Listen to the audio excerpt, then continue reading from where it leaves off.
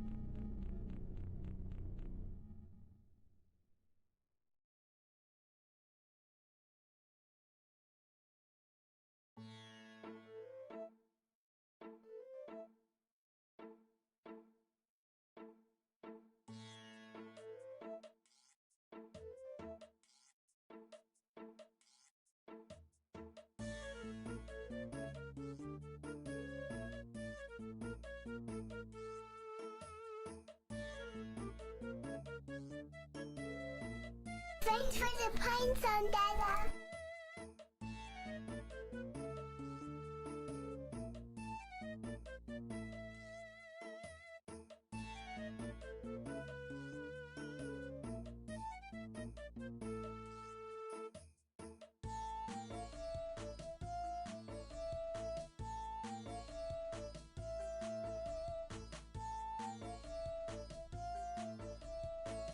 Thanks for the points on Dada.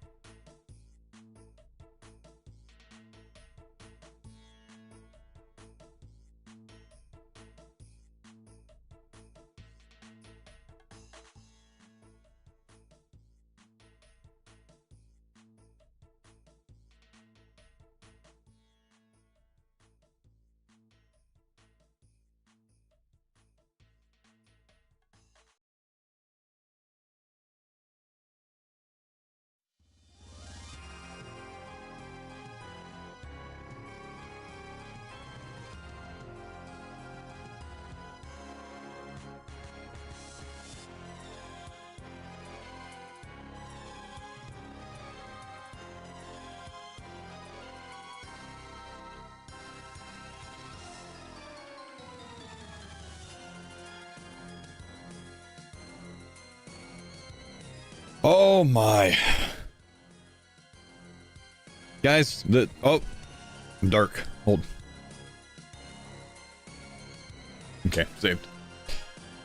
Saved. Guys, the farmers did it again. Mammal pulled another Tunic and Shadow. We have 2 T-bows. We have 2 shadows. So I have my mammal shirt on today. I gotta celebrate. Anyways, good morning, guys. Good to see ya.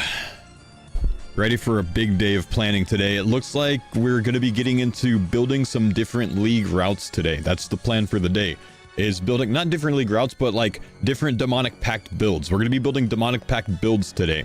So, we have a lot to work on. We have a lot to discuss. We have a lot to plan. And I'm really hoping Jagex ends up telling us how many packs there are so we can do this the right way. Got any new insane cooks today? I think I'm switching away from Zaya. I'm thinking about going Mauritania instead of Zaya. I have a reason for that. And my reason is planning it in case Wind Fury Scythe is real. Now, if you didn't hear the Wind Fury Scythe theory that we came up with yesterday. No, was this up the whole time? This wasn't up the whole time, was it? Did this just pop up, or has this screen been up the whole time? It just popped up. Okay. If you guys haven't heard of the Wind Fury Scythe idea, basically, you spec into... Well, you could do Hallie, but you don't necessarily need to. But I think the idea is Hallie with 5 Scythe. I think the Hallie with 5 Scythe is the idea. Floyd, what's up? Thanks for the 9 months, man. So, there's a reason for that. Wind Fury Scythe says... Okay, so blind bag, right? Man, it's so crazy. It's like so much to think of. Thought it was unique heavy weapons. Oh, it is. But wait until you hear this, Ranger. There's 6 different scythes in the game. There's a charged scythe, an uncharged scythe, a charged sanguine, an uncharged sanguine, a charged holy, and an uncharged holy. So the idea is, if it works, since those are technically all unique weapons with their own weapon IDs... Did Husky confirm this? It hasn't been confirmed. But since they're all unique weapons, it follows this right here, which says, for each unique heavy melee weapon, your chance to trigger blind bag is increased, right? So the idea is you can swing with a scythe, get 3 hits off of it, by the way, and then swing up to 5 times with more scythes. I don't know if it's going to work, but if it's going to work, I think it makes the most broken melee build that you can make. But I think it can actually be improved a little bit. If you go Hallie Wind Fury Scythe, you do 5 scythes, so you don't need to get as many, which, by the way, this is like such a pipe dream because you have to get so many mega rares for this. You know, I'm just saying. Now, there's 100 TOB tasks, so maybe you get multiple scythes in the 100 TOB tasks. You should get like 4 or 5, right? But...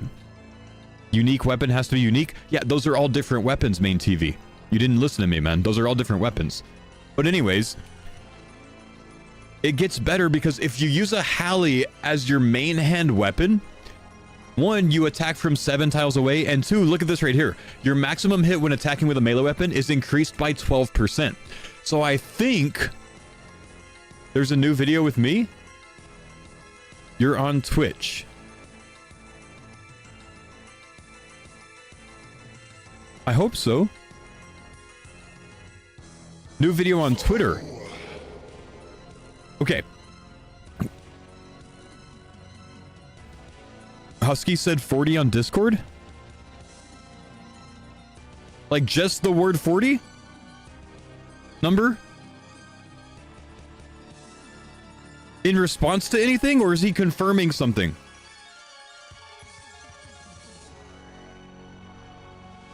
Do we get 40 points? 40 in Jagex information on Discord. Oh my gosh. Everything we built yesterday was off of 30. Brother, if we go 40, well, I guess it just adds more hybrid potential. Damn. Okay, let's go watch the video real quick. But basically, Mega Scythe Halley is what I'm thinking about going now, which is like Halley, max distance, plus 12% max hit for all of the blind bag hits, I think. I don't know if it would roll that way, and I don't know if we can use multiple scythe, but I think. You said Twitter, yeah? Oh, I remember doing this. Oh, oh no. Oh no, hang on.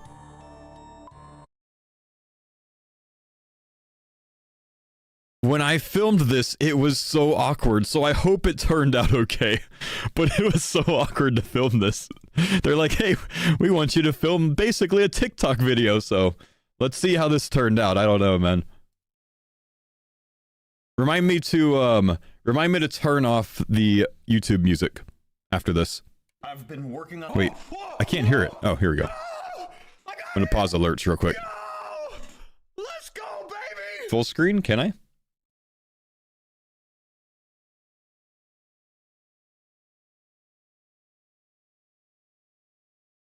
Hang on. I gotta learn how to use technology real quick. Because I want to be on screen too. Can you remove the glare? No. I'm just bald, bro. Why am I dressed as a bot? That's just how I look, man! I've been working on my idea for the new league, and I think I've got something really good here. What do you think?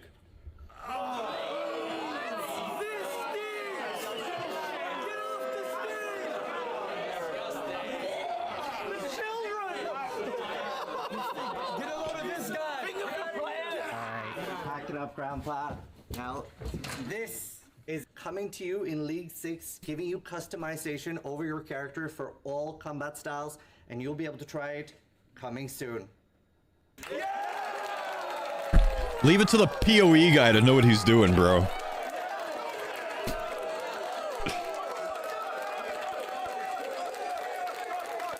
I've been working on.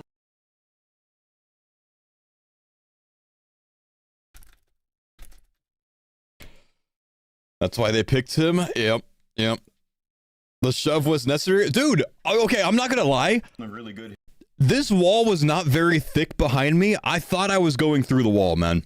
Like, genuinely, when he shoved me, I thought I was going through the wall, actually. It was like drywall, but like, I don't even know if there were studs where I hit. Because like you could see like through that right there, right? So like...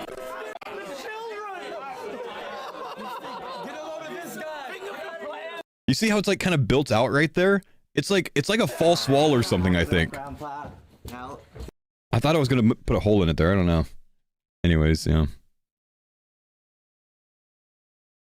It wobbled? I don't think it wobbled, but yeah.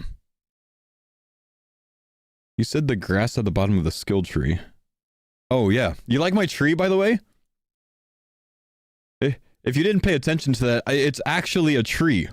You know, you got sword here, you got bow over here, and then there's a trunk and some grass. I know what I'm doing, man. All right, I gotta mute the YouTube video. Thank you. There's another video. There's a reply video. Oh no. Okay, I gotta unmute again now. This is such a pain.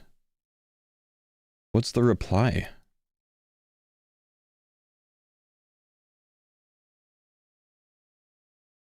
This league. We have a full video. Okay, hang on. Let's go to YouTube for this.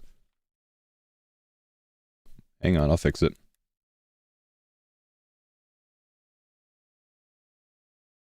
I haven't even gotten to my planning today, man. I'm excited about my potential scythe build. You didn't? Yeah, hang on. I'm getting things set up, bro. This league, we wanted to take a hard look at combat masteries and ask a pretty simple question. What if we gave players more control over how powerful they become? With Leagues 5, combat masteries were about unlocking power at set milestones. They were strong, they were fun, but they were also largely linear. So for League 6, as you've probably seen by now, we've completely reimagined combat masteries. And if you haven't, well, Turn it up. We'll crank it.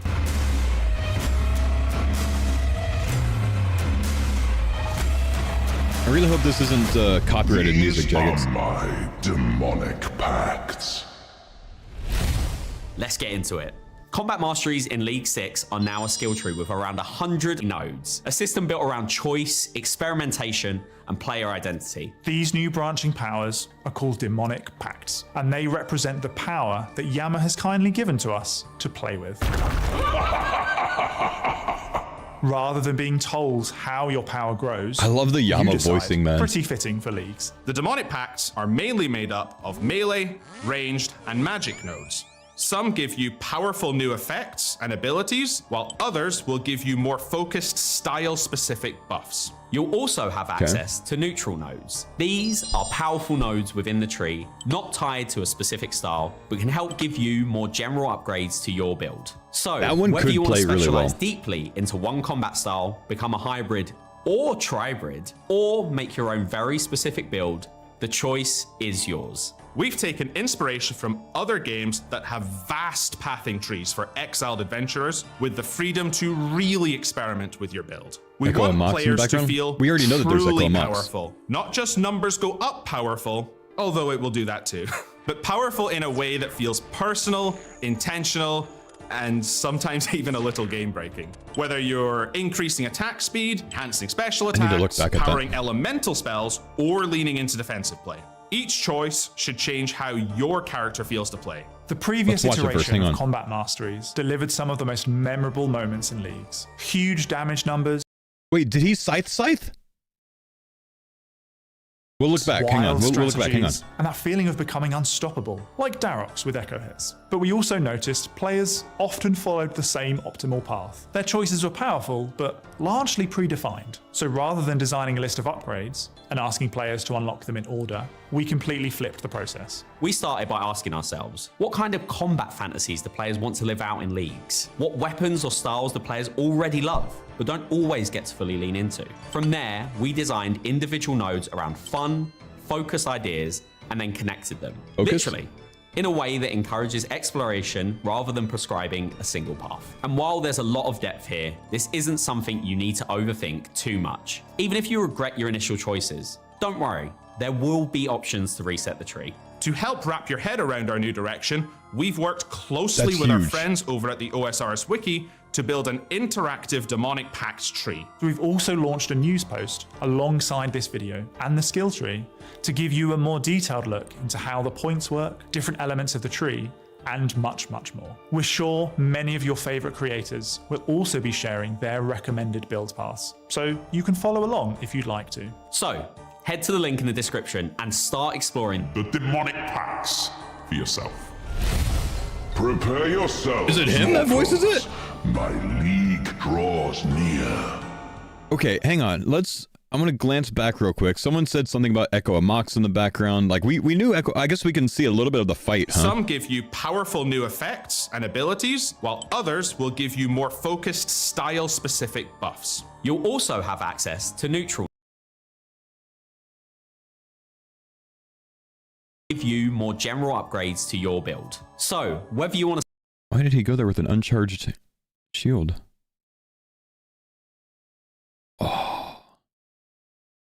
That too. Okay, watch Powerful this. in a way that Scythe, feels personal, bopper, bopper. intentional, and sometimes bopper, even scythe, a little game-breaking. bopper. Whether you're increasing No, okay. Someone said that it was 2 scythes.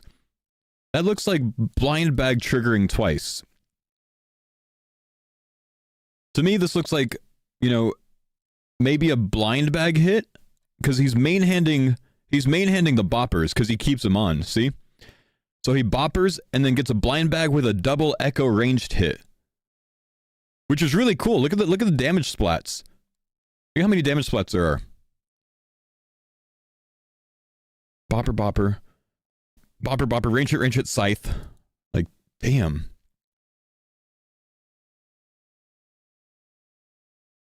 They're two-handed? Well, they're boppers. Of course they're two-handed. That's the Echo Fremi helm? I saw that, yeah. What gloves were those?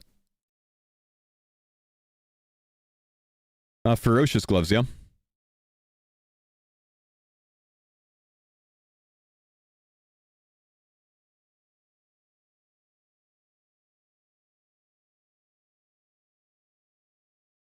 This is from last league. Wait, is this last league or do we get Banker's Note? Hang on, what do they talk about here? The previous iteration of Combat Masteries delivered some of the most memorable moments in leagues. Huge damage numbers, wild strategy. Okay, yeah, that's last league. That's last league. So it doesn't confirm.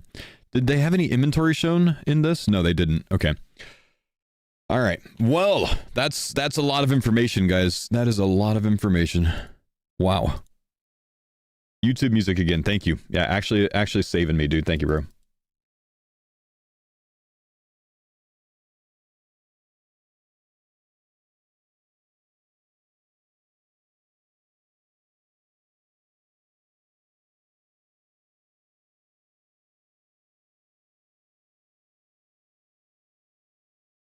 Gotta defeat Awaken Whisperer to get packs in Asgarnia? Wait, do you? Blog post has point unlock tasks? Wait, what? We gotta... Wait, what?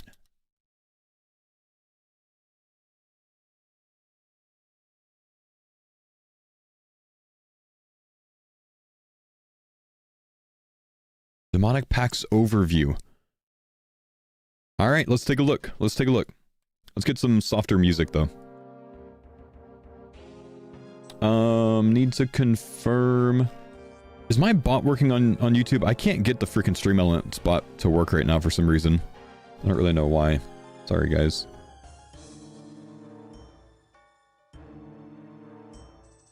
Make sure that the YouTube music's off.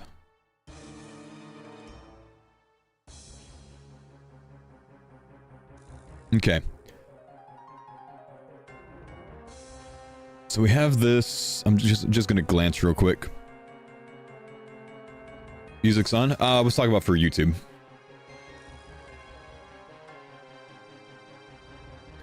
Always need to make sure that they can't hear things. So this is the in-game interface. You have 130 to choose from. Whoops, what did I just do? Everything that you've unlocked is shown there. What is this? You can access demonic pacts in the league menu here. Pact points. Unlocking pacts are done with pact points, with nodes only being available to unlock if an adjacent node has already been unlocked. Logical. There it is. These points will be your currency to unlock demonic pacts. Each pact will cost 1 point, and if you gain all of them, you'll have a total of 40 pact points. Dude. We split them across different areas, which means you'll get 9 from global tasks, with 2 given during the tutorial, so you get to start with 2. 4 from Varlamore, 6 from Karamja, 7 for each additional area unlocked. Wow. Wow. That's pretty crazy. Well, we see some of the tasks. Global. Wait. To give you an extra helping hand with your planning, below are the list of tasks within each area. Oh, these are all of the tasks for all of the demonic pacts. Oh, okay, let's look at them all. See which areas are like, holy shit, and which areas are like, that's not so bad. So let's see. Complete the league tutorial, open the league menu, defeat a hill giant, so 3 really easily, 50 combat, 4, protect from melee, 5, but you gotta solve getting 30 prayers so you can use bone shards. And then you have 1, 2, 3, and 4 echo bosses. And killing the echo boss gives you a pact reset, apparently. So I guess we get 3 resets overall. Zaya's hella cock-blocked? Really? Is it? 1 Huey kill. So, I mean, that's easy if we mass it as well, right? We can get a mass together for Huey and get that no problem. So 5, 6 pretty easily. Wave 12 of Fortis. That's full completion of Fortis. Awaken Vardo and Avernic Treads. Okay. Karamja gets kill a steel dragon. That's... I think we're at 6 easy tasks. Defeat a Zar, 7 easy tasks. Zarrek's 3rd challenge, you need the Fire Cape and Triple Jads for that. Wait, you need Infernal Cape for this. Because you can't do 3rd challenge until you get Infernal Cape, I think. Interesting that they put those out of order. Fire Cape. Special challenge, which is very tough, by the way. You can in the league? Oh, can you really? Oh, okay. You can do challenge without Inferno in the league. Okay, okay. Equip an Infernal Cape. Okay. Asgarnia. Defeat a Troll in Asgarnia, Royal Titan solo, Dragon Defender, Awaken Whisper, God's Sword, Bellator Ring, Nex solo. Whoa, that's pretty cool. Set a Mummy ablaze in Desert, cast Ice Barrage, Awaken Leviathan, Dragon Chain Body, Masori, Venator, Osmumten's Fang, Ornament. So Desert's pretty difficult overall because it's kind of like this is the easy one and this is the easy one, but this is pretty high mage level to get there, though you can get it pretty quickly. Everything else is kind of up there grind-wise, right? Like, this is easy, easy, easy here. So 3 easy here, and I'd say 2 easy in Desert. Desert's 300 with a 200. Yeah, I guess the Osmumten's Fang's not that bad, but you still have to get a Fang drop, and some of us that's taken 40 raids for in the past in a league. Just for what it's worth. Fremi. Defeat a Cockatrice, 8 Penguins in 5 seconds. Muspa, Basilisk Knight, 4 really easy. Magus Ring, Vorkath, Awakened Duke. So 4 really easy in Fremennik, so you can get that quickly. Kandarin has Demonic Gorilla, Myth Dragon, Kraken 50 times, Trident of the Seas, which you probably get from the 50 Krakens. Zenite Jewelry, Abyssal Tentacle, Occult Necklace. None of them are very difficult. Some of them take time. Perend has 1 Grubby Chest, 150 Lizard Shaman, a Skatizo Kill, 25 Chambers. So these 3 are really easy. 25 Chambers, Lance, a piece of Radiant Oath Plate, any Ancestral Piece. Oh, that kind of sucks, actually. That kind of sucks having to get Radiant Oath Plate done, man. Whoa. Okay. I mean, we're league buffed, but still, that's a lot harder than some of the other ones. Mauritania, Werewolf, Araxer Kill, Slayer Helm, Blood Fury, any full Barrow's armor set, 25 Theaters, and Phosani's Nightmare. Okay, that's very achievable. Taranwin, defeat a Black Dragon, Corrupted Gauntlet, Zalcano, Dark Bow, so 90 Slay. Craft a Toxic Blowpipe, use Prey Altar to restore 90 Prey points, and equip a Corrupted Weapon. Okay, so fully charged Bofa or Blade. That's pretty easy. That's pretty easy. And Wilderness, defeat a Chaos Dwarf, Corp Beast, Dragon Two-Hand, Malediction Ward, Dagon High Set, just 1 piece, Void Waker, and God Cape. Wilderness, pretty easy as well. So, Taranwin, Mauritania, Kandarin looks like a really easy set of zones to get all of your demonic packs. The hardest thing in all of that being probably killing Phosani Nightmare, which with League buff is not very hard. You also have like 5 bosses though. With those 3 zones, you have Grotesque Guardians, you have Nightmare and Phosani Nightmare, Theater of Blood hard mode, Araxor, Thermi, Kraken, Gauntlet, Corrupted Gauntlet, Zulra, and Zalcano. You've got a lot of content with those, more than you think. You mean with the first 2 areas? Oh, and Barrows, true. Zalcano, really? Yeah, you still consider that, yeah.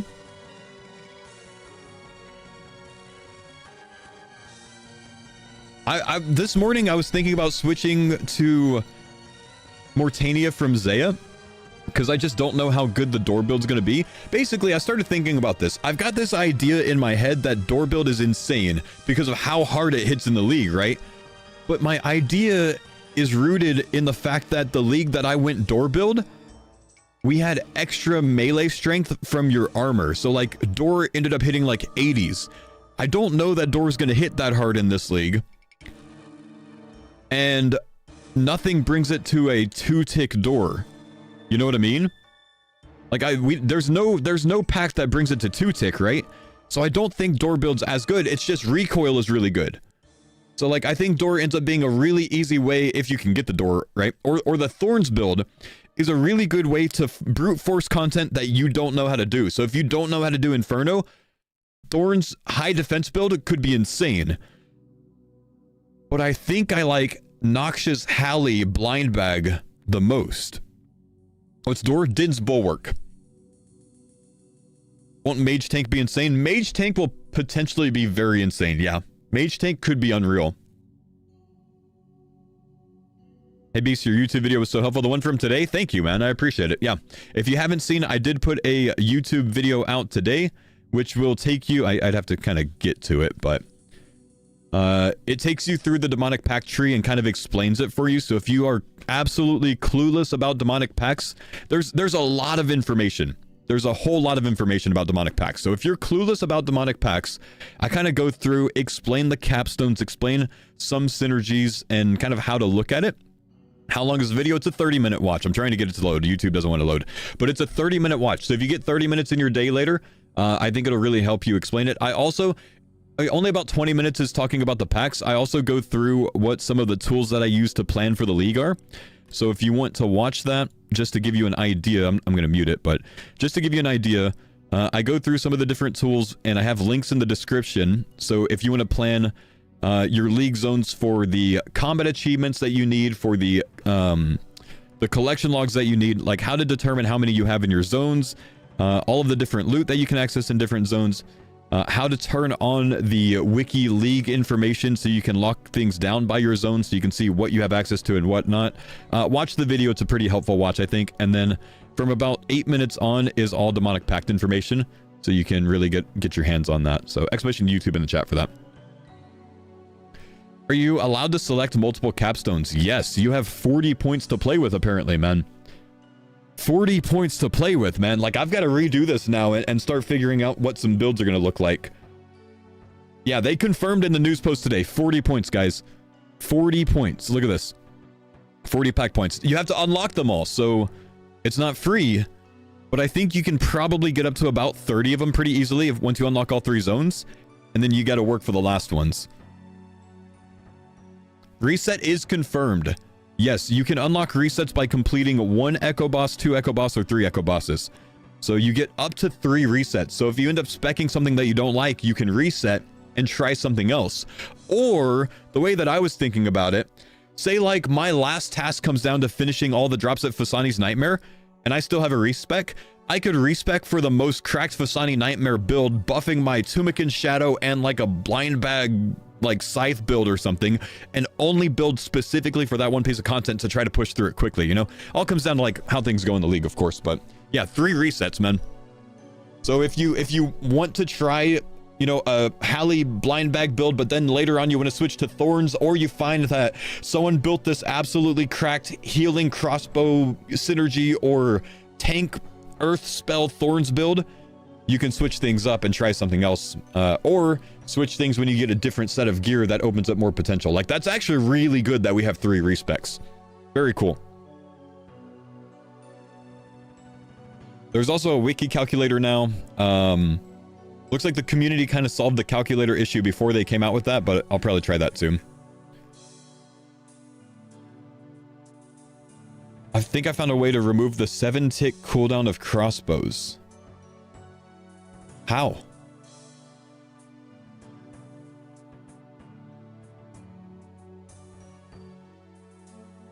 Trust me, if you go Halley blind bag build, you will want to swap because that shit is garbage. Well, why is it garbage, Ribel?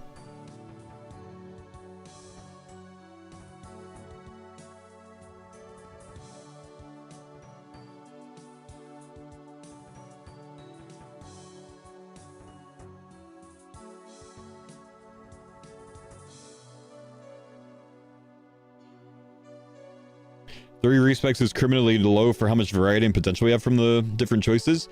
You don't have unlimited potential because you have 3 zones available. So there's only so many decent builds that are going to be in your zones, I think. The wiki calculator has the correct numbers instead of just number sign? Whoa, okay. Wiki OSRS calculator, demonic pact, OSRS. Demonic pact planner, perfect. Wait, so I have several questions. First off, this one right here. Attack rate, no, this one. Attack rate with combat spells in the spellbook is sped up by 2 ticks. Cannot reduce below 2 ticks. Okay, so like, Ice Barrage, Blood Barrage, Water Spells, stuff like that goes down to 3 tick with a staff. Or if you have what? The Harmonized Staff, it goes to 2 tick. Okay. What was another one? Over here. This one. Blind Bag trigger increased by 2% up to a maximum of 10. Okay, I don't think we knew that yesterday. Or maybe it was something else. Was it this? Here it is. Blind Bag has a 15% chance to trigger. I actually thought this was 5% yesterday. This is 15%. So 15% here, and then an additional 10% here if you have 5 weapons. 25% chance to trigger Blind Bag's kind of big, I think. Wait, did guy who doesn't like Blind Bag tell me why he doesn't like Blind Bag? The guy that knows everything? Did he ever respond? The trust me guy? No, he just a boba? Okay, we'll go back to what we were doing then. Earth.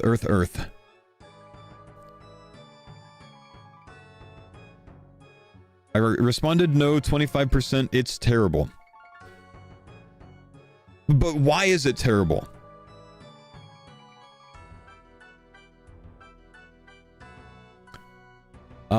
One damage per 12 defense levels for Earth, by the way. 1 damage per 12. So we were wondering what this was going to be. I thought it was going to be like 10 yesterday, maybe 20. So 1 per 12. So if you have 120 defense from some of the increased, right? Like say your 99 defense plus 15 for 114, 119 there. Yeah, 124 here. You're plus 12 flat damage with Earth spells. Interesting.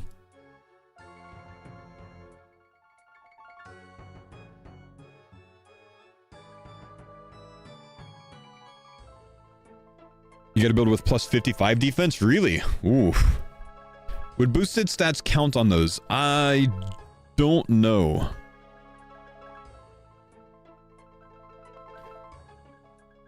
Would the 15% work with 45% on Scythe Swing?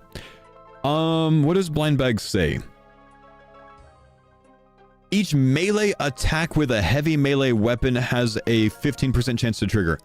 So my guess is no, because it doesn't say melee hit splat. But I don't know if the game considers a Scythe Swing to be 3 melee attacks. So it all comes down to that. We need JMods to confirm that, basically. I don't know. Like, if it also works that way for, like, double hitting weapons like the Mox weapons or, like, paddles or ice boppers, like, maybe you can just make an insane Wind Fury build with all double hitting weapons to trigger a ton of blind bags. But it comes down to if it's per hit splat or per weapon swing. Radkey, thanks buddy for the summon. It's per attack, not per hit. It gives 1.33x damage effective. No attack speed increase. The Halley Keystone gives 6% DPS. Relative to other specs, you get a bit of strength with the prey bonus. Overall, it doesn't get much compared to other specs. Thank you for the full explanation, man. I appreciate that. That's a lot better than no, it's bad.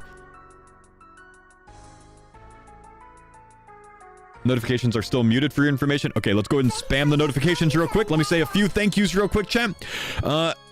Arco Rune, screw you for waking me up at 1 a.m. for the sub. Thanks, buddy.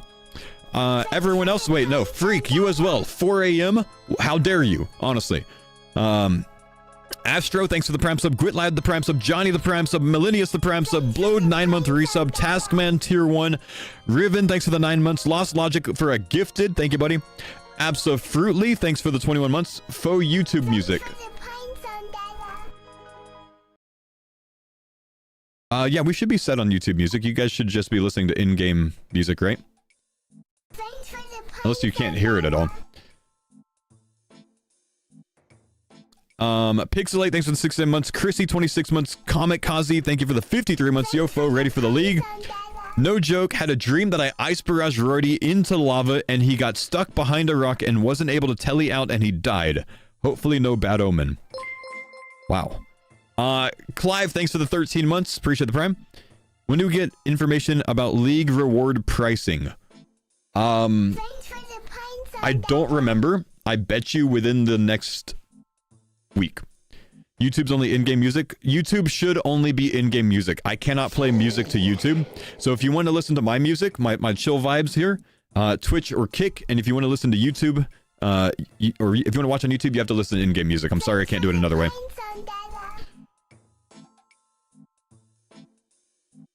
Subwild, thank you for the 100 bits, man. Do you think learning Coliseum or Inferno is useful in the league?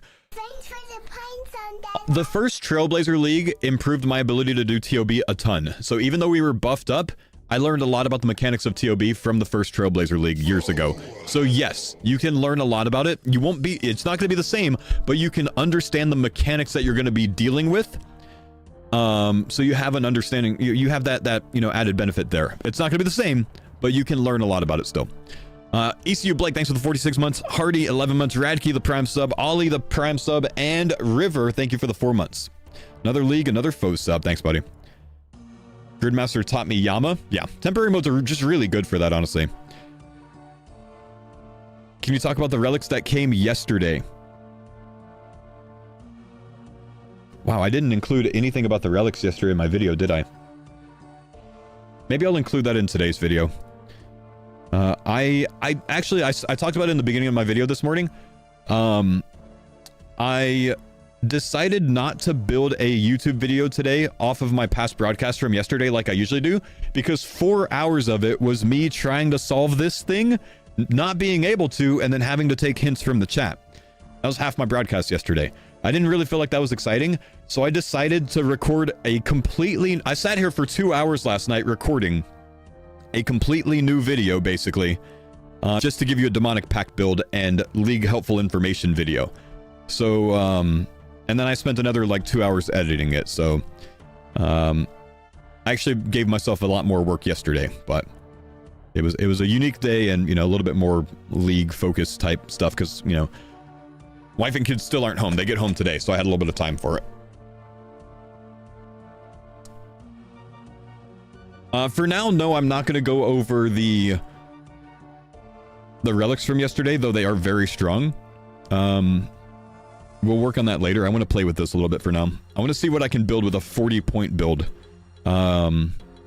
Considering Blind Bag Hallie.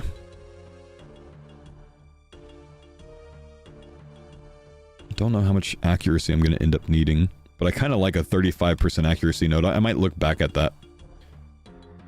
Blind Bag here, 15% accuracy, special attacks. We don't go special attack with Blind Bag because Blind Bag cannot trigger off of special attacks. Could do Overheal Burn. Don't really love this, but it's okay. I don't know that we need to dip anything more into melee here. This doesn't help. Thorns doesn't help because we're using a two-handed weapon. Maybe we take 35% increased accuracy in all styles. I think that's actually probably very worth it. So 19 points into melee, 21 points to play with still elsewhere. That's kind of strong.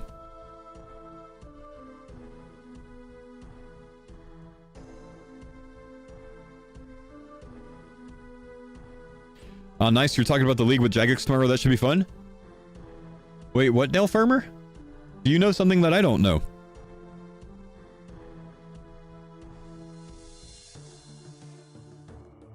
In the blog it says it?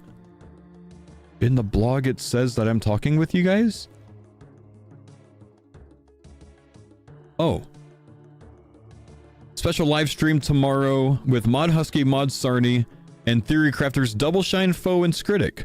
Okay, I'm just making sure that I can actually confirm. Yes, I'm going to be on the Jagex broadcast tomorrow morning. So, my stream will start a couple hours late tomorrow, by the way, so I can do this. Just making sure. just making sure. I don't want to leak anything, bro. Yes, I get to, whoops. Oh, good. They linked my Twitch chat there. Nice. Thanks, Jagex. Okay, let's see. Wilderness only has 850 combat points and Tyranwin has 1070. What? Combat points?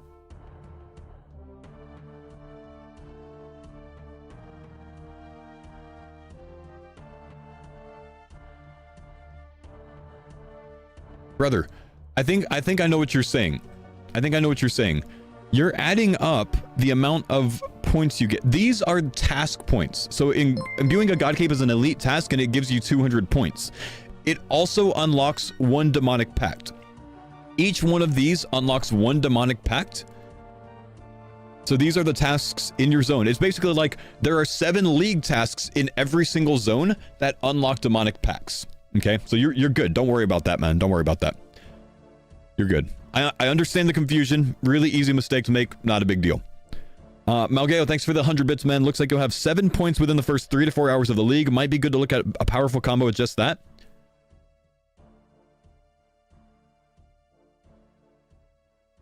Okay. Okay, hear me out.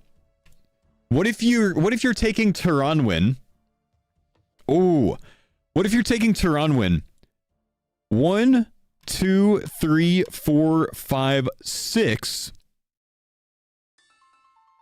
7. Okay? Anything you need to mage on the way to Turanwin, you get 3 tick mage spells for. And then once you get to Turanwin, you can do Hunlif in the Gauntlet and CG with a 1 tick staff, 5 to 1. Is that 8? 1, 2, 3, 4, 5, 6, 7, 8. Okay. Okay, screw that. If you do this with 7 points, you have a 1 tick staff for CG to do the echo with.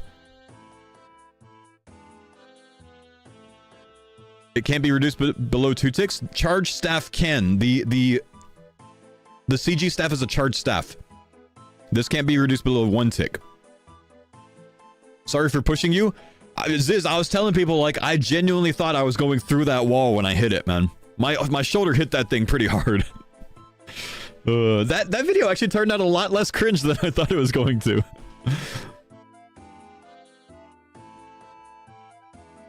CG staff 1 hand or 2 hand? It doesn't matter, I think.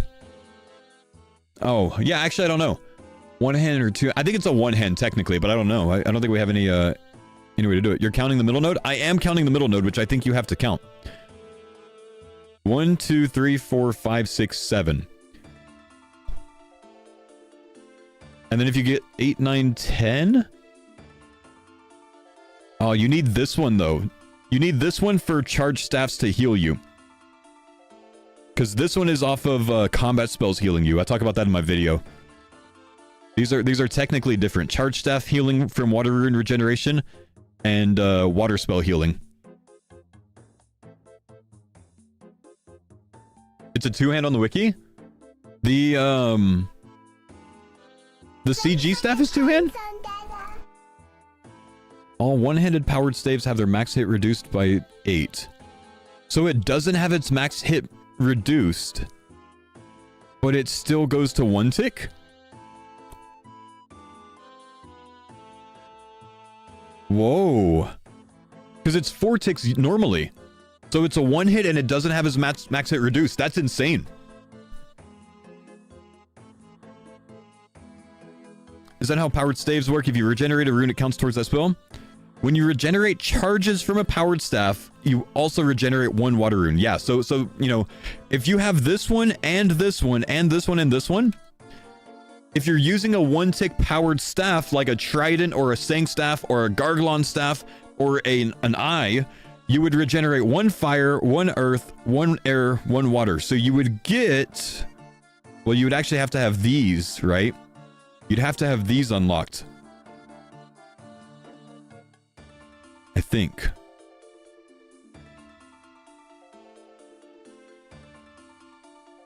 To get a chance at a prey point.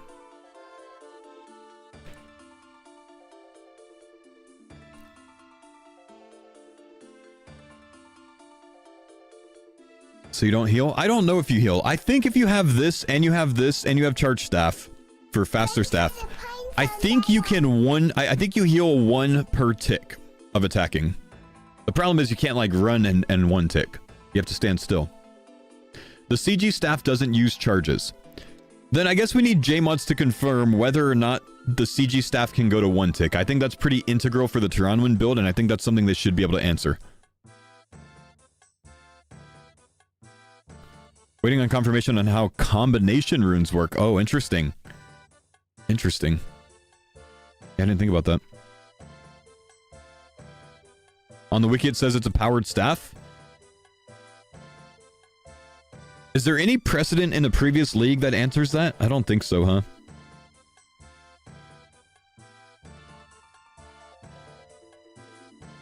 Yeah, so it doesn't matter if it's a charged staff, it's a powered staff, but this is charges from a powered staff or wand. Yeah, I don't know. I don't know if it would heal you.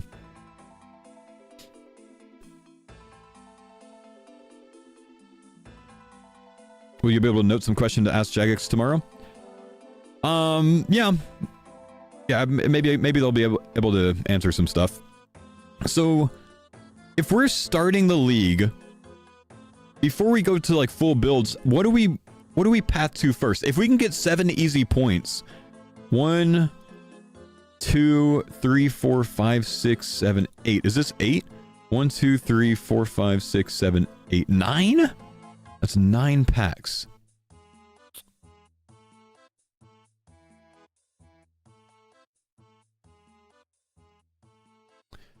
That's for water rune healing, but then you need 10 to make it 3 tick. Can we get 10 really easily? Just like camp water runes for our combat spells for a bit at 3 tick rate. 1, 2, 3, 4, 5. Maybe we can down Echo Amox earlier, but I'm not going to imagine that. You don't want the 1 tick eye? I'm talking about early, man. I can't start by doing Doom. 5. 6. 7, 8. And then unlock Tehran 9, 10, 11. Possibly, maybe too low mining right now. So at least can get 10 pretty easily though. But that doesn't make you very strong. That just gives you 3 tick water spells and perma healing basically. And then you don't get your staff.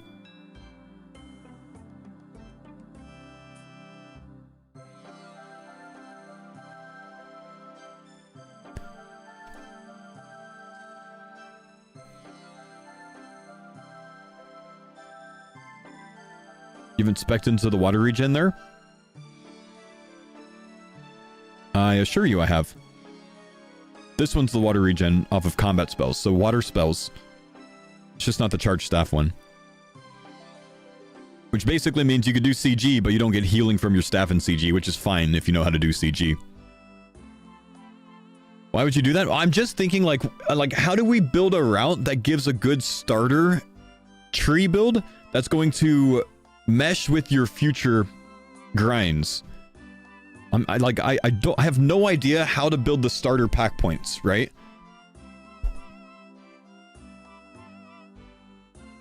Like, what's the most beneficial early packs to use? Do you go melee?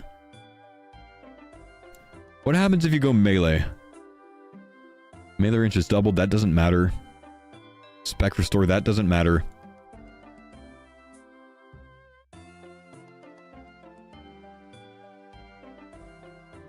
You could unlock Kandarin, and then you get a extra hitting Dragon Dagger from the Myths Guild. 1, 2, 3, 4, 5, 6 points. 7 points with the middle one. 7 points, and you get a 40% extra hit Dragon Dagger at 3 tick. Or 1, 2, 3, 4, 5, 6, 7 points, you get a 2 tick bow. 2 tick bow could be really good.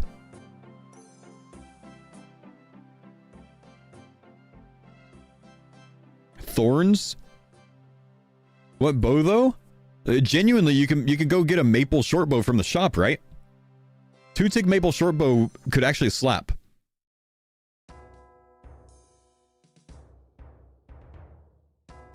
And then you could push fletching early, technically. If you're woodsman. Well, but you got to get a magic log, though. And you don't want to do that much woodcutting, I think, that early. Transmutate? You got to get to tier 4 for that. Tier 4 is not, like, super quick.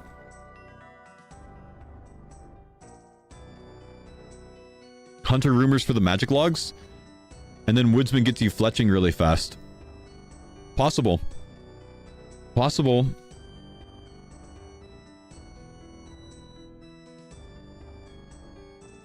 But you can get a maple bow very quickly. And a 2-tick maple bow with like what, Addy arrows, I think could actually slap.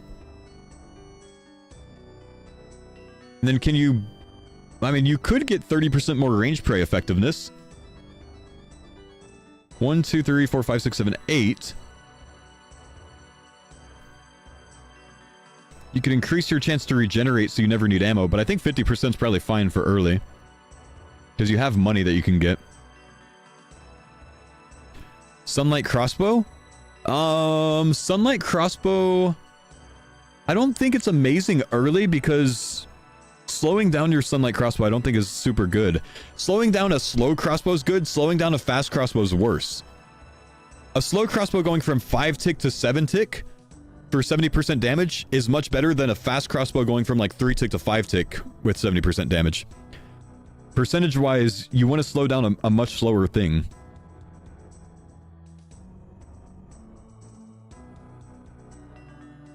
I think that's how that works. Bow packs don't work with an atlatl. Throne packs will work with an atlatl. Whoa, atlatl build? Early?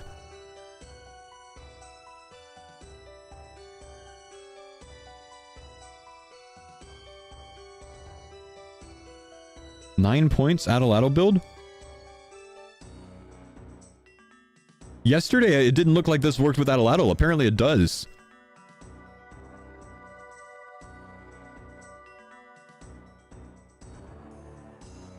Not the offhand one? You're not wearing an offhand with an atlatl, are you? I don't think so. You need some power for early moons? Yeah.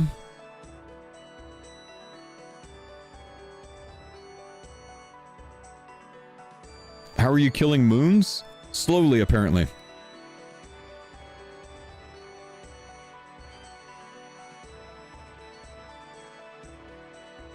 Can you melee rush respec moons? I mean, moons is a big goal early, I think.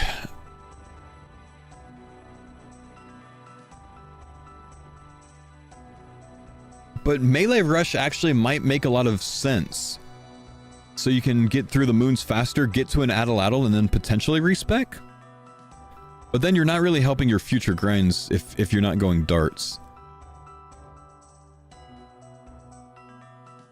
Thanks for the pines on Dada. Thank you, James. Appreciate the 17 months, man. Man, early answers this league is so difficult. Is there any logic in an early Thorns build? I don't think so.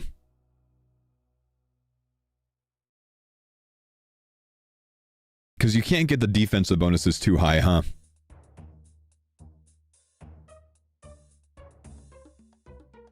That's very, very reliant on high defense.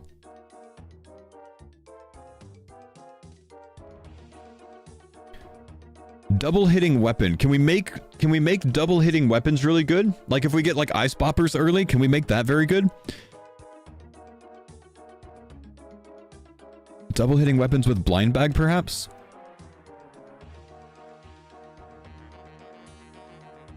This is only 8 points.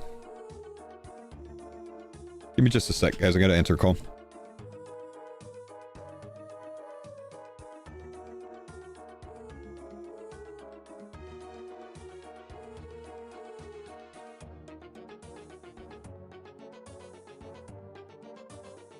Nope, wrong number.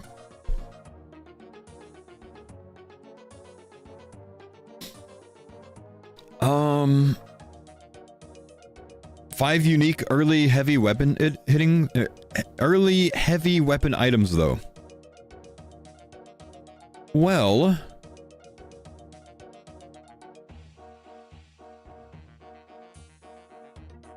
hear me out here, right? Hear me out here. Heavy weapons are easy to come by, and you don't need the stats for them. Look at this. Ignoring all stat requirements and attack delay. So you can just go get a bunch of whatever you can find, an obby maul, an obby sword, I don't know, addy two-hand. And it's just extra damage. If you unlock Tehran Wind, you can go buy several Hallies. You buy an Addy Hallie, a Rune Hallie, a Dragon Hallie. Thanks for the pine zone, Dad. Hang on. Yo, what's up, Camp? Thanks for the 79 months.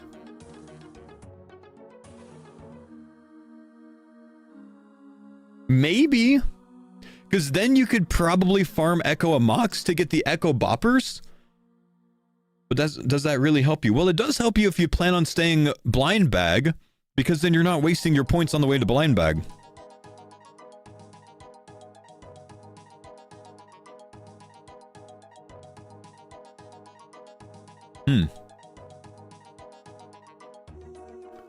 Where does it say you can't Blind Bag with multiple of the same weapon? It says here that if you want to increase your Blind Bag trigger chance, you need unique heavy melee weapons. That's different heavy melee weapons. Here it says unique heavy melee weapons to increase the max hit of your Blind Bag.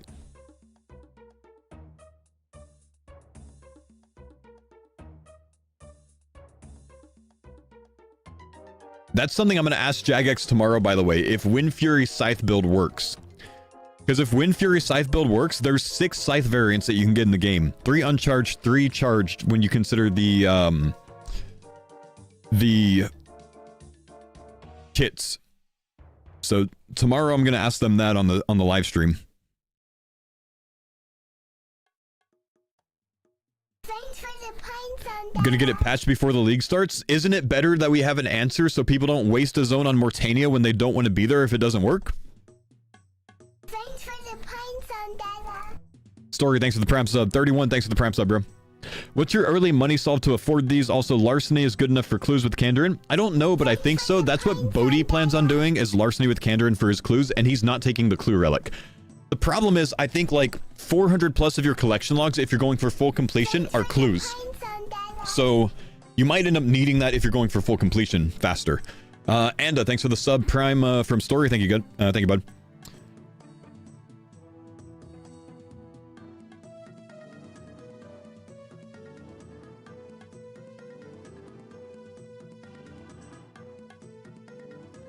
You should also ask if you can saturate your inventory with charged scythes so it can choose charged scythe over non-charged scythe.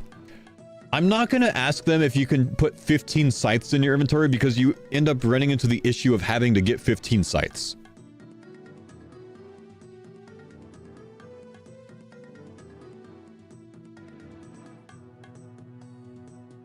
Can you get a scythe from Desert and Zaya? You can. Could you Thorns reflect a Raxor down without the Slayer level? Probably not. I mean, go check if you can hit a Raxor with a recoil without the Slay level right now. It would be the same answer, right? I think the answer should be no.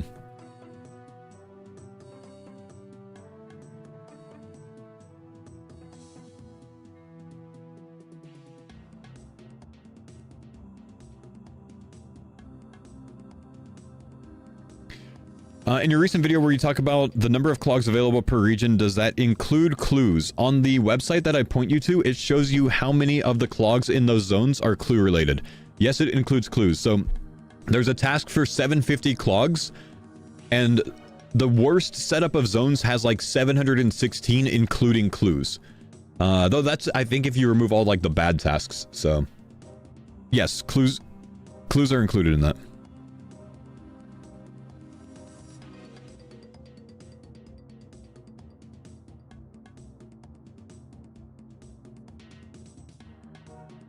Am I stupid in thinking Blind Bag seems really underwhelming? I think Blind Bag just ends up being really high burst potential, but maybe less steady DPS.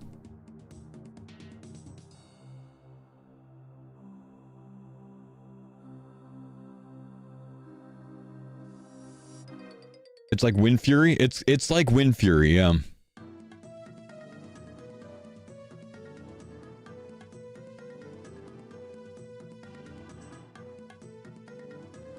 Blind Bag TBC Ret. Blind Bag TBC Ret Seal of Blood.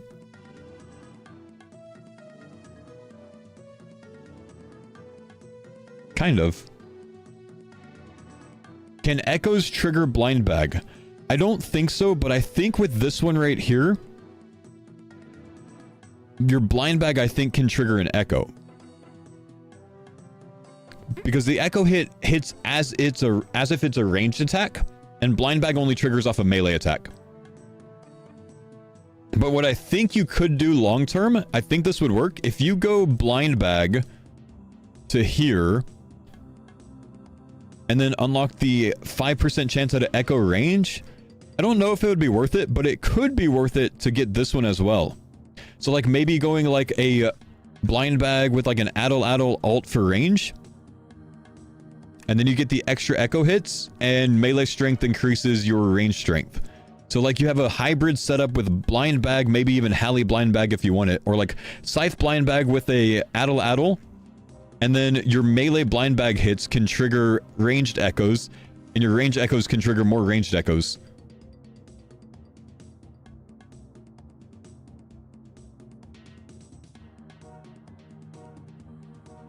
Blind bag with the 25% max hit crossbow increase. Okay, so look at how ridiculous this could be, right? This could be insane. I was thinking about this morning. So if you go Noxious Halley blind bag, okay, you don't necessarily need to spec into the 2 tiles for 2% special attack energy, but you do need this. So if you go Noxious Halley blind bag with extra echo range hits, you can spec over here with crossbows. Okay, so look at what this ends up doing. This could be kind of interesting. Maybe you go with this as well. I'm not really sure. We're at 33 points spent. And then you can go perhaps right here. 39 points spent. This is the build you just posted, is that right? Oh, I kind of like this, though. When you regenerate ammo, you have a 5% chance. Well, but that's only when you regenerate ammo, so I don't really care about that much. One other point somewhere. I'm not really sure where. Probably not here, because we're not too overhealed, are we? Could burn. Anyways, to explain this, you're at a long-range Halley build, so 7 tiles away. You hit with your Halley, which can trigger a ton of blind bags, and then you can switch to a crossbow for a guaranteed max hit. And then, when you max hit from at least 3 tiles away, your next hit from a different style deals plus 25% damage. So you go crossbow hit, long range Halley hit for plus 25% damage. I don't know if it triggers plus 25% damage on all the blind bags, but it could, maybe, I don't know. And then crossbow, max hit guaranteed, plus 25% damage on your next Halley swing, back and forth. And your Halley swings are already plus 12% max hit because of the relic here. I don't know. Give me a sec. I'm gonna go get some coffee and then we'll read what Husky said.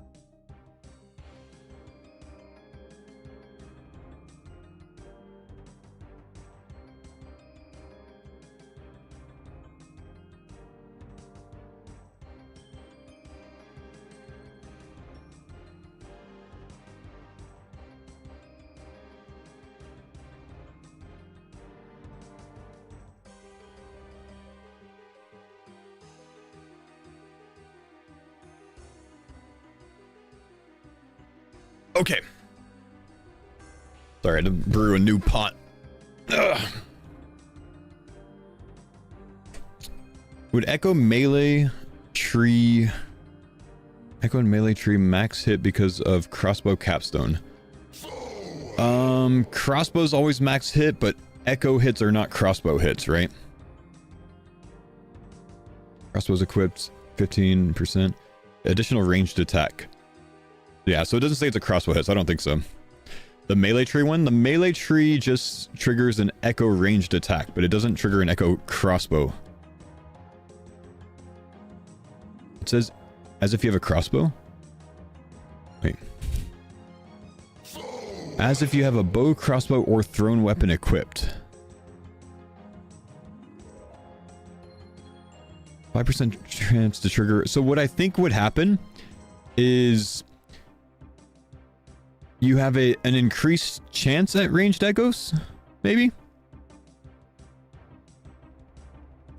As if you have a crossbow equipped, you have a increased chance at ranged echoes, maybe. Genuinely, I don't know. Okay, let's read the info dump on the Discord by Husky. This should hopefully answer some of our questions.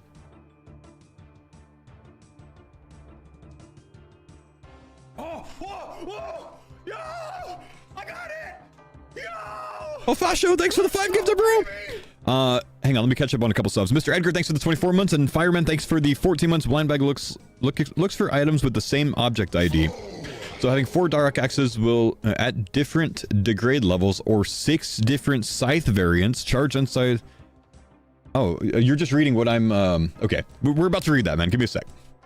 Thank you for the resub, man. We're about to get into that, I think.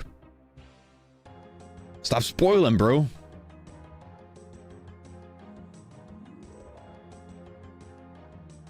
I don't like the blue up top. Can we do this?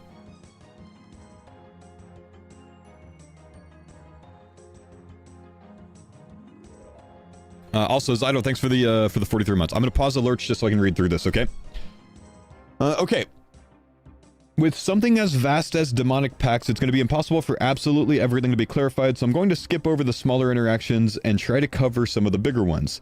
There's always going to be niche interactions you discover once the league launches. That's just part of the game. Also aware this list might need to be added to over time as more info comes out. In general, you get 40 demonic pacts total. These are earned by completing specific league tasks in the league. You get 3 full talent tree resets throughout the league as you wish, to do with as you wish. These are gained by defeating your first 3 echo bosses. In general, most packs don't work in PvP. We just didn't have the time, unfortunately. That's fair play. Neutral, all accuracy bonuses are additive and not multiplicative. So a 35% node and a 15% node is plus 50% bonus accuracy, not plus 55.25%. Okay. Regeneration can go above 100% and will not be wasted. That answers a big question we had yesterday, also one that I talked about in my YouTube video this morning. At 100% regeneration, you will not lose runes or ammo. At above 100%, you'll start profiting them. Defense level boosts do not stack with defense potions. Defenders are not shields, but are considered offhands. Prey penetration caps at 100%. This means that additional prey penetration doesn't increase your damage beyond what you'll normally do. Okay. Regeneration happens once. Okay, so for magic, regeneration happens once, but takes into account how many runes the spell cast regenerated. Infinite rune sources will still trigger regenerations.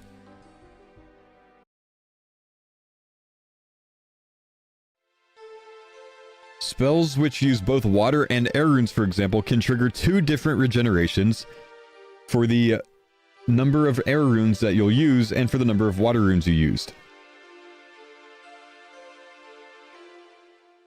So, am I to understand that if we were wondering about this yesterday, if you use a water wave and the wave spell uses 7 water runes, do you regenerate 7 water runes? Whereas if you're using a water strike, you only regenerate 1? So a water wave heals you for 7 HP on that regeneration. Holy crap. All right. Very interesting. At 100%. Right. Dang. Ice Barrage is 8 water runes, right?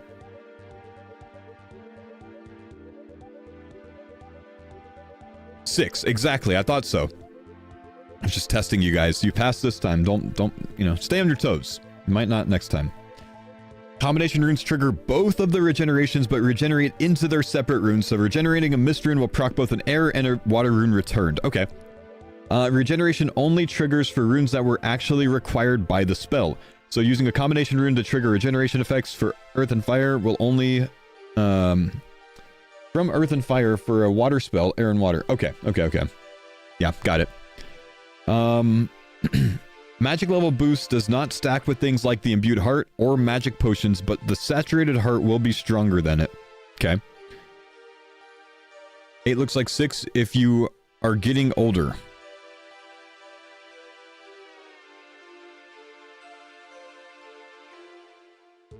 There's some irony that you misspoke there, by the way. Water's damage does scale with your overhealed HP beyond the 20% at 100% HP. Talked about that in the video this morning as well. Good to have confirmation there. So basically, you could get up to like 28 or 29% damage bonus with water spells. If you have all 3 capstones or all 3 packs for the increased healing, you get up to, I think, 188 HP max. So if you go all 3 overheals plus water spells, you basically permanently stay at 188 HP. Wow. Fire spells are weirdly worded, but it does burn considering overhealed HP. So if you have 150 HP, it'll consume 6%, so 9 HP to deal 18 more damage. Wow, so there's big synergy with overheal and fire burn, which might act with the Serb dagger. A twin flame staff will consume 9 HP twice, or once, not twice. Okay. Earth spell defense reduction still respects defense reduction caps bosses have, but no inherent cap itself. Okay. Earth spells do scale with your defense level beyond 99 if you have potion boosts or have selected demonic pacts which boost your defense level. Okay. Smoke is fire plus air. You'll get the prayer bonus too. True, yeah, smoke spells become very good with that, don't they? And don't smoke spells... Well... Smoke is fire and air. Smoke spells count as air spells. Smoke spells don't count as fire spells, so you don't get a fire burn with it, though.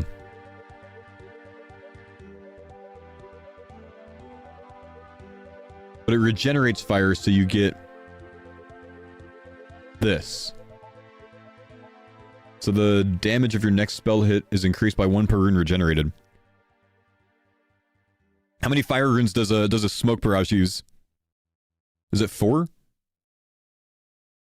4? Yeah, it's not insane, but it's pretty good.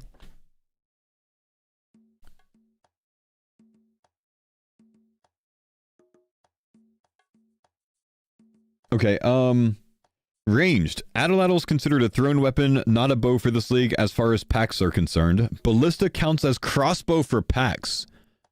Whoa. Ballista could be good. Wait, that actually opens up a better Kandarin synergy. If you... Just to think about that real quick, if we were talking about that 25% increased hybrid build with a Ballista plus Halley, that could work really well.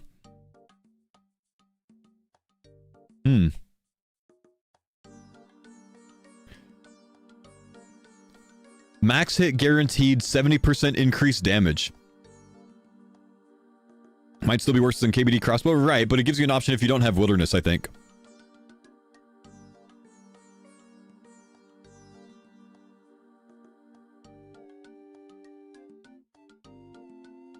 Dang. Okay, let's keep looking. The range strength bonus from having lower health does not consider your potential to be overhealed. Okay. Wait, but this one right here is not just lowered health. This is also increased health. I don't think that they talked about that. But how would you overheal as a ranger? Crossbows into water spells with the ice variant with the double hitting dragon or KBD crossbow because it has an ice barrage hit. So I think that would heal you as a water spell. So you can get 188 HP if you have all three of the healing with demonic pacts things. Sorry, you can't see everything, but with these, it's 1 in 99, not 1 in 189 as chat said. 1 out of 99, not 1 out of 189. I'm just saying, with this one right here, is that what you're talking about? Range strength is increased by 1 for every 10 hit points difference between your current HP and hit points level.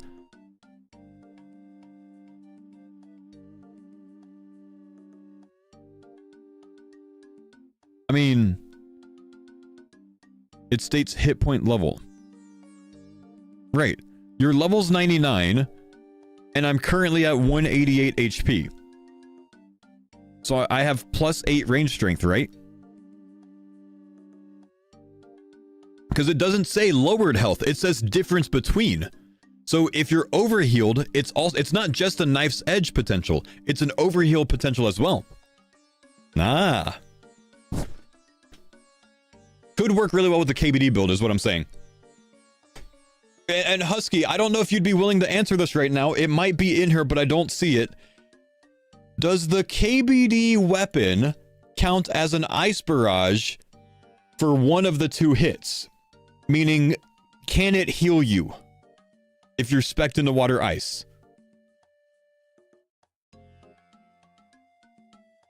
We need to know.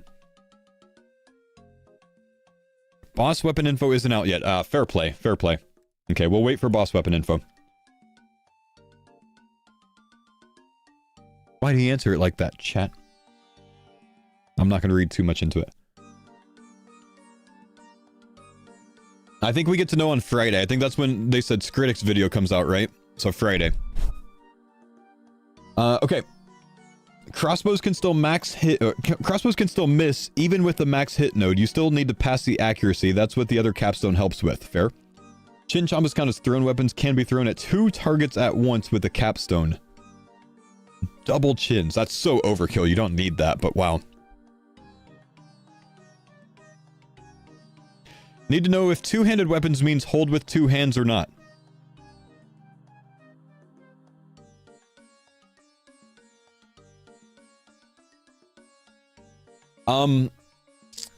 I think he's asking if paddle whoppers count as a 2-handed weapon. Which I think they do.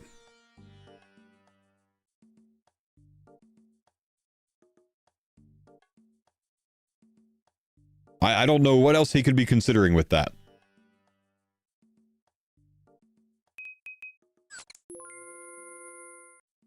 If you can't equip a defender with it, it's a 2-handed weapon. There you go. There's your definition. Okay, let's look at melee. Defenders are not shields. The Din's Bulwark does count as a shield, though. Works with thorns. All recoil and thorns does buff recoil rings and echo boot effects. Bro, that confirms it. Just good luck getting hit with that high defense. Okay, that's fair. But what if you don't pray mage on something? Do you get enough damage on something to because you'll get bopped with mage. Could be good against mage attacks, but then you got to live through the mage attacks, of course, right? But that's like 60 chip damage every time you get hit with the proper build. You know? So Thorns procs on a 0 and you'll get the low 20s-ish, like low to mid 20s on damage. But if something hits you with at least 1 damage, you get 3 procs of about 20 something. Because you recoil and you echo boot recoil. So that's like suffering and echo boots are the synergy there. 3 big hits instead of 1. You have to take damage for the other 2 to hit though.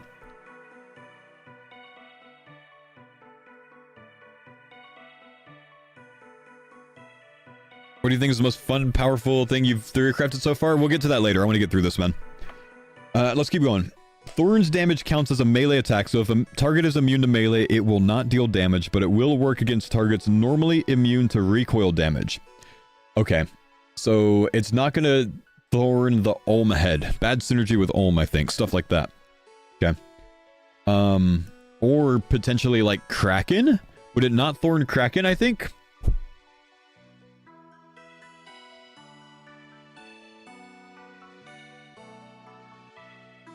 Or Nilos? Yeah. Okay. But that's where the recoil aspect does come in, though, you know?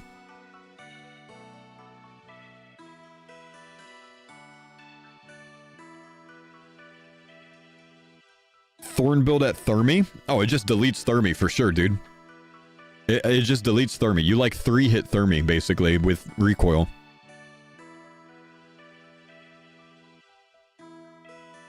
Okay, weapons which are exactly 1 kg don't count for either of the pact builds? What weapons does this actually, like, consider? Which ones are exactly 1 kilogram? That's hilarious, dude. The 3rd age longsword? That's funny, dude. That's actually funny. It's only that? Yeah. Blind bag is triggered once per attack, not per hit splat. So a scythe can trigger it only once. Very good consideration there. Thanks for clarifying that. When a blind bag attack occurs, it works as if you swung it yourself. So set effects like Darok will work, and the scythe will hit 3 times against large targets. Blind bag will not cause you to run up and attack if you have this with the Halley. It'll work fine from 7 tiles away. Wait. By the way, that must be on Twitch's side, guys, because I had no frame drop. That means something, I think. Look at this synergy again real quick before we go back to this. Just glance at this one real quick right here, right? Your maximum hit when attacking with melee weapons is increased by 12% if you're at max distance with a Halley. I think that would increase all of your blind bags by 12% max hit as well if you're at max distance. Because you don't run up for the blind bag hits. Yeah, it does. Halley build gets stronger with blind bag. Look at that. And there's an increased minimum hit, right? Where's the minimum hit thing? There, I know it's here somewhere.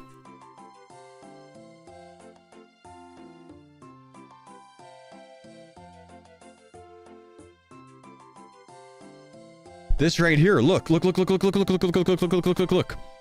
Your minimum hit when attacking with a melee weapon is increased by 3. Minimum hit is further increased by 3 for each additional tile between you and the target. Hang on. Look at how insane this is. If you're at max distance of 20, or I'm sorry, of 7, right? You now get 21 minimum hit. A 21 minimum hit DPS wise is effectively the same as an increased max hit of 21. Okay? Like same consideration when it comes to DPS calcs, right? Wait. Further increased by 3. It's 24, isn't it?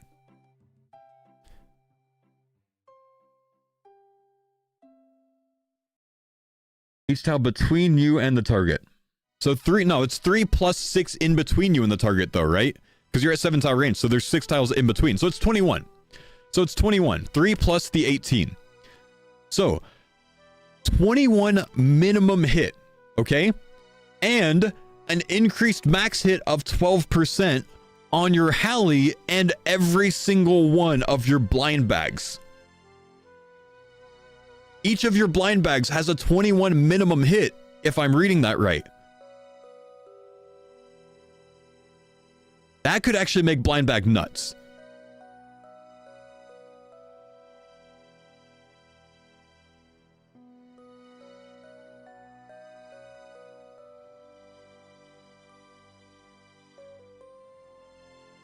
Won't that only be good for stagnant enemies? I mean, this is mostly a Mortania build. Everything in the TOB basically, except for what Nilo is stagnant. Well, I mean, and Verzik, but like you can get big benefit on a lot of things there, right? You can attack bloat from max distance, brother. You can attack bloat from around a freaking corner nearly. If bloat's over there, you can hit him from over here and just like stay at this corner. You can hit him around the corner while he's running, bro. Okay, dang. I think this makes Mortania very good, dude. Zulrah doesn't move, but it's kind of hard to get maximum distance at Zulrah, I think. I don't know if you can't Zulrah from 7 tiles away. Maybe you can get 4. Probably not even. Like, Zulrah, you might actually use a scythe main hand at Zulrah or something. I don't know. Zuck is in range in the middle. True. ZMA angle. ZDA is no more. I'm thinking MKT maybe. I'm gonna start considering an MKT build today. Okay, let's get back to the other thing. Hang on. I still haven't made it through this post. I'm so excited with this, bro. So excited. Fo, you need to make a Mortania Nally blind bag build. I'll gift 5 subs if you do it without Zaya. Done, because I think that might be what you should have made that deal after you listened to what I said. You listened to what I said and you still made me the deal. I just said I'm gonna do it, and then you offered me 5 gifted subs to do it, because I literally think that might be my actual build now. Thanks for the free gifted, man. Maybe I just want to gift 5 subs. If anyone else wants to hop in that, by all means, please do, bro. Okay, let's keep looking. But yes, I'll do it, man. Well, actually, we'll probably work on it right after I'm done reading this, because I'm very interested. Blind bag looks for items with the same object ID. So having 4 Darok axes at different degrade levels, or 6 different scythe variants, charged, uncharged, ornamented, will count. Good luck getting 6 Mega Rare Scrolls and 4 ornament kits, though. Okay, the 6 Mega Rare Scrolls I don't think are as much of an issue if you have to do 100 hard mode TOBs, which you don't have to do 100 hard modes, but you should do hard modes instead of regular, and you do have to do 100 TOBs for full completion. You'll have like 5 Mega Rares in that probably, so you can definitely get multiple sizes. The problem is getting the trim kits. That's a lot harder, because I don't think the trim kits are boosted rates. But multiple Darok axes looks like a really big potential. And there's very large, high-hitting weapons with a Mortania, Kandar, and Turanwin build, and I think there's an answer for every single skill except for maybe 1 with that build. So I might try to bring people into the dark with me on a Mortania, Kandarin, Turanwin build. You need 1 Tebow and 1 Shadow too, right? But think about all the weapon potential, right? Think about this. With that build, Mortania, Turanwin, Kandarin, you have a massive amount of high-hitting weapons. Why Turanwin? For the smithing, crafting, thieving solve, which also makes you take larceny with Kandarin, which is really good for clues. No Piety? No Piety, but fuck Piety. You're strong enough. Who cares about Piety? I don't even care, man. I was there before you dragged me into Zaya? You know, we might be going back, man. Like, I don't know. Think about this. You have access to Scythe, Scythe, Scythe, Scythe, Scythe, Scythe. 3 Darok Axe potentials. Abyssal Bludgeon. Noxious Halley. Crystal Halley. Barrel Chest Anchor. You have unreal heavy weapon potential. Wait, you have Kandar and you have Piety.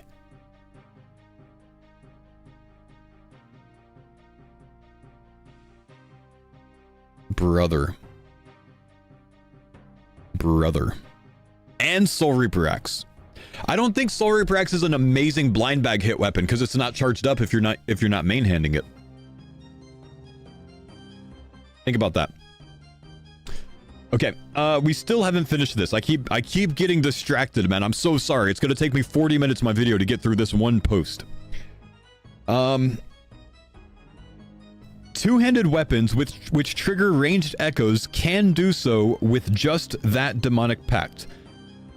But they will not get the never miss, 20% chance to max hit, or 15% chance to trigger the echo unless you have those range nodes unlocked. Okay.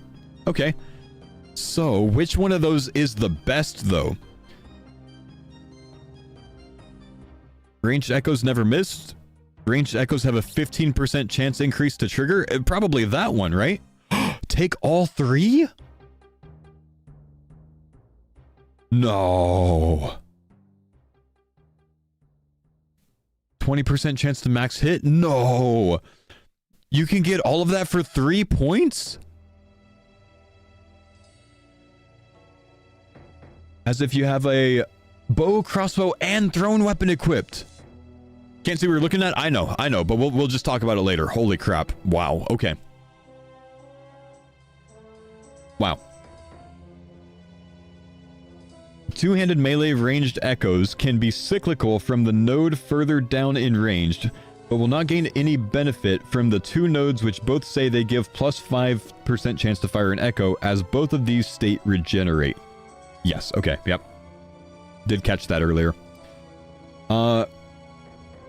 Ranged echoes triggered by a melee weapon roll off of melee defense. Okay. Okay. Wow. I need to react to this. What's the best thing to react with?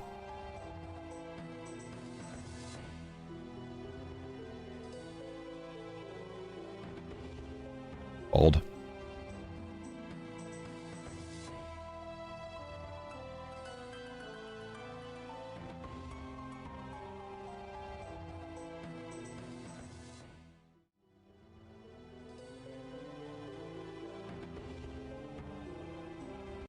Listen, League Discord, you get your shit together or I'm gonna start posting a pregnant turtle everywhere.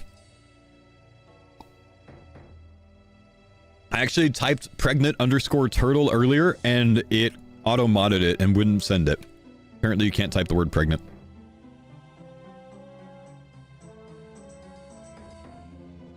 Okay. Guys. It's time to cook. Hear me out here. I've got an idea.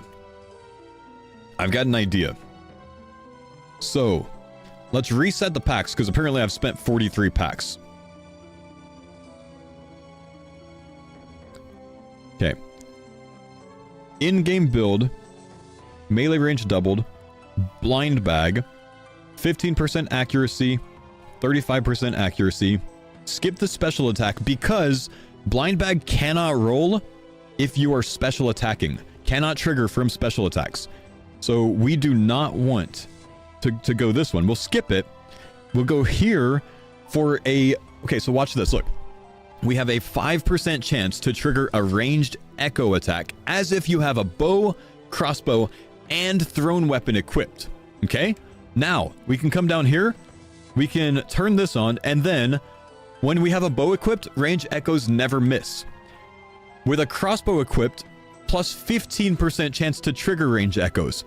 With a thrown weapon equipped, range echoes have a 20% chance to max hit. All three of them, because this one considers a chance to trigger a ranged echo as if I have a bow, crossbow, and thrown weapon equipped. So I think it goes to all of these. 5% though? So how does this work? It says 5% chance plus a 15% chance for a range echo to trigger. Additive? Is it a 20% chance now? I think it's additive. Okay. Husky said, I answered your question and updated the post. I forgot what my question was.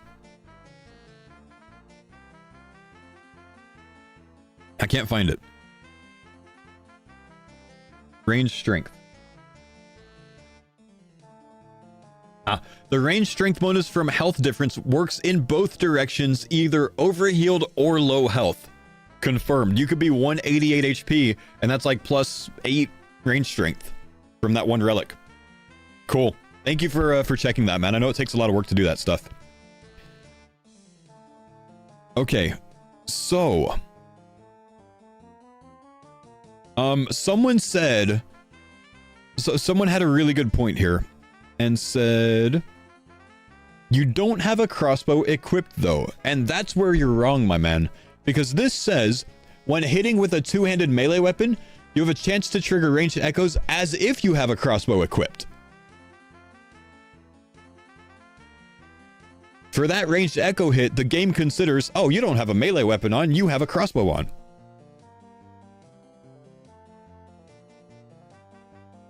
No, that's only the echo, not before the echo triggers.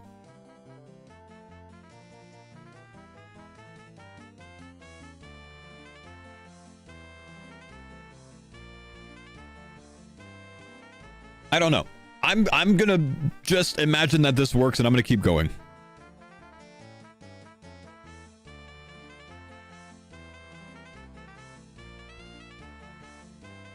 After the 5%? I think it's probably after the 5%.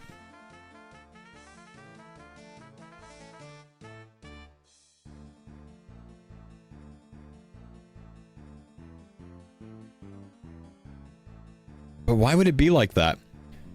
What's the question?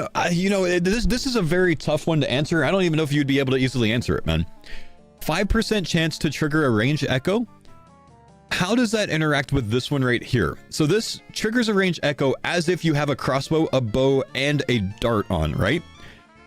So this one, 5% chance to trigger a range echo when you melee swing, but then adding this one to it, you have a plus 15% chance to trigger range echoes. Maybe it answers it on the right side here somewhere? It becomes 20%, but only if you have the crossbow one unlocked. Okay, so how does this work? You have a 20% chance now, because it's additive, to trigger a ranged echo, but it also triggers it as if I have a throne and a bow on. So does that 20% chance to trigger this ranged echo also have a 20% chance to max hit and also cannot miss? Or does it roll these like kind of individually? Yes. Holy shit. And blind bag can proc it. The burst potential of blind bag just went big up. Big up. Hallie blind bag with all three of these with this bitch right here. Your ranged echoes, which can now trigger at a 20% chance, have a chance to trigger additional ranged echoes. And it can be cyclical if you pick that one. So can you explain what you mean by cyclical for the many people in the chat that don't know what you mean by that, and definitely not me?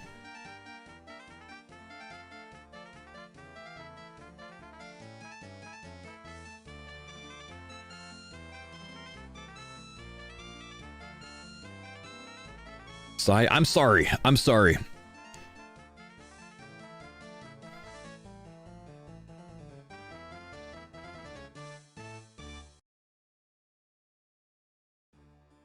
Is it like my first melee swing can trigger that 20%? And my blind bag next one can trigger the 20%, and the blind bag next one, if it triggers again, can trigger 20%? Or is it echo can echo can echo? If you have a 20% chance to trigger an echo, the echo now has a 10% chance to trigger another, then that one has a 10% chance to trigger another up to 4 times. Okay, yeah. Got it. So it halves that every single time. I got it. Okay. Chat, are there any smart people here that can tell me what does that work out to?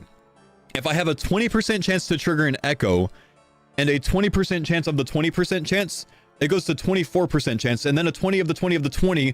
Like, are we at like a 25% chance for echo, or like a 28%? 28% chance for echo. Thank you. 28.888% repeating, of course. Fantastic. Thank you guys so much. Very smart. So this is 20%. If you add this, it goes to 28.8%. But it costs you 4 to get there, but you get 35% accuracy plus, you know, a little bit more. Actually, 50% accuracy increase to get there. That's actually not that bad. That's not that bad, dude.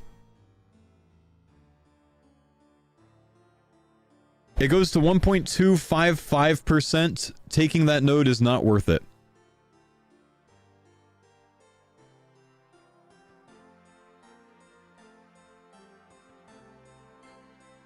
You could take prey penetration and come from the outside. I don't want prey penetration. I don't think it's worth it, man.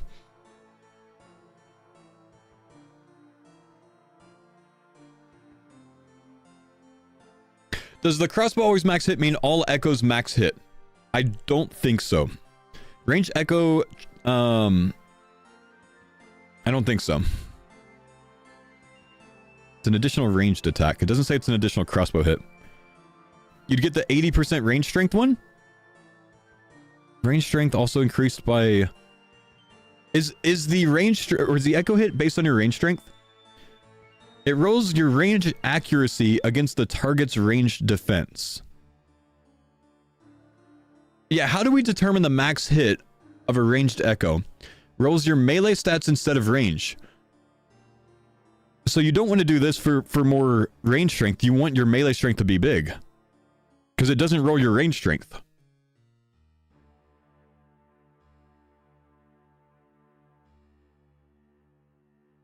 Husky said he uses melee accuracy. And your melee strength, I imagine, right? I'm not wondering what the accuracy of it is. I'm wondering how does it determine the max hit potential of the ranged echo hit? It's got to be off your melee strength.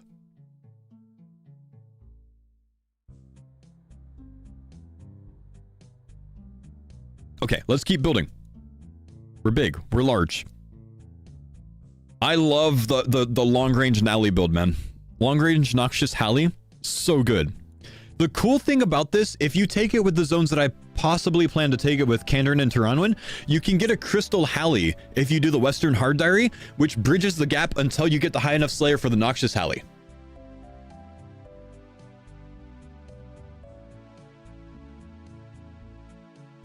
So basically, you build Blind Bag first, and then you build to the Halley once you get the Crystal Halley. Is the Chally not better? No, it's actually not. It's like 22 or so less melee strength, and it's, I think, less accurate than a Nally. The Noxious Halley is an insane weapon, dude. It's very, very strong. Dragon Halley before that? True, you could get Dragon Halley before that.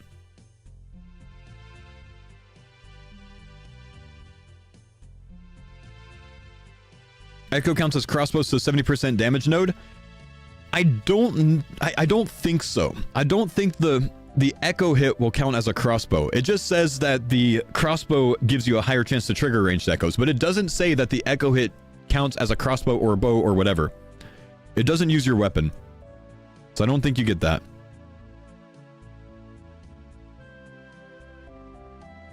I don't think I'm ever using ranged as a main weapon.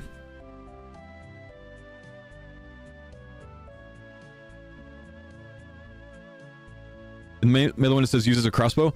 No. It says you can trigger a ranged echo as if you're wearing a crossbow, which applies to this right here. With a crossbow equipped, you have a plus 15% chance to trigger range echoes. So if you choose this, it gives you a 20% chance instead of just a 5% chance. Okay, let's keep building. We're only at 24 points spent here. I want to see if we can get overhealed a little bit, maybe. Because with this build, I think I'm only ever using melee, with maybe a mage offhand if I need mage for something, but like a 1-tick powered staff. With overheal or with regenerate? I think with overheal. Expected echo hit. Echo per hit is 0.25. Seems like only a 25% damage increase, a DPS increase. Am I the only one that thinks a 25% increase is big?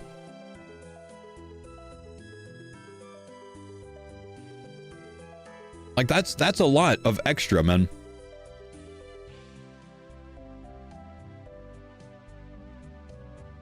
And it's actually more than that because you have 20% chance to max hit and can never miss. I think. So we're 115% accuracy in all combat styles with this. We have 30 packs. We only have 30 packs spent. It gets more insane. Foe look deeper into range. 70% damage in capstones. We're not main handing a crossbow with this, so it doesn't matter. Thank you, Em, for the 3 months. Guys, I don't think that this thing increases your echo range hits by 70%. I think you're reading that wrong. You guys keep telling me the same thing every 3 minutes on a cycle. I think you're reading that wrong. Ken, thanks for the Prime sub. Grunt, thanks for the 25 months. Nosebeard, thanks for the 3 months. Kareem, thanks for the Prime. I'm sorry, the Tier 1. Fire Dragon, 18 months. Scoopsy, thanks for the 5 gifted. Meta, Prime. Pro Sad Face, 24-month Prime. Appreciate you, dudes. Is 100% accuracy not a guaranteed hit? No, it's not a guaranteed hit. If you have 30% chance to hit a monster and you have an increased 100% accuracy, you now have a 60% chance to hit that monster. You can still miss.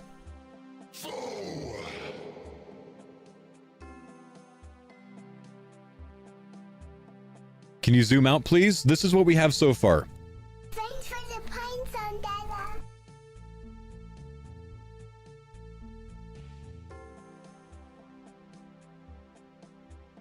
Thanks for the pines on Della. So I kind of like this for 2 points, but I don't know that we need it. I think we're accurate enough. Whoa! Yo!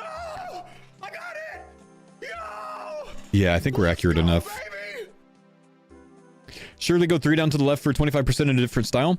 Thanks for the pines on So here's a big question on this one.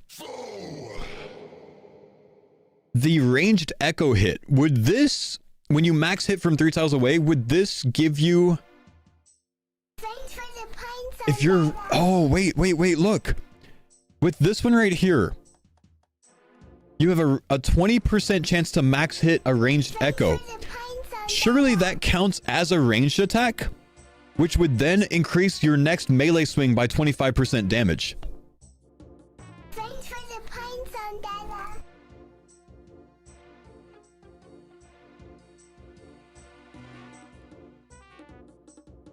Thanks for the pines on Della.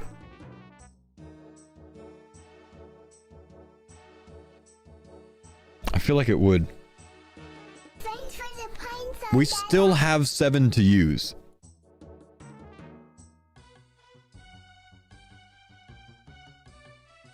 Thanks for the pines on Della. I'd assume your echo hit is like a thrall attack, not counting as your hit. I think the answer is if it gives an XP drop in range. Does your range, your echoes of the past, I think gave XP drops in the last league. They probably work the same way this time, which means it would count as a range hit. Which means if that has a 20% chance to max hit, then you could get plus 25% damage on your next melee swing when it max hits. Thanks for the pines on Della. So I think that might be like a 5% melee DPS increase or something. You'll have about a 1 in 5 chance for it to max hit. Maybe a little bit slightly better than 1 in 5 chance. Take the tile to the right. Take this one. You have a 5% chance per attack in any style to roll max accuracy.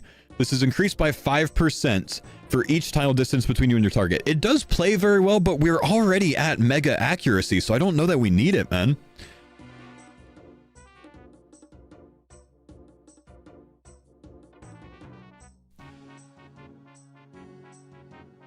I'm plus 115% accurate. Read it again? I keep reading it. What's it mean?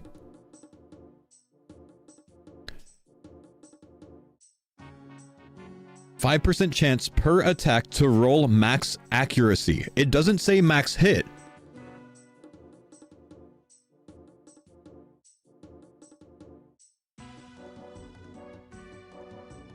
It just says you'll have like a, I don't know, like a 30% chance or something to not miss. But I think we're already giga accurate, dude.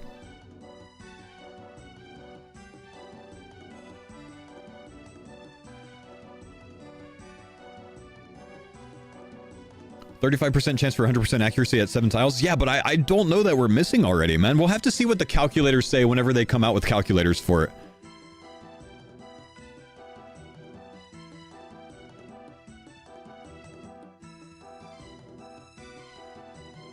We're accurate, but not that much?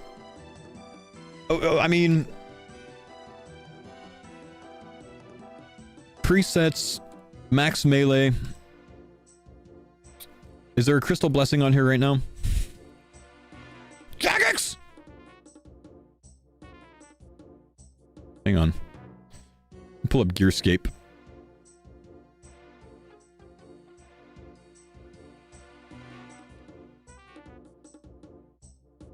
Monster.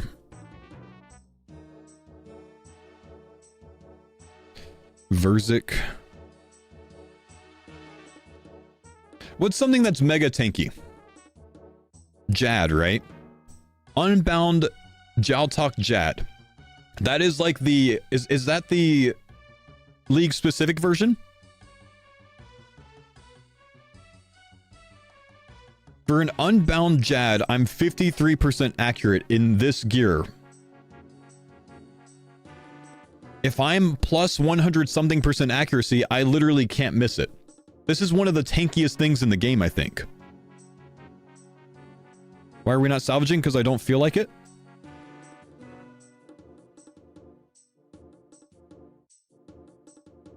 Because I'm not going to get from 73 to 78 in a day?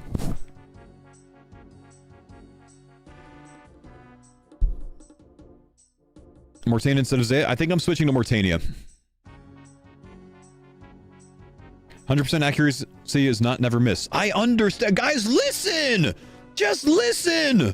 You're gonna make me lose my hair!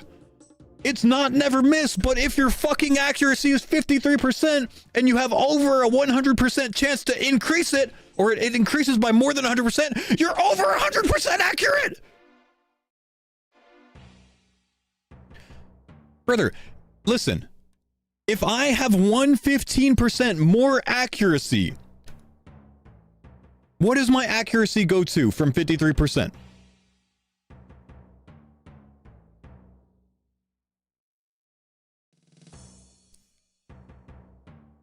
$75%? Okay. All right. That's helpful. Okay. So it's not changing this number. It's changing these numbers? Yes. Fantastic. All right. Caught. I was wrong. I admit that. So I think we determined that maybe it's worth it that we take this for 1 point.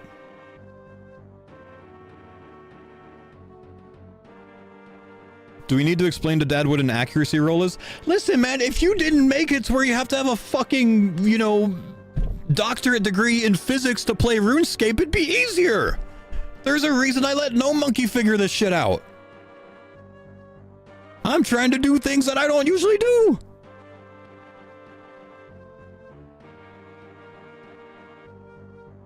I'm doing my best, bro. I'm doing my best. Welcome to Path of Exile. Oh, I know. Okay, so we'll say that it's probably worth taking this one. I accept. How can we make this better? How healthy are we? We have 6 packs to spend. GJ, thanks buddy for the 38 months. We have 6 packs to spend. Do we take the second overheal? We might have a problem with overheals. How are we healing with this? Prey penetration? I'm taking prey penetration. Eat food? No, you only overheal off of demonic pact overhealing. You don't overheal off of eating food.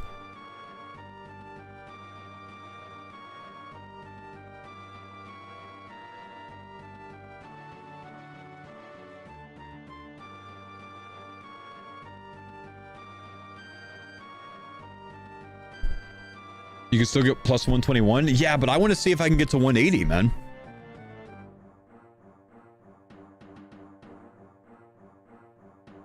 One HP per tile and prey bonus below it.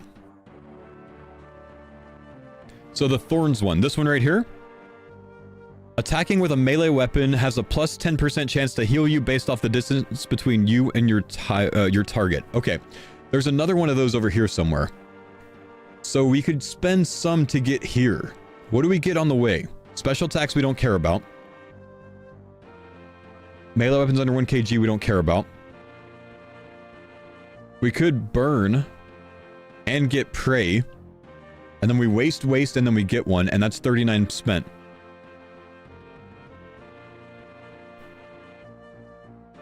Go from the left side? I don't think that's better.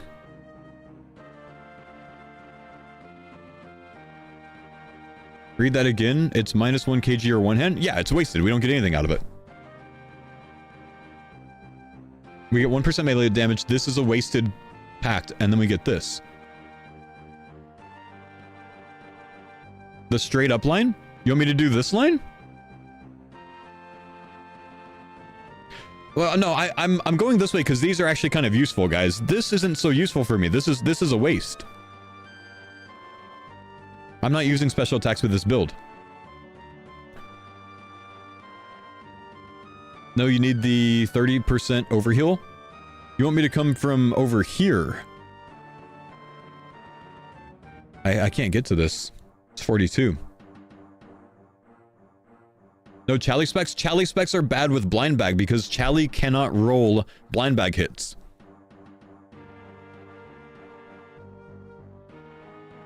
Drop the second thorns here. You know, actually, I like the chance to overheal, but I think we just camp a Blood Fury with this. Though this one doesn't become very useful if we can't overheal much, because we'll only have this chance to heal. Do we get prey back? No. Is there a way we can get prey back? I think there's only this one, which you need a two-handed shield or an offhand for.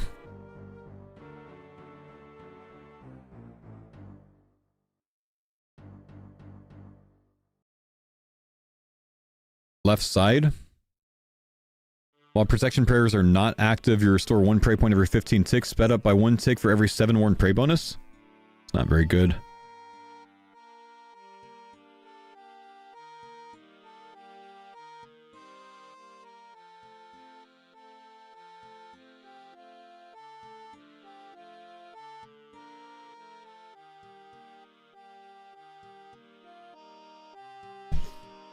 I guess we can make prey regen pots, huh?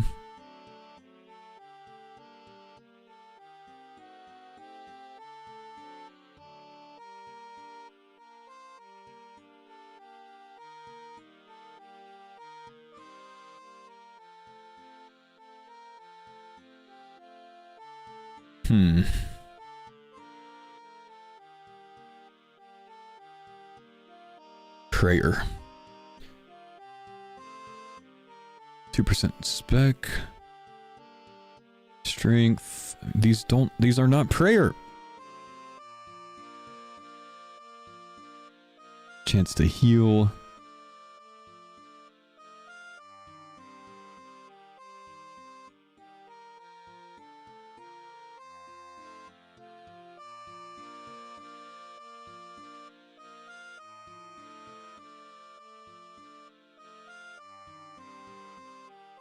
Regen here, yeah, but I don't like that because you can't have overheads up. That's, I think, a problem because this isn't a very high HP return build.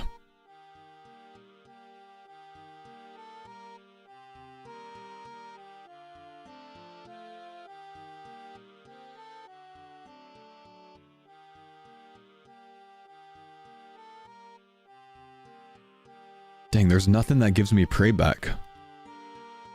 Really would have loved that.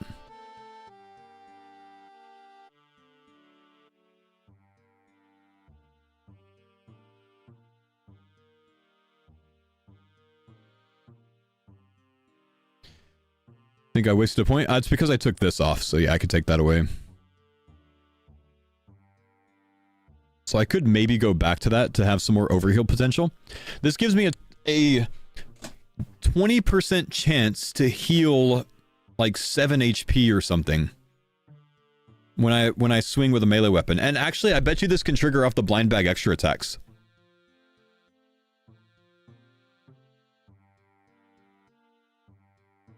I don't think there's too much else I need, so it actually could play well.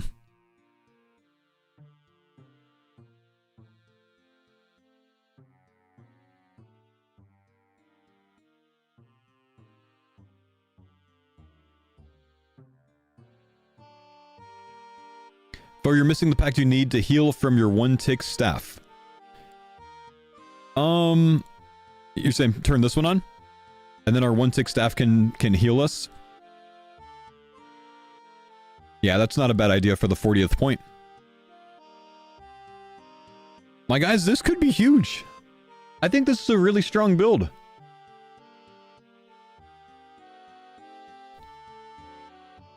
Why do you have thrown weapons? Because I'll have a 20% chance to trigger a ranged echo hit when I swing with melee. Thanks for the pine zone, Dada. As if I'm wearing a bow, crossbow, and thrown weapon. So if I spec into all 3 of these, it increases the strength of that echo hit, that ranged echo hit.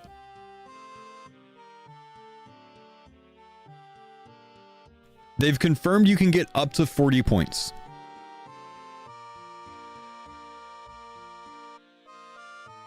GG staff or I? Potentially Sang staff, honestly, man. Higher max hit, so you get hit less by the like you take less of a hit from the -8 max hit.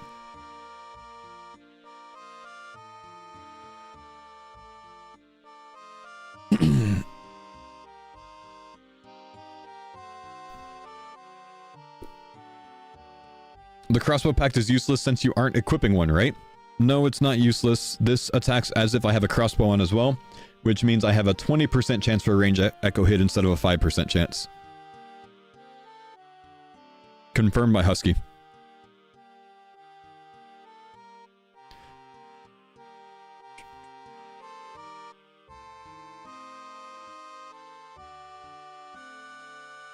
Could blind bag and a fast melee weapon be a play? Like using a 3-tick melee weapon so you can trigger blind bag extra hits more often? I think you might take too much of a DPS hit. Because you only get a blind bag like 20% of the time or something. And you need a 2-hand to proc ranged echoes? True. What staff is your 1-tick staff? I have... With this setup, it's Mortania, Kandarin, Tyranwin. So I have a Garglon staff from the Gargoyle Echo. I have a Sang staff, an Eye, a Trident, like plenty of potential. A Toxic Trident. I have 5 different one-handed weapons I could use.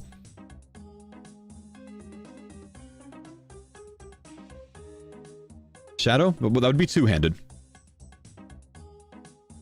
So Shadow goes down to 2-tick.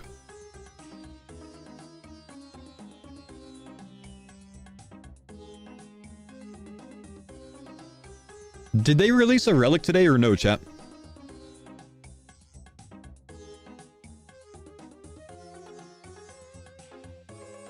Isn't 40 points insane? So 40 points is very good, but it takes a lot of work in the league to get there.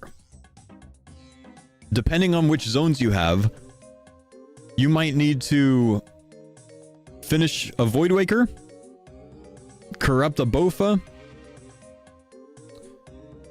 You might need to defeat Fasani Nightmare, complete the Theater 25 times, equip a piece of Radiant Oath Plate if you're in Zaya, which I think is unfair, Jagex, by the way. You know, just like proportionately. I think that's a little unfair, bro, for the Zaya users.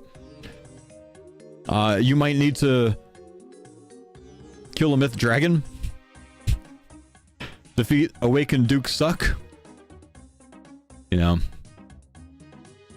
I think I have a winning strategy, guys. I think I can actually take a lot of people into Kandarin, Mortania, and Tyranwin with me. Sea Engineer, I think I've got your route, man. It's the easiest 3 combo of PACT requirements, in my opinion. Maybe with the exception of Wilderness. Probably with the exception of Wilderness. But I think it's kind of giga.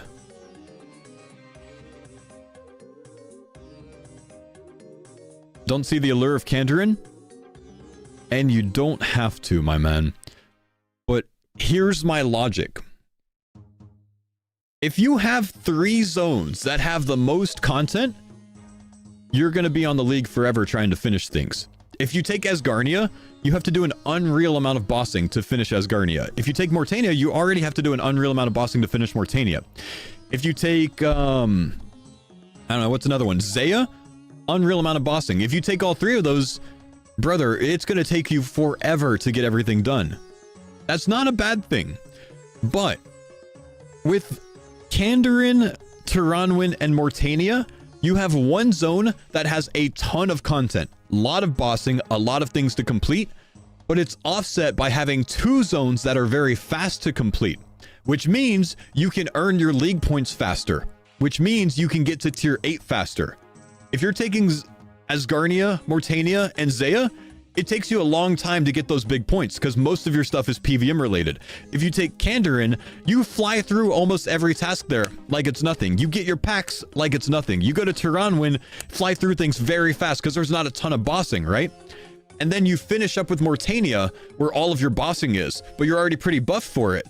So it splits very well. So what we need to answer now with these 3 zones, can we solve all the skills? Let's work on that now.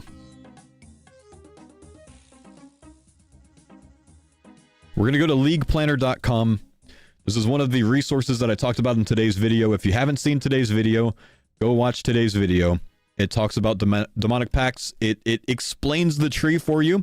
And it also shows you what tools you want to use to plan the league and where to find them. I linked them all in the description, so you can use them there. The community's put together some amazing tools for this, including probably one of the most useful ones for you guys, which is Yogi Bear's regional unlocks, which is this. And I included the link that he provided on his document.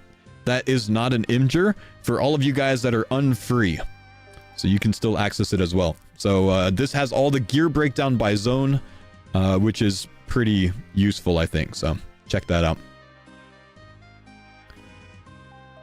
Okay. Read Husky. Hold. I hope good clarification, but maybe bad clarification. Got a long message about Radiant Awaken solo next ones if you guys want. Might be easier for me to DM you, or I could just dump it here, whichever one you want, brother man.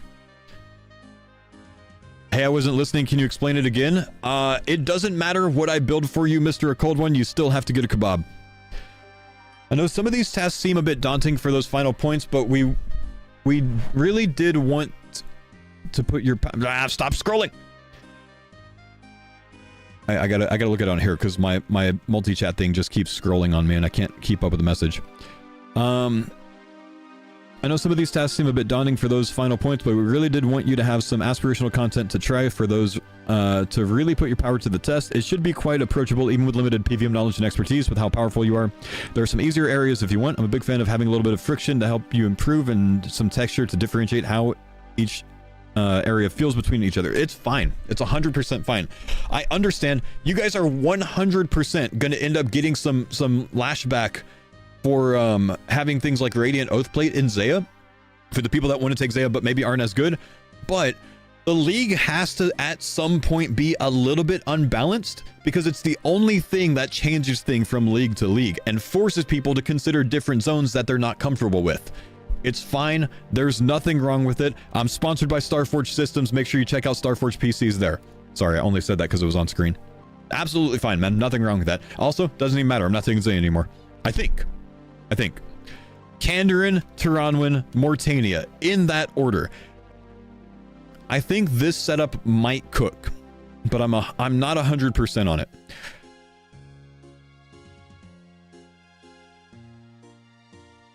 I think I have everything accounted for here. I'm not 100% on it. The thing I don't like about this is it has me recalling to Friendly Forager. I don't love that. This is what I cooked up this morning though.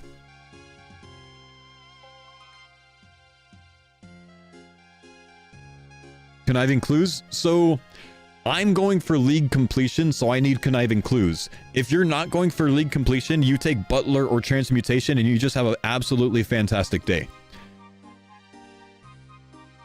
I want to finish the league. I want to finish every single task, so I have to have clues, I think.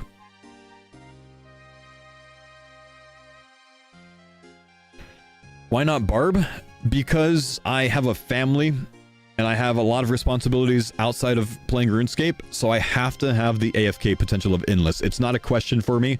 Barb could be better, but I think Endless just works for me so much better, so I have to take it. No Soul Harvest. So, I ditched Soul Harvest because I think I can figure out Prayer, though I'm not 100% confirmed on that. But I think Prayer is very solvable with Bone Shards on its own.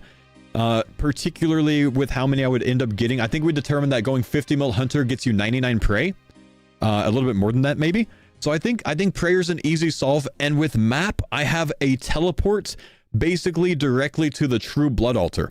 So it becomes an issue of if I can get the Essence. Now, obviously, I can AFK, you know, Big Essence, but I'm not 100% there yet. Also, all of my lamps, I think, go to Runecrafting. Maybe. Maybe Prayer, I don't know. AFK Day Alt? I'm thinking AFK Day Alt once I'm done with my other AFK skills. How's Herblore looking? Friendly Forager solves it. Recall to Friendly Forager to finish Herb later on. It's like 20 hours of Runecrafting. Can you click on Agility, please? Agility is solved through Sepulcher. That's basically it. It's still a long grind, but it's solved through Sepulcher. What's your tier 7, tier 8? Right now, it's recalling the Forager and taking Minion. Can't you ZMI? I can ZMI, but I can't tele straight to the ZMI altar. I can tele straight to the True Blood altar with the map.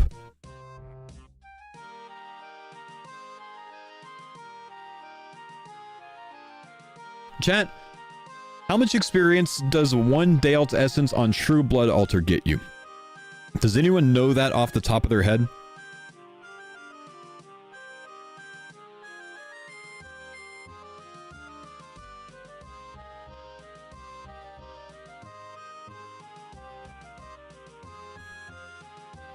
$15.6 times 16.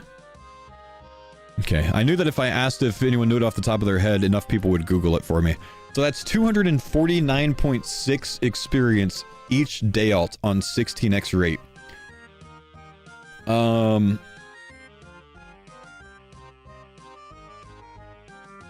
So that means... Oh my gosh, is that 200,000 Day Alt Essence?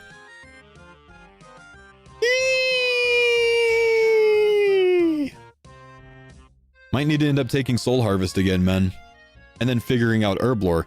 That's the biggest question mark here, is I don't know how to figure out Herblore the best. Endless Harvest, though, still 200,000 takes a fucking long time with Endless Harvest, man. Doesn't even matter. It takes a fucking long time still.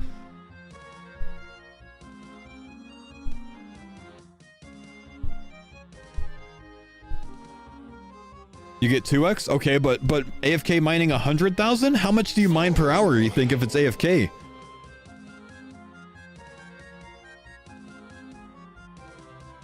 $9K Day Alt per hour? So that's 22 hours of AFKing Day Alt without even considering getting to the Runecrafting training. That's not great, man. That's not great. Hippo, thanks for the sub, man.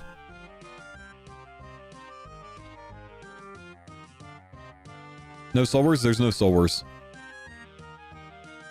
Lamp Herblore? You don't have enough lamp potential to fully lamp to 50 mil. I'm talking about 50 mil solves myself, guys. Transmute over clues? I can't not have clues if I'm going for full league completion. More than half of the collection logs I need to get are from clues. I have to have clue, I think. I think it's so much more of a time waste if I don't take clue. I don't know, like, maybe you can say that you don't need clue and you take transmutation instead to get your pure essence and hope that you get enough stuff off of Larcenist, but I don't know. You don't need clue if you have Larcenist? You might, because the amount of clues you'd have to do gets cut in half, I think, if you have clue. The problem isn't getting the clue scrolls, it's how many uniques you get from the clue scrolls. And clue makes it to where you always max roll for your clue loot, and you have the minimum number of steps, and you get teleports to the clues. So it's a very big time save to have clue.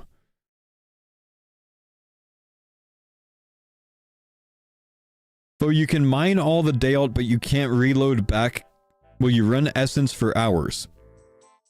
You can mine day out, but you can't reload back. With Endless Harvest, it just goes straight to your bank though, brother. Right?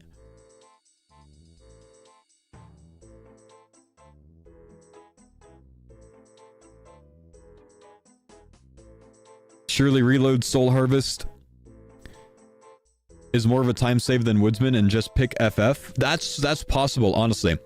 FF here, and then you reload Soul Harvest to have the runecrafting and the prayer solve easily, and then you just have to do the hunter yourself. It's possible. I hate taking FF second though, honestly.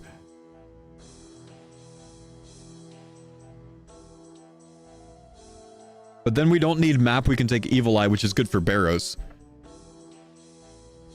Maz says transmute's one of the most broken relics overall. If you keep reading what he says, he then says, unless you're going for league completion, and I'm going for league completion.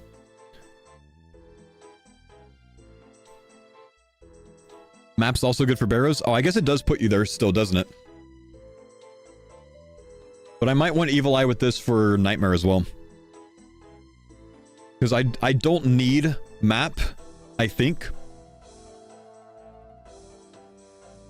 If I have clue. I'm sorry, if I have a Soul Harvest.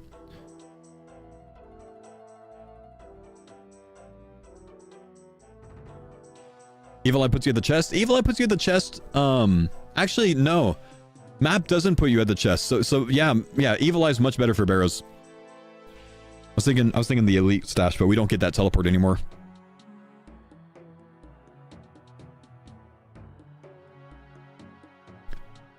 What about farming? I think farming has its own solve, but it had its own. Oh fuck! It had its own solve before I took away Woodsman. Half the reason I took Woodsman was for farming. I don't know what the farming solve is now. Don't like only 2 tree patches. Well, 2 tree patches and 4 fruit tree patches. And this thing doesn't consider the fruit tree patches for some weird reason. Crystal trees? Crystal trees are not a solve though. Because you don't get to unlimited do them. You have to wait for them to grow every time, I think. I don't think that's the solve. I don't know. Maybe it is? Can you get enough XP off of them? How long's the growth? Maybe with 5x it is still fine. Can't you take desert for Guardian of the Rift? But then I have to do desert. Blind Gold, what's up? Thanks for the 27 months, dude. 90 minutes for 250k XP drop? Is it 90 minutes? And is it 250k? Maybe we're still fine.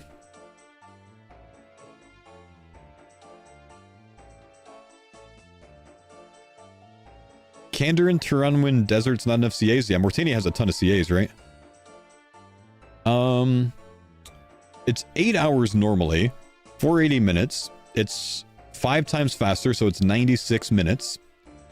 And the experience is 13,240 times 16 at the big rate, which is 210k XP. 210k XP every 96 minutes. Imagine I play 12-hour days potentially. Divide by 1.6 possibly, so 7. So realistically, let's say I do 5 trees a day. 5 trees a day is 1 mil a day off of crystal trees.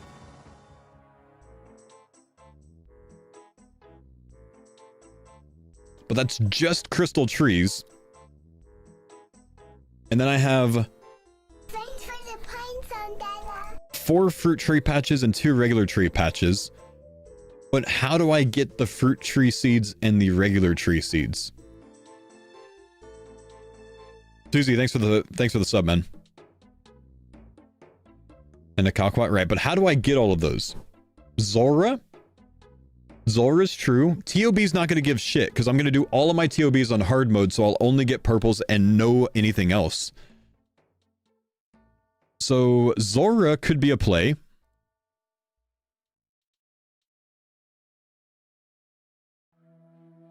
Veil Totems. Does Veil Totems give you good tree seeds? I'm not familiar with the loot from it. So Zora could get me... It's not going to get me very many, but it does give me Calquat seeds and it does get me some tree seeds. Don't you need more normal KC than hard mode theater KC? I don't remember, honestly.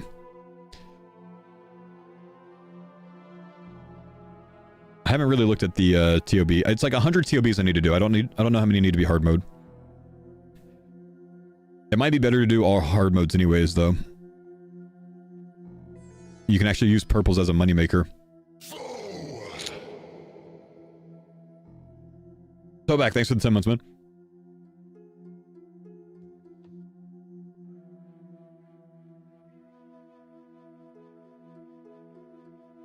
Barb Woodsman, but then I have to take Barb. It's already out for me, man.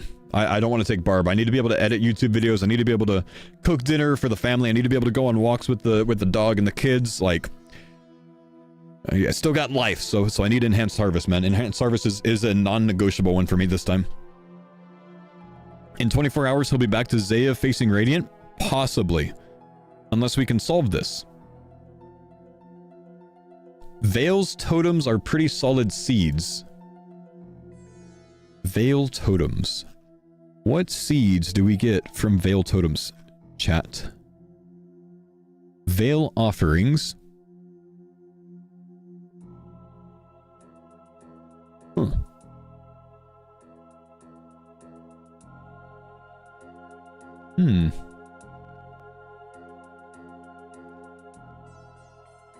This is level 90 plus.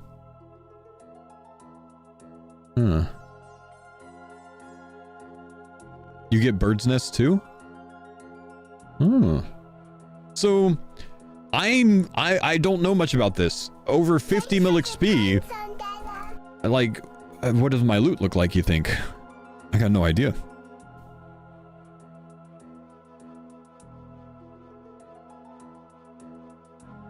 No one, thank you buddy for the prime sub. 50 mil at Veil Totems sounds like ass. It just might be like a backup thing, you know, like if I'm not solving seeds enough, maybe I could go to this, you know? Do you get 8 extra rewards on this?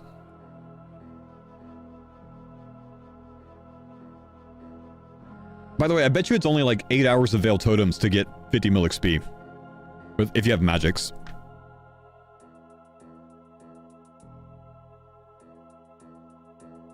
You did in Gridmaster? You did in Deadman? Oh, shit.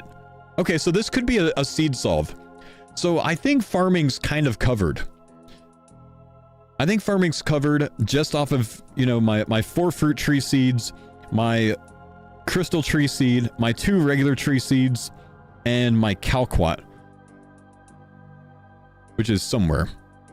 I guess it doesn't show Calquat here, huh? 2 Calquats? 2 Calquats, right? 1 on Karamja, 1 on Varlamore.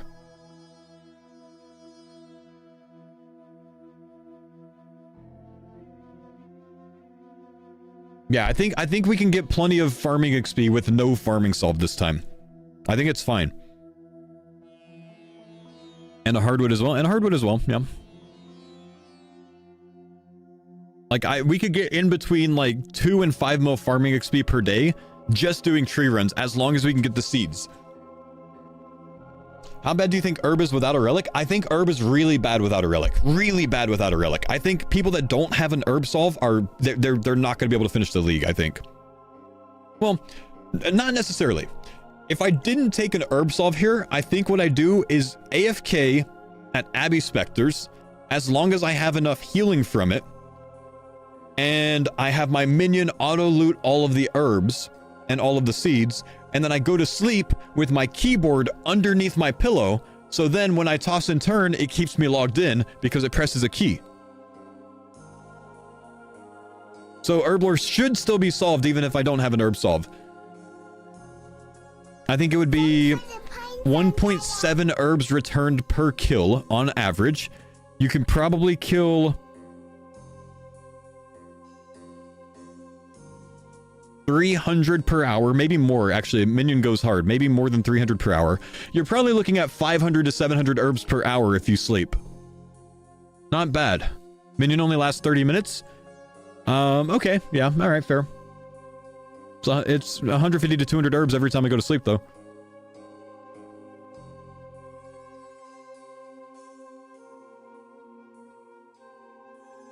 Okay, hear me out here. Could I somehow get a zoom on my monitor to only be on one inventory spot? So I zoom in on my monitor, I lock down my mouse to where it can only hit that monitor, and it's the minion. So when I toss and turn, I set every single key on my keyboard, remap to left click, and I end up clicking the minion. It's not cheating. It's not cheating.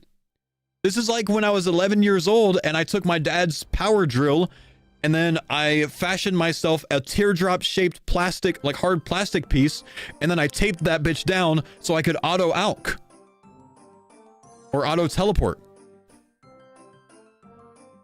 It worked. My mom thought I was a genius.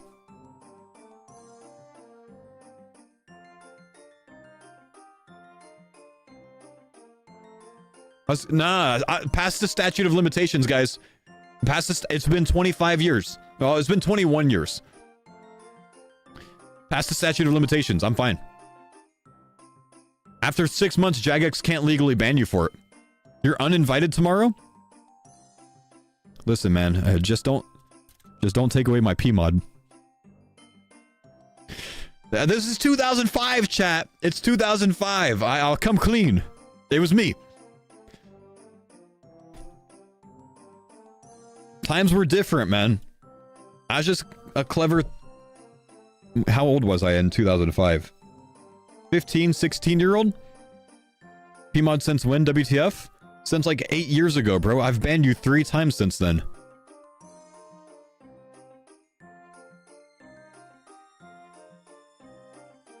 Genuine, I think I got P-mod in like 2017 or something. Like a long time ago, bro.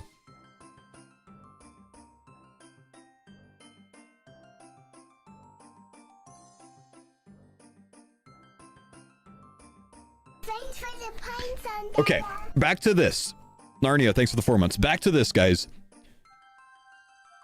Is this a solve enough for us? We have endless harvest. When we're done with fishing, I mean, really, we could do some of our fishing at Barb, but I could also just sit fishing at Karamwan to get the cooking solved, right?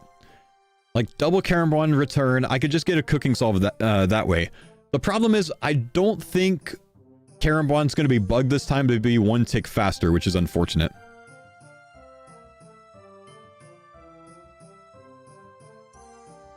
Is there any other cooking solve I could get? What's the Agil? The Agil's literally just solved from Sepulcher, unfortunately. But the Herblore solve is so much more important than the Agil solve for me, I think.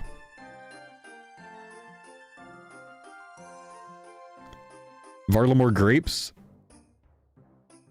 Varlamore grapes, but you can't like auto bank them, right? Thanks for the pines on Dada. Ashikur, thanks for the Prime sub. How come no Zaya? I think I'm switching to Mortania because I like this build a lot more than what I could build with Zaya. So I want to go a Noxious Halley blind bag with range echo hit build with a 1-tick staff. This might be the most cracked build in the league, I think. Well, one of the most.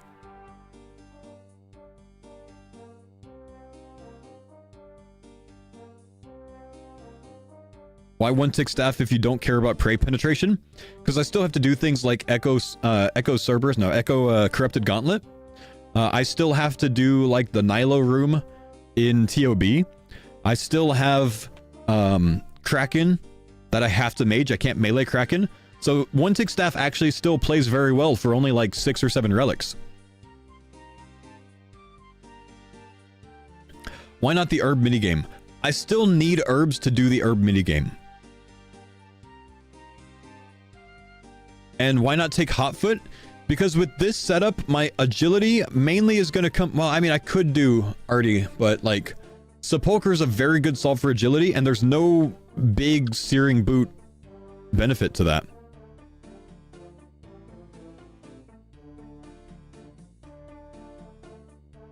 Haralander from moons?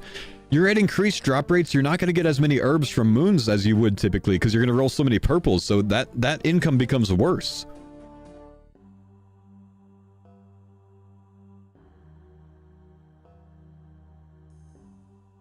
What if you considered Fremi over Kandarin? I don't like Fremi. I think Fremi and Varlamore clash. They have a bunch of the same benefits. So overall, there's not many benefits from Fremi.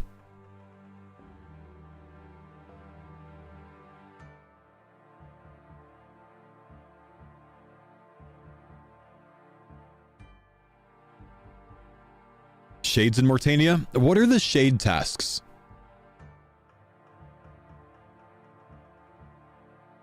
Raging Echo tasks, Mortania,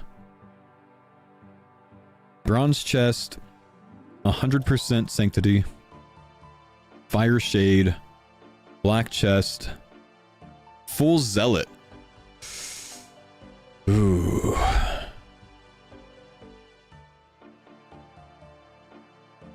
Does that play really well with, oh, damn, Transmute?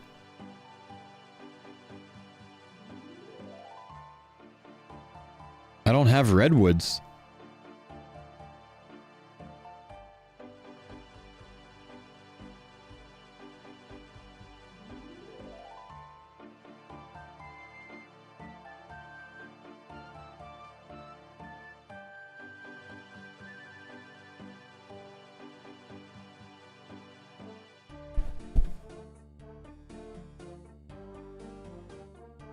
Oh, I don't want to ditch Clue. I think ditching Clue is going to ruin me, dude. Transmute solves so many issues for you, but it creates issues too. It helps cooking, because I could just make all of my food that I fish into Karambuan. It gives me all of the perfect seeds that I need.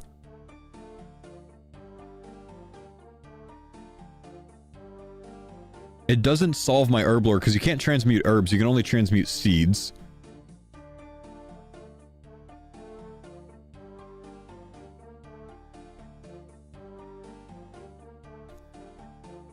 Soul is troll if you can go transmute. If I go clue here and transmute here, what's my problem now? Now I have to get all of my essence, but I can get the essence from transmute. So I tell you to the blood altar. And I can make my own essence rather than mining it. You know? And I get unlimited magic. And my 200 mil task like it's nothing. Can't tell you to the blood altar. I switch Evil Eye to map. You just transmute the runes at the altar? You can't transmute the runes at the altar. The runes transmute into a noted pure essence. You have to bring them from the bank.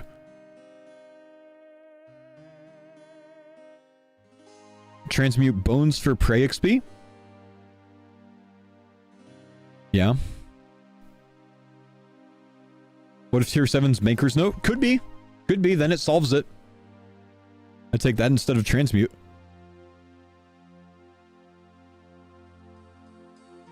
Does this work? I get whatever seed I need without having to think about it. I don't have to do Veil Totems anymore, so I can speed up my fletching potentially. Does it help my construction? Does it help my construction? I don't have unlimited money.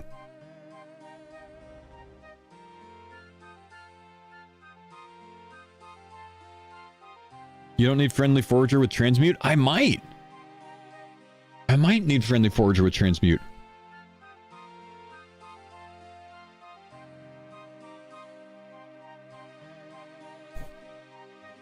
Transmute is infinite money, but then I gotta sell runes to a shop, man. I don't want to do that.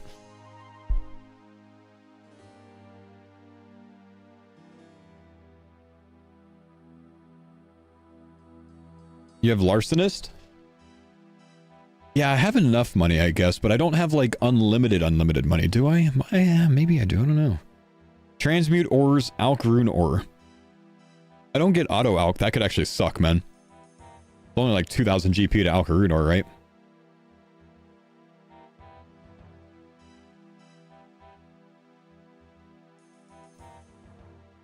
But I think making runes and then selling runes is massive money.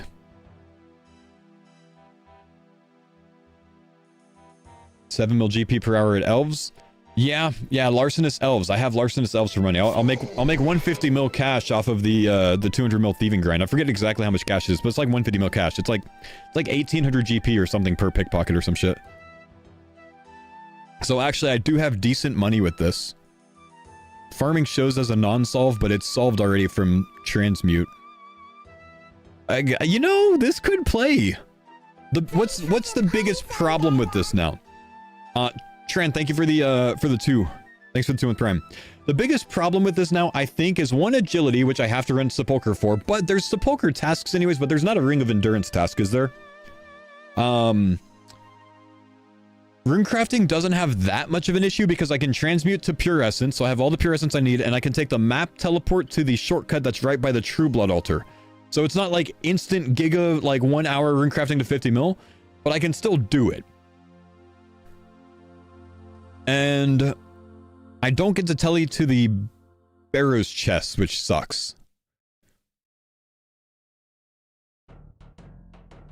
Can you transmute pure essence to Dayalt? I doubt it. You already have Dayalt for runecrafting? If I want to spend 22 hours mining it, then yes. Soul Harvest seems easier. Then I have to do magic myself again. Farming still solved, and I have to do cooking myself. A little bit harder. But then I can take Evil Eye again for the Barrows run. But it's only like 200 something Barrows probably to finish everything. Dropping Larcenous? Dropping Larcenous doesn't make sense because Larcenous finishes my 50 mil smithing and crafting and thieving. Just like that. I think 1 relic for 350 mils is very good. It also solves me money to get the crown in Prifdinus, which is necessary. How does Larcenous finish smithing? From the Elven crystal shards by making crystal armor or weapons. Same way we did in the last league. You have lockpicks from Hollowed Sepulcher? True. Volcano Essence drops. Volcano Essence drops.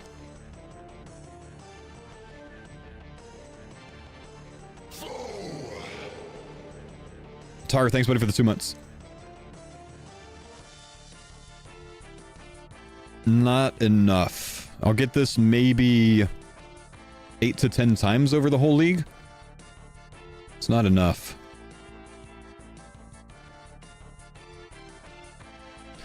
Dropping clue won't hurt the point cap. Are you insane? Zora Essence. Zora Essence is some. Yeah.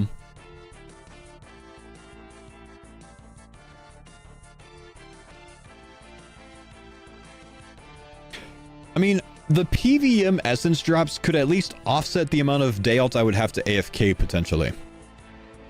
If I didn't take Soul. But if I don't take Soul, I take Transmute, right?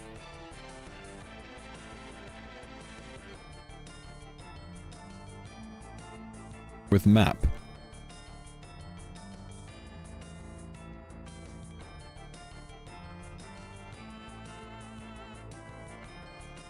Stop ignoring Butler. It's not an AFK skill. It's good XP and resources.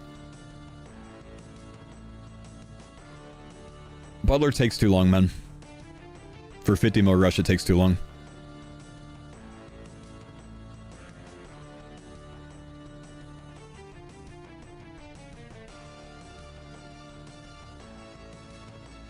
But it solves so much. It solves things I already have solved. That's the problem with it, man. The only thing Butler could solve for me that would be decent enough is Herblore. And it takes basically the entire time I'm rushing the 50 mil to do it. And it's a worse solve overall, I think.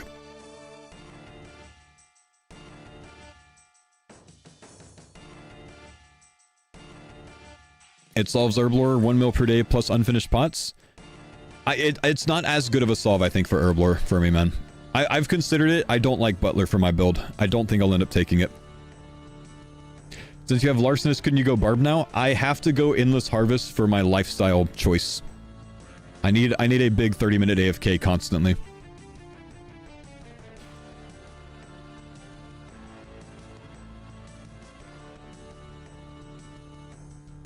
Tier 7 forces you to pick reload for the path you're on. If Banker's Note appears, what do you take?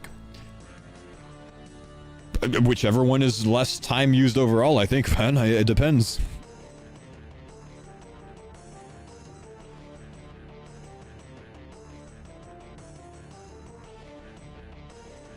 You need secondaries. Forager solves that. You don't need secondaries because you can do Mastering Mixology, but it still makes it a very long grind to do the Herblore that way. Forager solves the secondaries, and it gives you Production Master for potions, which is really nice. Skipping Door now. I'm looking to skip Door and go an insane Blind Bag Halley build. What if you take Eye instead of Map? Eye versus Map entirely depends on what my rune crafting solve ends up being. If I don't have Soul Harvest, I think I have to go Map. And if I do have Soul Harvest, then I go Eye.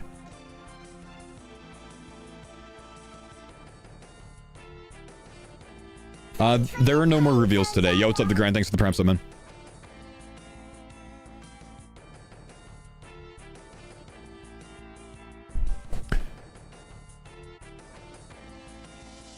Butler frees up Forager so you can solve Hunter and Fletch. But then I have to reload to Conniving Clues. I need Conniving Clues, man. It's more important than Butler.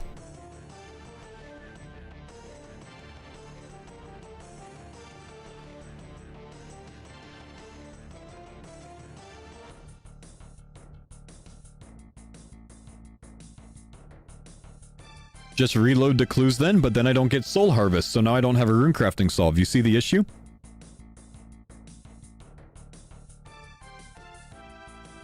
Everything has a trade-off, man. It's so balanced. It sucks. I'm trying to figure out what the best combination is. Why do you need clues so bad? Kandarin gives you a ton of clues. Clue is not to get the clues. Clue is so you don't have to complete as many clues. You don't get stun locked on the clues. You don't have to have the emote steps. You get maximum rolls for loot, which you need an unreal amount of collection logs from clues to finish. Is Larcenist needed? Larcenist is worth it. If you're Tehran when you take Larcenist, it is needed for the money if you don't have an unreal money solve. It's also, you know, your 50 mil smithing and crafting. Again, guys, this isn't going to be the build for everyone because I'm trying to complete the league, so I'm trying to get 50 mil in every skill. So I don't need a solve that gets me just enough of anything. I need a solve that gets me 50 mil of everything. That's the difficult thing to solve for me, is figuring out the best 50 mils for everything.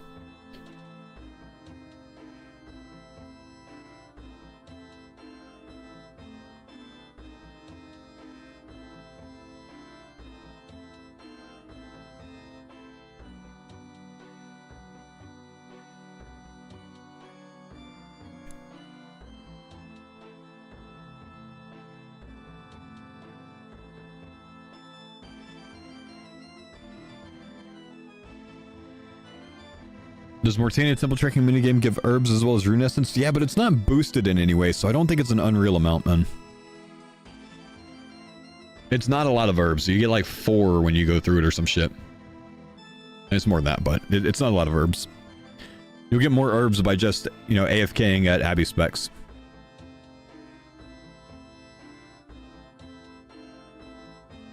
If you need 50 mil everything, you may need to sacrifice clues for XP.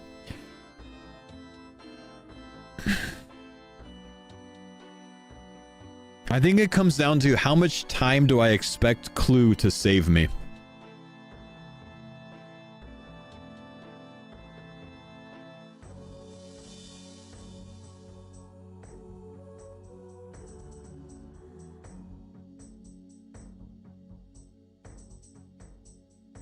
Do the Clue grind before unlocking regions?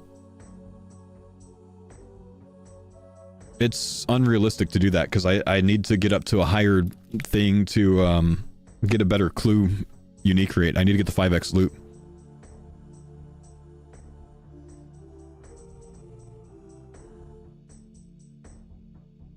What does Kandarin have over Zaya? It's a much faster zone than Zaya to get all the points from it. It's like twice as fast, if not more, to get all the points from it. Probably more. So it's a speed thing. Could transmute essence while AFKing take map teleport to Bloods manually? Right, but if I transmute, then I have a different trade-off, you know. I have to ditch, you know, some other benefit.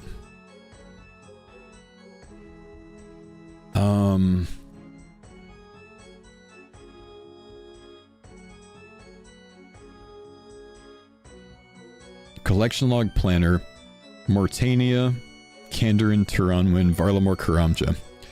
I only have 850 available clogs if I disable all of the bad ones. That doesn't leave me a lot of breathing room.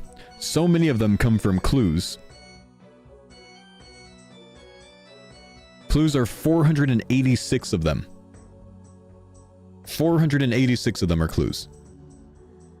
So many are minigames that I'm not going to want to do, I think. I have to have clue, man. I don't have enough potential here. It's not like... Because I'm taking Turanwin, Turanwin has basically no collection logs, right? So because I'm taking Turanwin for this solve, instead of something like Zaya, I have to have the clue solve. If I have Zaya, I've got an extra 100 collection logs to choose from. If I have Asgarnia, I have an extra 100 collection logs to choose from. But because I'm taking Turanwin with it, I think I have to have clue. I think I'm screwed if I don't have clue.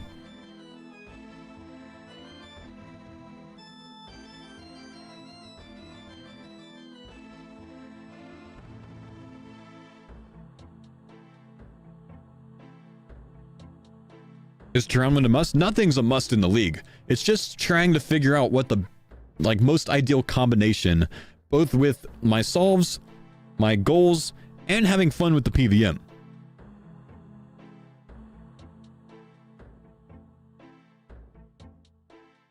Plenty of CA point potential, plenty of speed tasks, plenty of bosses to be able to complete, plenty of number of CAs. So that's fine. Echo Hunliff is a fun fight, man.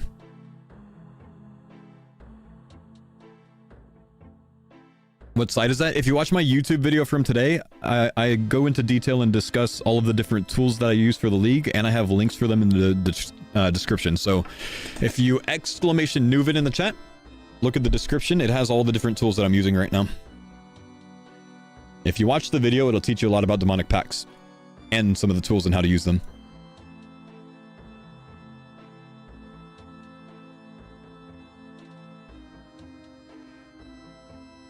How many clogs do you have to get for points? 750. And more than half of those are clues for my zones. 60% are clues. You see why I need the clue relic.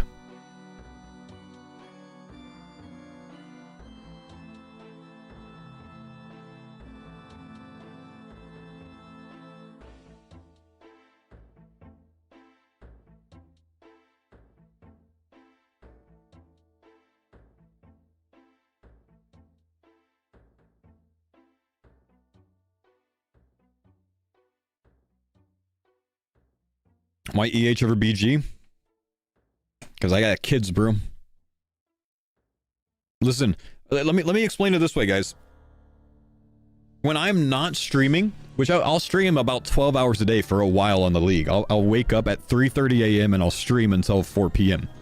I can click a fishing spot when I'm off stream, no problem, and put down my phone for 30 minutes. But if I'm Barb, I have to hold it like this, watch it like this, and click a lot more.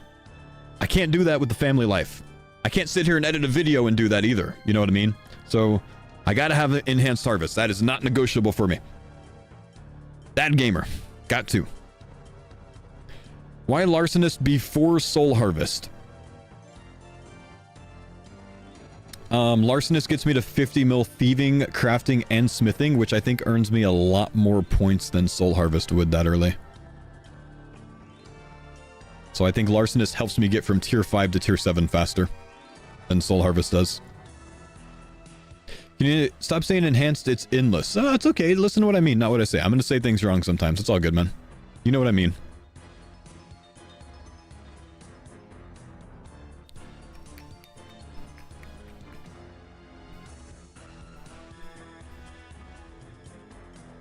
Are you going to do the whole 50 mil grind without max XP rates? In what? I mean, it's a Trailblazer league, so you basically aren't going to have max XP rates everywhere, so the answer should just instantly be yes, right?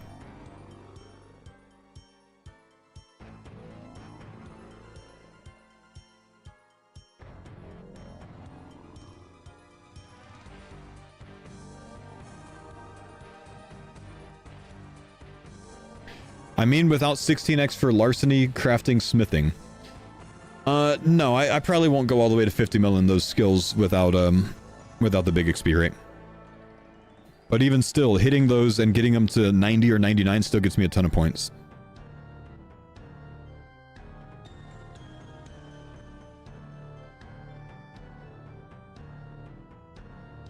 You've got a decent bit of Kick viewers nowadays. You know the downside, man? Kick still pays like shit. I have no idea how people make money on Kick. Maybe my Kick's just bugged or something. Kick pays like shit. You know, I had about 250 viewers average probably yesterday for an 8-hour stream. 8.5-hour stream in Kick. 8.5-hour stream in Kick.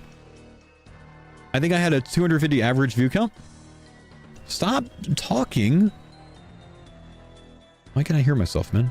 Why is it unmute every time? And even if I click mute, it doesn't even do anything. It's literally muted and paused, and it's still talking. Okay. $46. $46.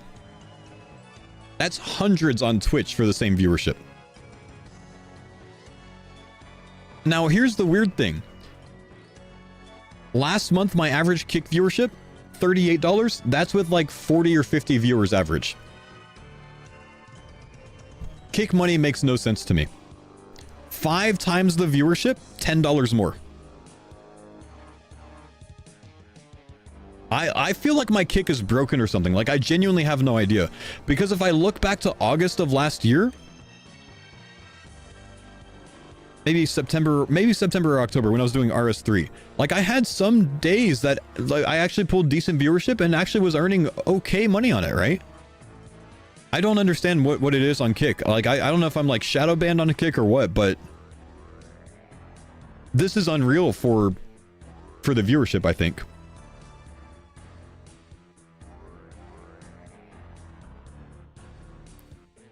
Isn't it? No, because that's the Kick Partner Incentive Program.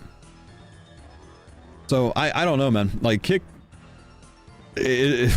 I've considered not streaming on Kick anymore because it's so bad.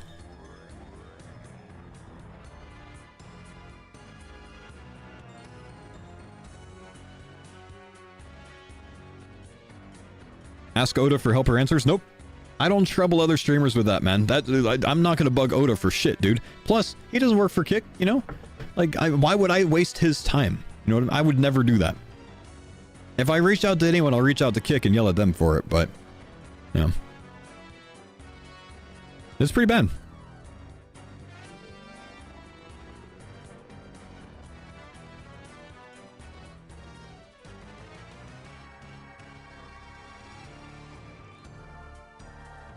Think the Kick Creator Fund has been low since January. Eevescape lost a bunch of money too. Maybe it's that, man. Like maybe because it's like earlier in the year, like it just isn't paying as well or something. I don't really know, man. You have to gamble in order to monetize on Kick? Nah, you don't, man. Because I was making 2 to 3 times as much back in September with less viewership on Kick. So there's some issue there.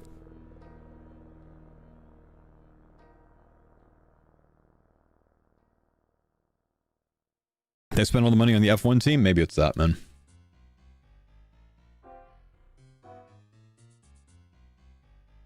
I do unspeakable things to get an extra $40 a day for free? Well, I mean, just think of it this way, man. If a portion of those viewers decide to watch me anywhere, or either way, somewhere else, then, you know, it probably makes me more overall. So I just don't know that the Kick streaming is going to be worth it long term if it's... I just don't think it's worth it. I don't know. I'm still going to do it for now, but... I have actually been considering stopping streaming on Kick because of it.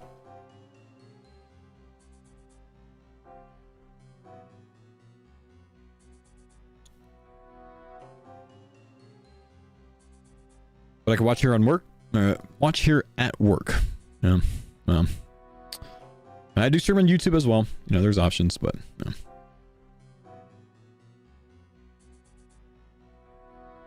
Anyways, I'll get off that subject.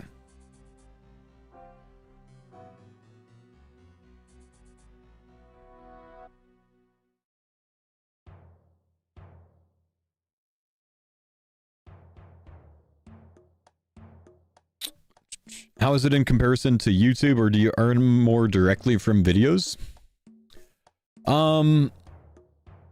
It all depends. I'm not gonna hinge on the subject for too long today, but I'll show you what I make on YouTube if you want. I have recently moved my YouTube live streams over to the new channel, so they've started to earn. So typically that's going to be somewhere between 50 and 70 ad revenue per day on YouTube, depending on what the viewership is like. And then my other YouTube channel that I put my videos on, this one's going to be kind of hard to judge for now because I was live streaming on this channel until 9 days ago. So it has like 2/3 of the month live stream revenue, and then 1/3 of the month no live stream revenue, and then the rest is video revenue. But this is what I'm making on the YouTube channel for my YouTube video uploads. And like I said, from like here and before, that was live streams as well, but now I've started live streaming on the new channel.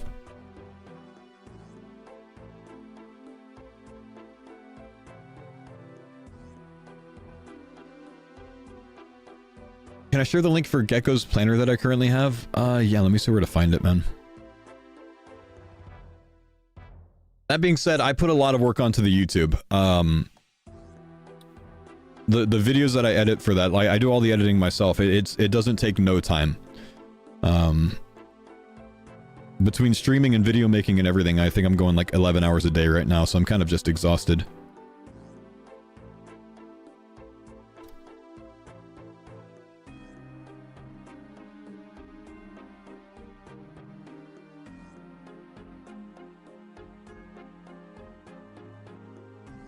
I don't know, 600, honestly. Thought you had an editor? My editor and I stopped working together in January when he got a new job. Since Jan 1, I've been doing all the editing myself.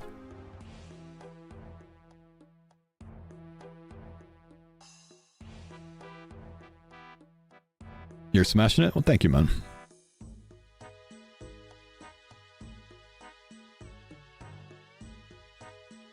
I need to write down what my holes are with these different setups. Because then I can, like, I'm having a hard time visualizing this. KTM. Are editors paid hourly? I mean, depends on your agreement with them. Some streamers pay their editors hourly. I paid my editor a really, like, unique split that very, very highly incentivized him to go hard on the videos. Over 5 months of working with my editor, I paid him a little bit more than what I made off the videos.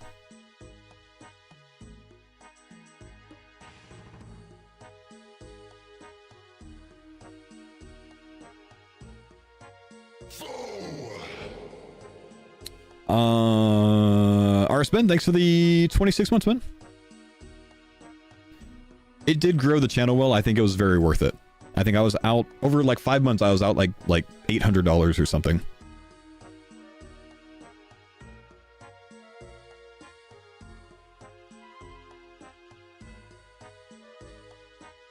Okay, KTM with Endless Harvest, Friendly Forager, Evil Eye, Clue, Larcenous, Culling Spree, Soul Harvest Reload, and Minion. Why not Asgarnia over Kandarin for ZCB? Because I'm not going with a ranged build.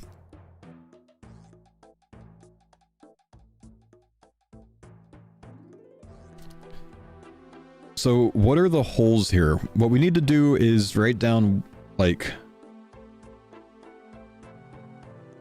all the concerns. Prayer, magic, runecrafting, con, agile, herb, thieving, crafting, fletching, slay, hunter, mining, smithing, fishing, cooking, fire making, Wood cutting and farming. Okay, so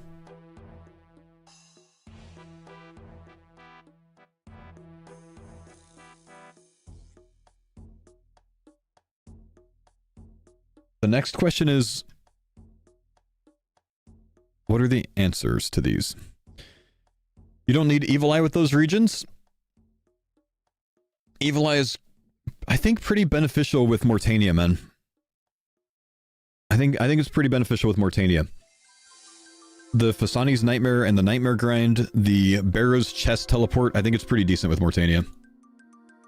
I would agree you don't need it with Tyranwin and Kandarin, though. But it works well with Mortania and it works well with the Wilderness, I think. Araxer is in a pretty awkward spot, I agree.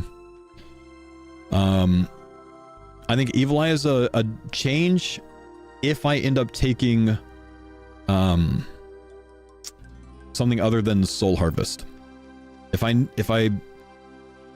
don't have Soul Harvest, I need map for the Blood Altar. So Prayer with this ends up being Soul Harvest. Magic ends up being genuinely alking?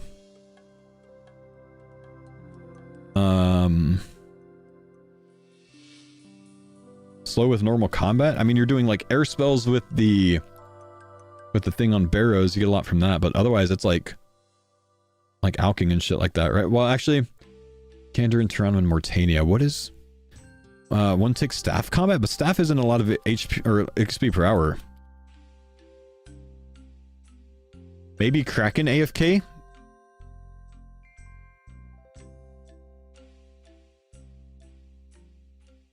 One tick staff Kraken AFK? Because Kraken AFK splashing gives you full XP, right?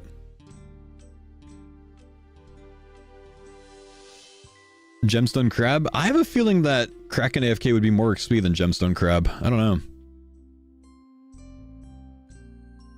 Kraken's a 30-minute AFK as well.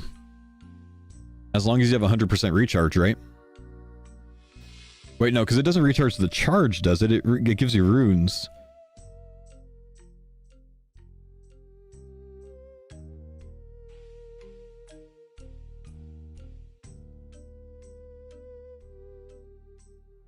It recharges the charge? Doesn't consume charges 100%. Oh, shit. Alright, there we go.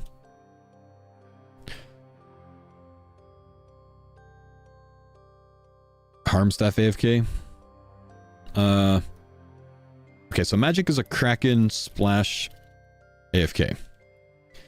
Whether it's a 1-tick or a 2-tick, I don't know. Does Kraken have an elemental weakness, chat? With Kandarin elemental weakness, that could actually be very good. Earth, what's the percentage? Does anyone know?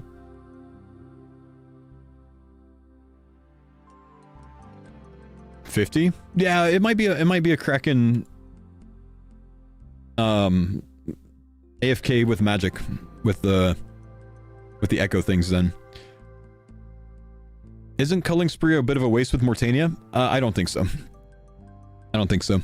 Because Grimoire's shit. So Culling Spree is much better. It's more so about like the slay task choice as well. Being able to choose 200 tasks versus 5 tasks, always being on slay task for all of your 15 Inferno runs, like all of that kind of stuff is just very good.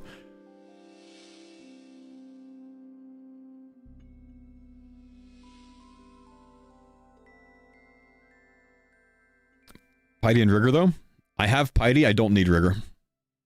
I'm a melee build. I'm not really doing an alt style except for 1-tick mage with this setup, so I don't need anything other than Piety. So I'm actually good. 6 Scythe Blind Bag is confirmed. It works. Runecrafting with this is Soul Harvest.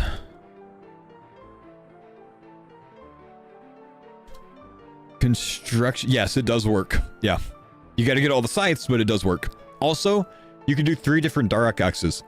Darak Axe 100, 75, and 50 are all different items. It doesn't proc off hit splats, it only procs off swing. But you can technically use 6 scythes for Blind Bag.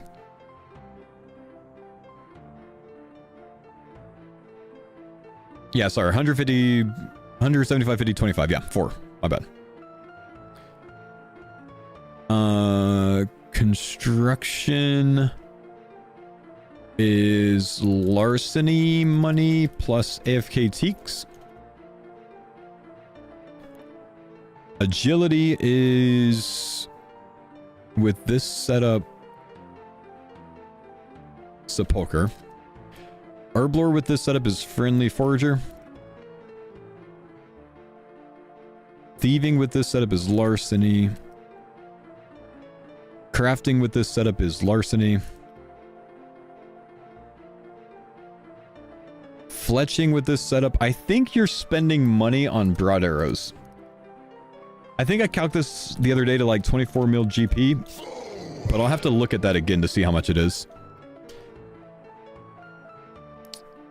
17 months from Mr. J Rules. Thank you, buddy. Appreciate you. Welcome back. Slayer with this is culling.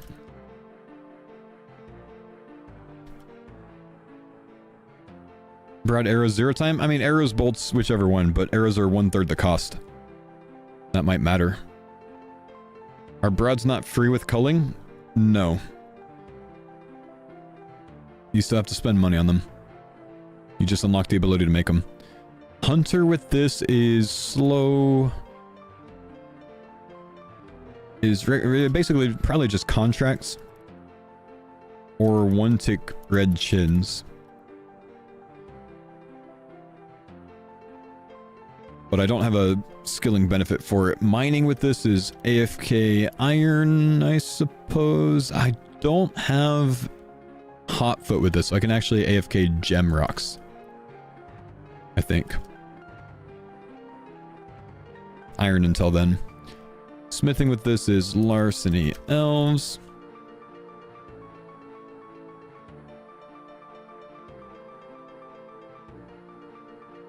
Don't get burnt out with leagues trying to post YouTube videos. Honestly, I might not even post any YouTube videos on the league for the first week. I'll probably only stream it because I'm going to be streaming Unreal Hours anyways. I'd rather do that. Average, thanks for the 2 months, man. AFK gem rocks for glory, or don't you have a way to charge it? I can charge it in the Myths Guild. You can also do clues for a charged glory before you do that. Even if you don't have a zone for it. I believe that works. Fishing is AFK trout, salmon? Do you not have an editor? I edit all my YouTube videos myself. Cooking is... Is there another option other than Karamwan? Because, like, Karamwan's really slow fishing XP per hour compared to trout salmon, I think. Is it? What's the comparison? Shit! I didn't drink my protein shake.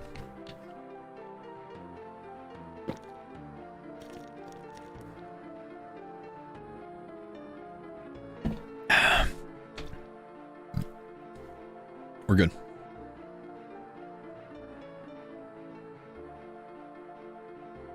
Let's see. 1.4 mil an hour last league at Karamwan. So it's worse this league because it was bugged last league to be 1 tick faster. So it's like 50% slower this league. I think it was 2 tick last league instead of 3 tick, man. Can buy raw Karamwan. I don't think I have a good way to bank those raw Karamwan, so I think that would kind of be giga slow for 50 mil XP.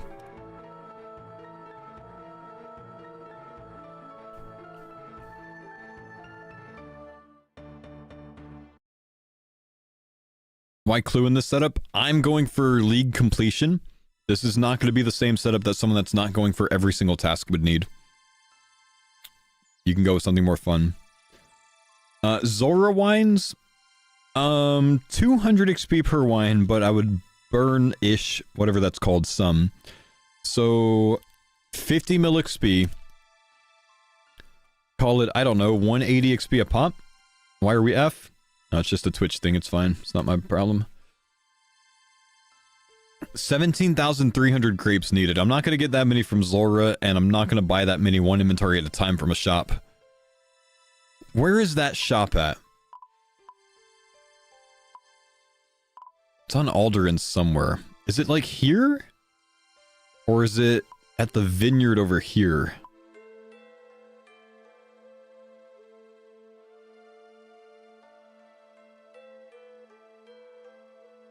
I think it's at the vineyard, maybe.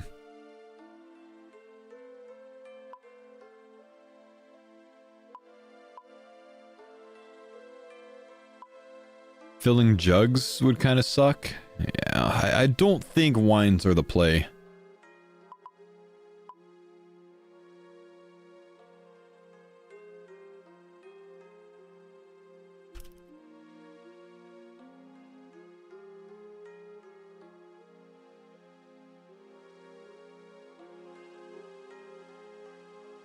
The shop's near the POH portal. Where's the POH portal at?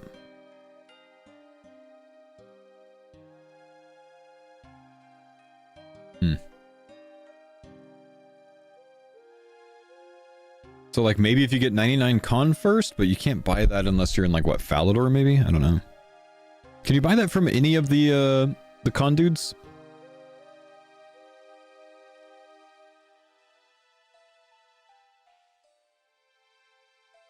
Or is it just, like...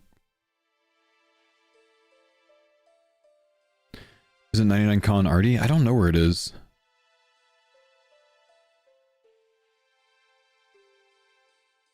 Priff has one? Oh, does it?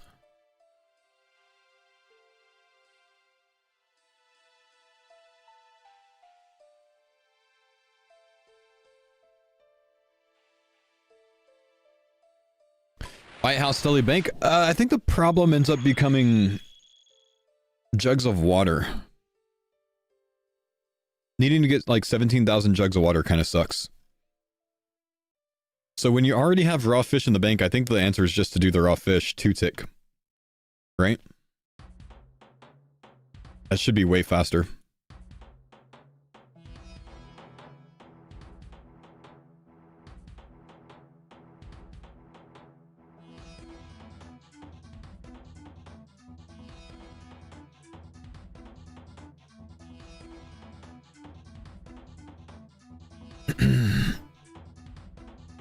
They spawn next to the shop. What spawns next to the shop, brother?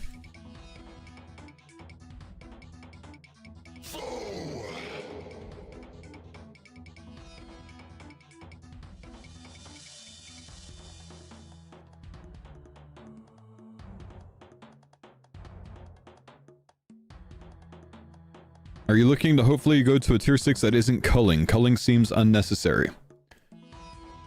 I don't see where this shop is, man. Jugs of water spawn next to the shop? I'm sorry, am I supposed to pick up 17,000 jugs of water off the ground?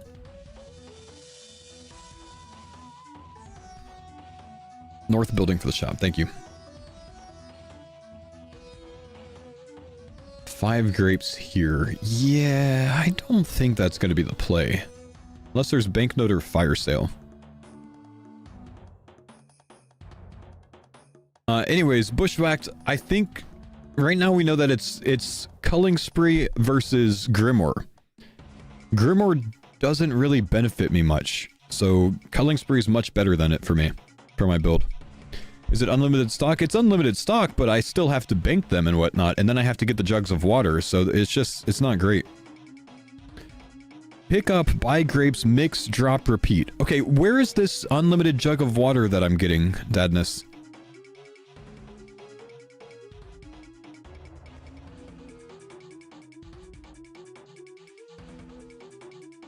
Upstairs in the general store? You are out of your fucking mind. And I am not afraid to tell you that. 50 mil XP picking up one spawn? Was I respawn once per minute?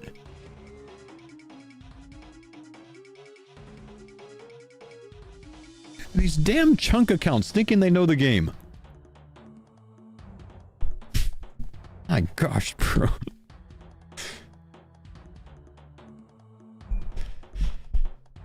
Sire for jugs of water? Probably need 100-ish sire kills, maybe 150. It's infinite though? Brothers! Brother, what are you thinking? Spawns are not instant on the ground in a league. They're not. They have to respawn. Shops are infinite. Spawns on the ground are not infinite. And even if it was, you could only pick up once per tick. You're out of your... Why are you even justifying this? Don't play into his weird fantasy. Knock that off, chat. Wait. I need to remove the dismiss option on all random events. Custom menu swap. Custom... What's the custom menu swap thing? Custom menu swaps. Apparently I have it, but I can't find it.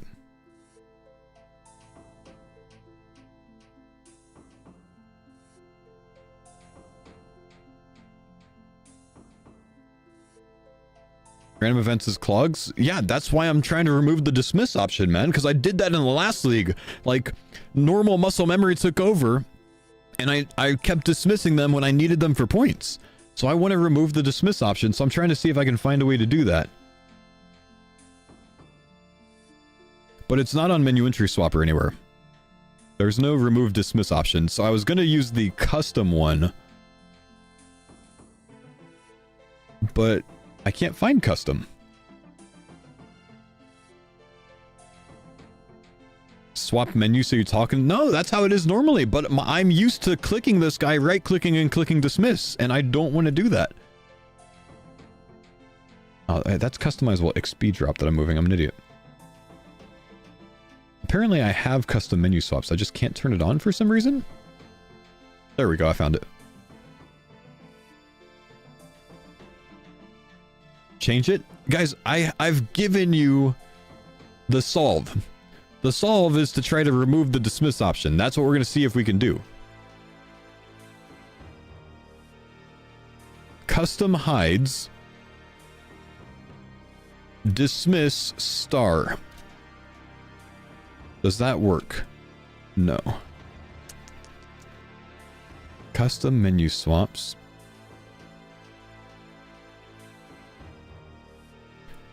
What if I just do dismiss?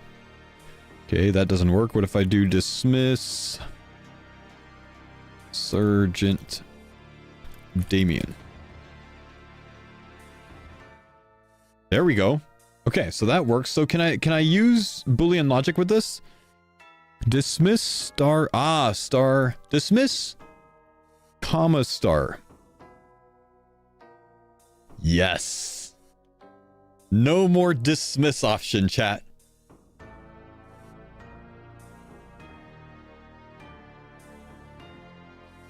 On anything with a dismiss option. I have no chance to dismiss them now. I can't make that mistake in the league. Why are we doing this? Because basically every random event in the league is points as long as you engage with them. But if you forget to do it, or you naturally go to dismiss them like you typically would, or like a lot of people typically would, like I did last league, you have to wait for them to come around again.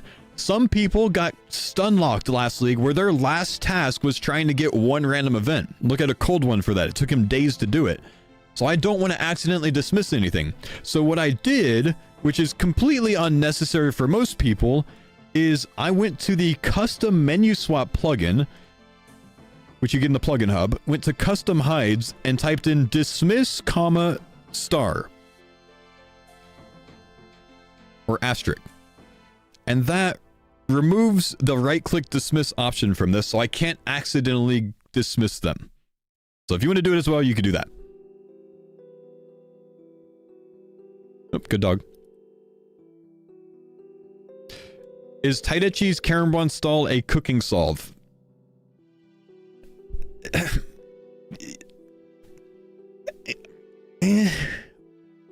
Maybe?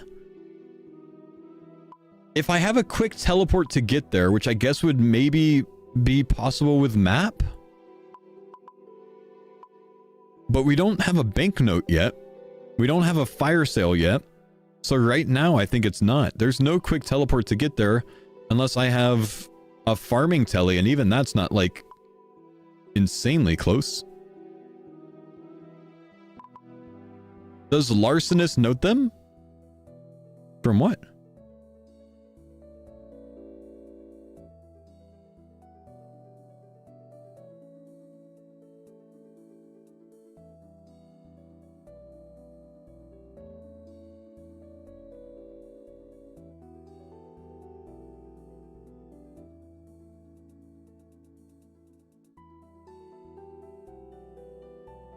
Can't you buy things noted in leagues?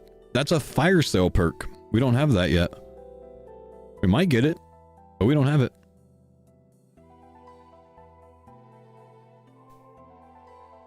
Sharks and Canifis.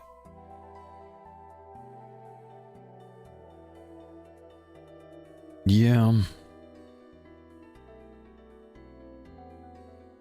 Items pickpocketed from stalls are noted. Right, so this NPC that sells Karambwans in his shop is not a stall. He's a person, dude. And people matter. Stop treating him like an object.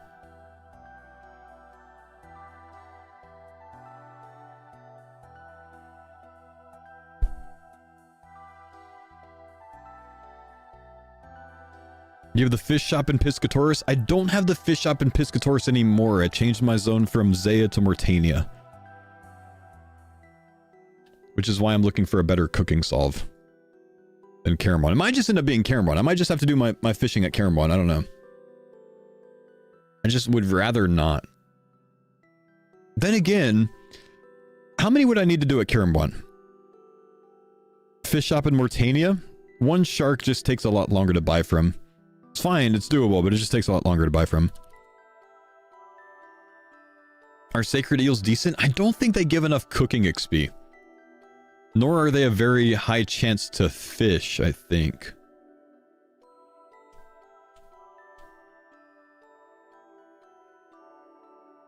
Sharks from minnows? No idea how that would interact, honestly. If it would follow the good minnow spot, it should, right? But it doesn't stop fishing it.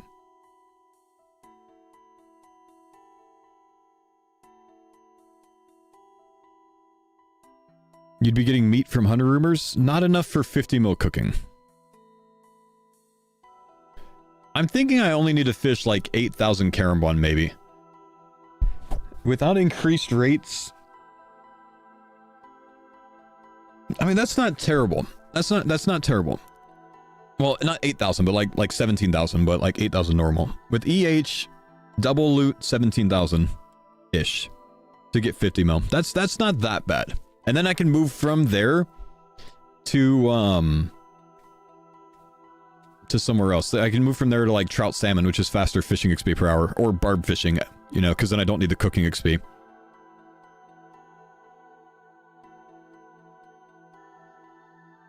$16.45 from level 1, assuming that you burn 0, which is not the case, so more than that, maybe 18, 19,000.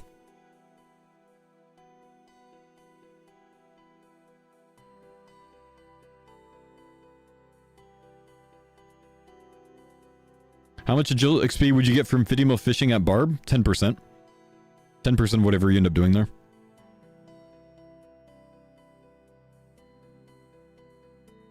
Will you make a route when all the relics are out? Of course, man. Of course.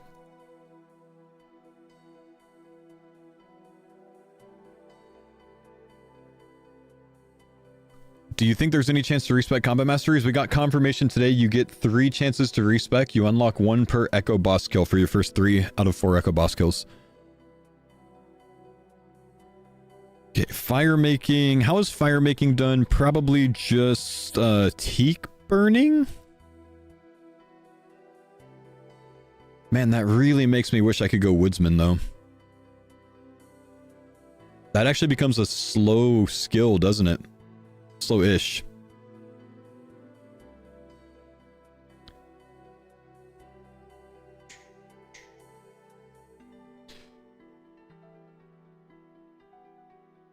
Pyres in Mortania? Yeah, the Pyre task still makes me want to take transmute somehow. I need to figure out if I can make transmute work.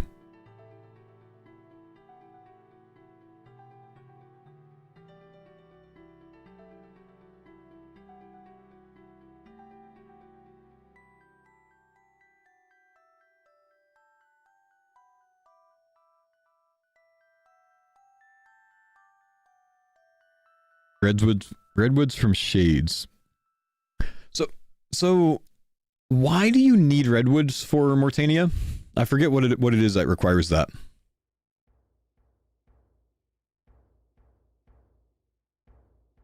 For the highest tier pyre for the best keys for the zealot outfit.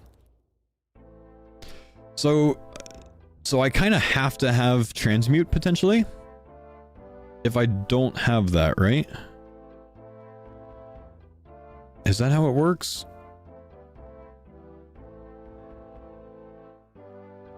Burning magic's taking a low chance of rolling a golden key.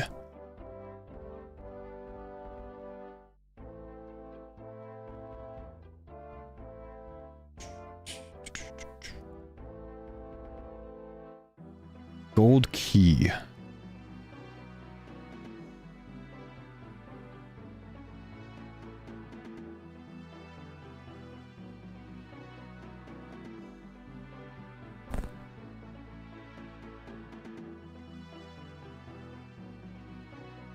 You have to get a gold key from a Urium shade?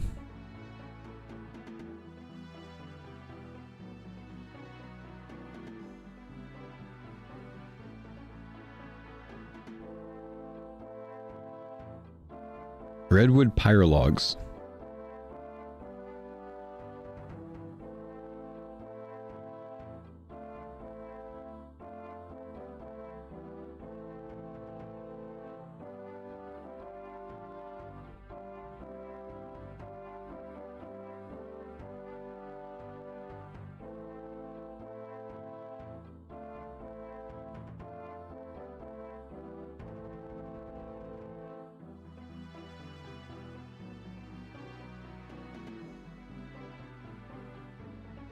So I can only get it from redwoods. So I have to burn fire for redwood logs or what? No, you can get a gold from Jagex. But that actually might take me a lot of time, huh?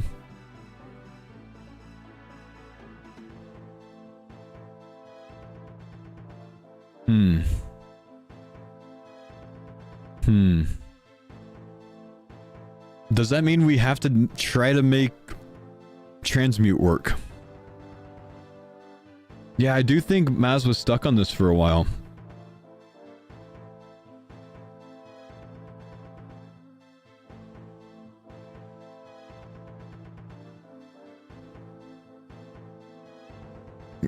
Redwoods were required for burning, for buying the forestry outfit, and point cappers didn't take Zaya. They had to grind shades for redwoods for the golden chest. Oh, right. Do you still need that for the forestry outfit?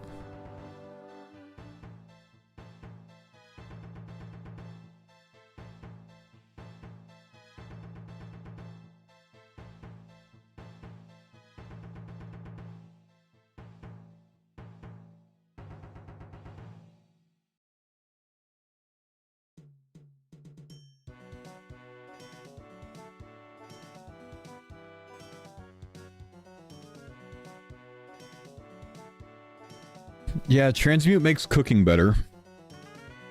Saves time.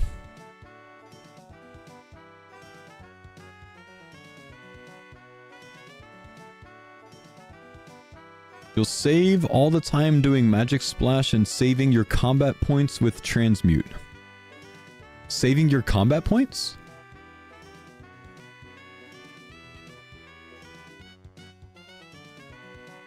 Transmute solves cooking, fletching, magic farming.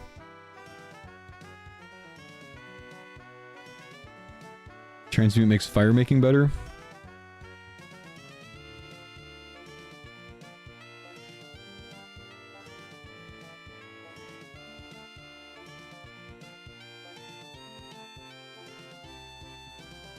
Transmute makes herb better than forager. Transmute doesn't change herbs, it only changes herb seeds. It's actually kind of bad for it still. Helps crafting. Crafting solved with Tyranwin.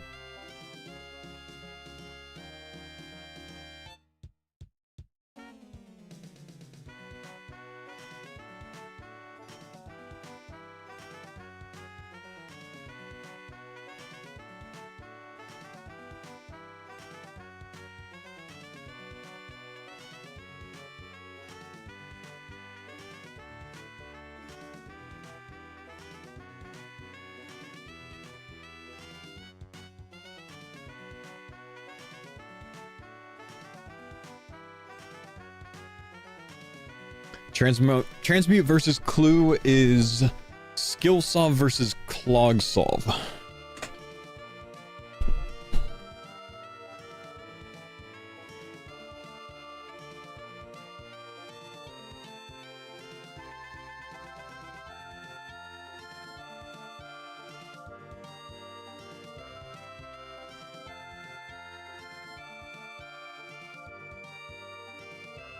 You get 10x clues with Larcenist. It's so much extra time spent thieving, I think, if I have to get my clues from Larcenist.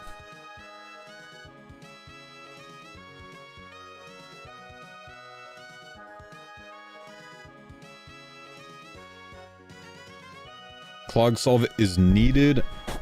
Transmute or soul. If I take transmute, then it solves prayer still, right? Soul solves prayer, transmute solves prayer. Soul solves runecrafting, transmute runecrafting is still slower, but it saves me the time on the redwood tasks with the fire shades or whatever, the Urium shades. And that time save alone might be worth the extra runecrafting time. I have to switch from Evil Eye to map though.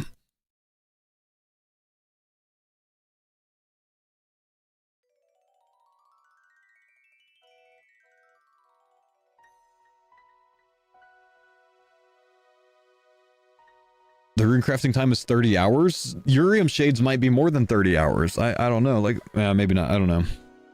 Or I guess it comes down to like if there's that like redwood task needed.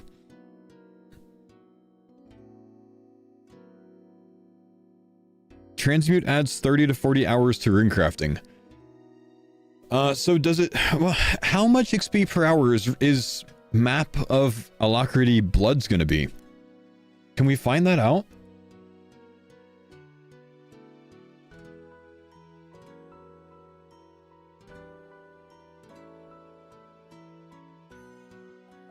You can go Grimoire over Culling. Grimoire bad. Stop thinking Grimoire. Grimoire bad. I don't need Ancients. Grimoire only gets me Ancients.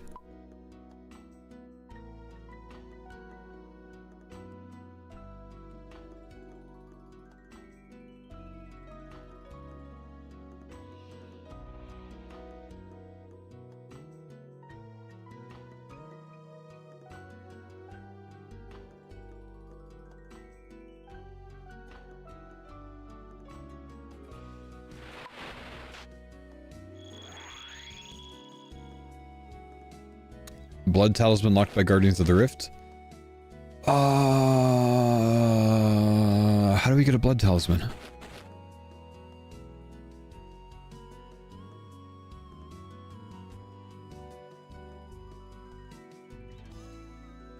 General store in Canvas. Oh, beautiful. Thank you. I genuinely don't even remember how to get here. Is it down there or is it up here? It's been so long since I've... Wait, this is it. So you tele to this spot right here?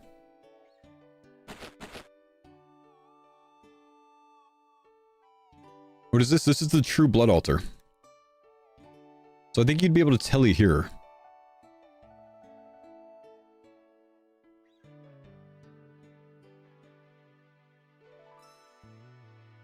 And then you use...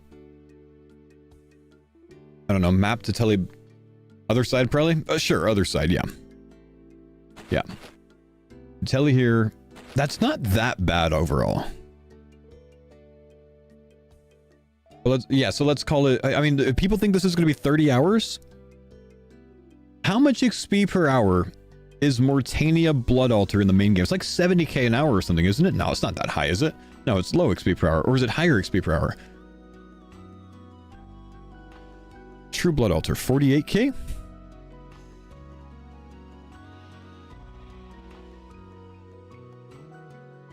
40k? 40 to 50k? 50k. So 50k. So if you're skipping all of that run, what do you think it goes to? I don't get rune pouches until what, 99?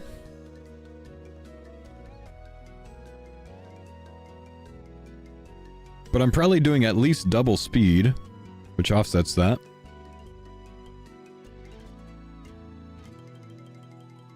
Yeah, I'm thinking maybe like 60k an hour or something. Don't you have soul shards? Not if I don't take soul. We're considering all sorts of different things to figure out what the best combo is. So like what, 1 mil an hour, you think?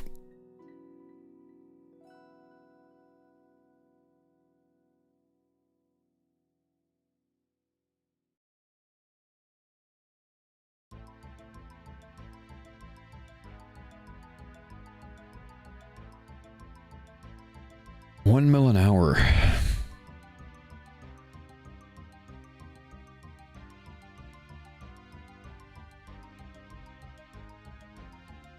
$50 hours of that?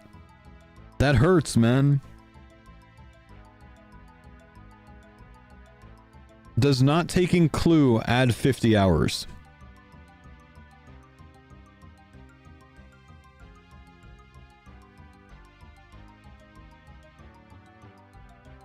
Having Clue versus not having Clue. What do you think I do? Do I do twice as many clues overall?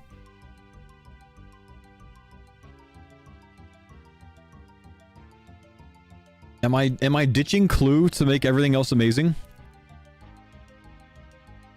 Am I gonna hate myself getting 750 clogs?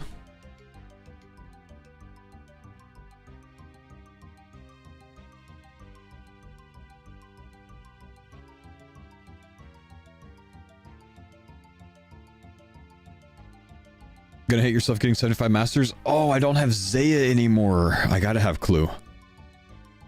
I gotta have Clue.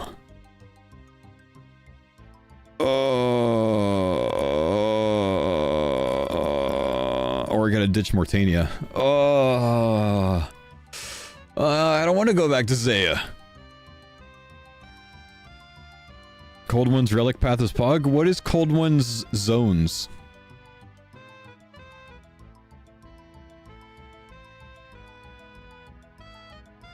DTW? Yeah, desert is probably better than Mortania, but it's not as fun of a zone for combat build. He'll finish all tasks before me, but will he have more fun doing it? DTW. Does he run into issues with clogs there? Or combat tasks with DTW? I don't think you can max points with that, can you?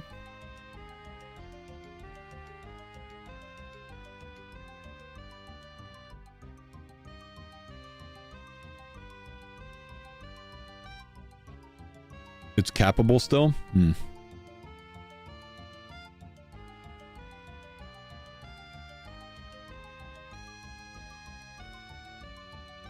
Clogs are tight because of taking Tyranwan? Hmm. You need a raid region? The desert's a raid region.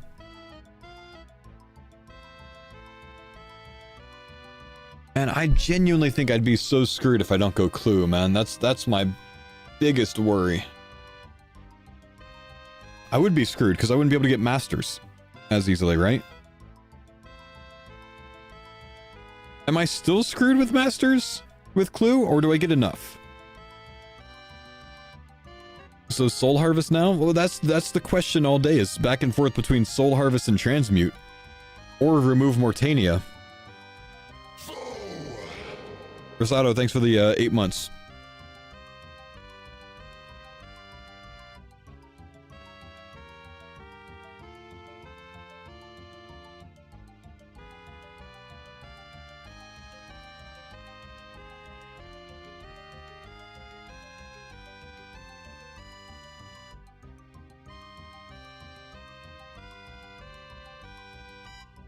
How many points is 70 clogs? It doesn't matter how many points it is. It matters that it's a task. It doesn't matter how many points. I've got to do all the tasks if I want to do all the tasks, you know? Runecrafting seems like a non-issue. Runecrafting for 50 hours in a temporary game mode is not a non-issue. If we can have a solve for it.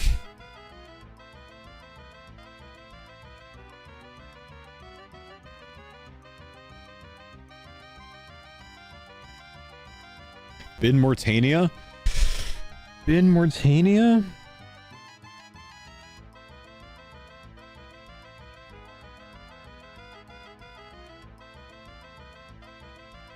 But the Noxious Halley strength.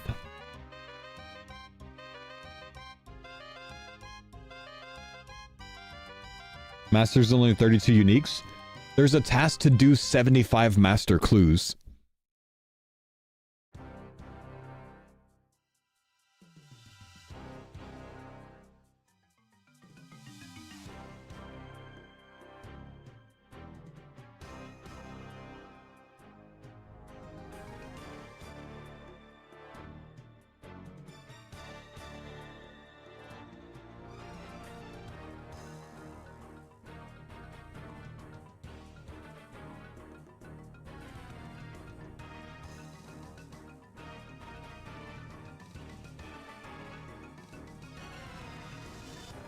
Blind bag is the strongest and the most fun with Mortania.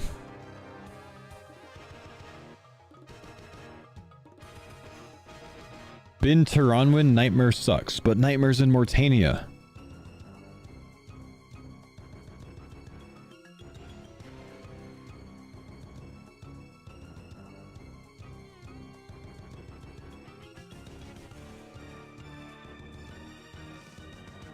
Blind bag not bad with Asgarnia with God Swords, but Chally weaker.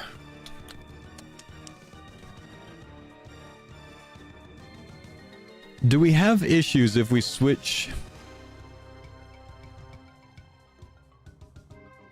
something to Asgarnia? What do we switch to Asgarnia? Kandarin?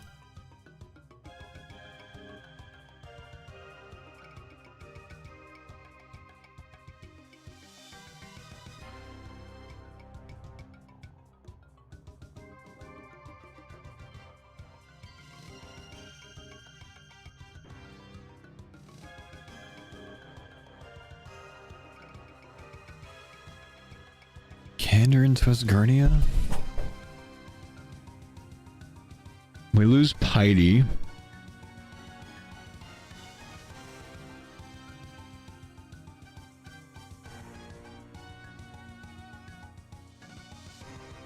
Farming's still meh. You get all the God Wars tasks now? Get all the God Wars tasks now, yeah. I mean, about the same amount of bosses as Mortania, though, right? I'm sorry, no, it's not Mortania we're switching, we're just adding a ton of bosses over Kandarin. Collection logs become easier, combat achievements become easier.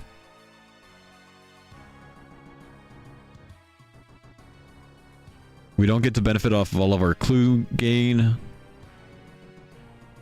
So I've just spent a lot of time farming for clues.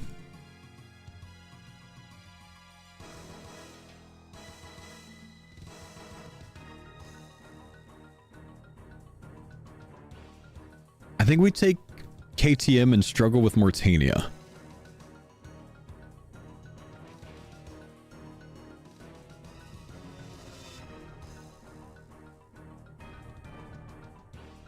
Gotta do Awaken Whisperer? That's not a problem for me, man. That's... That's fine. No big deal really, bro.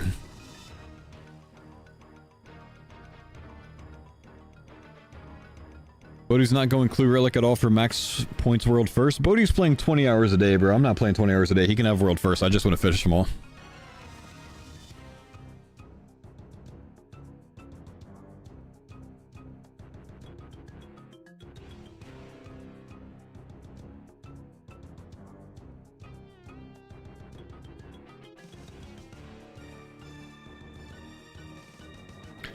Don't bin Mortania, it's too good.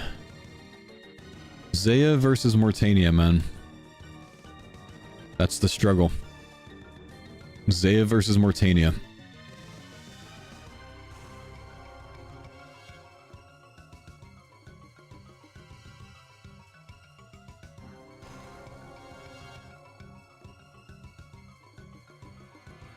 Yesterday I didn't have Zaya Taranwin Kandarin, did I? I had Zaya Asgarnia Kandarin.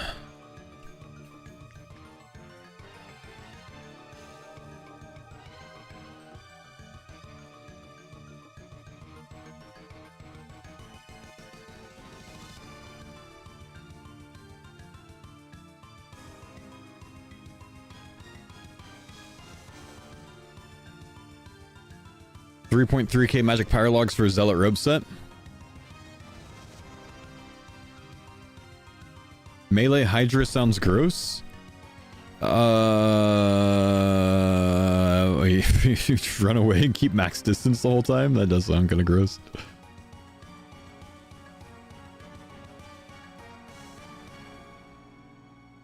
Why Culling Spree? Because I'm not going to take Grimoire for Ancient Spellbook when I'm a meleeer.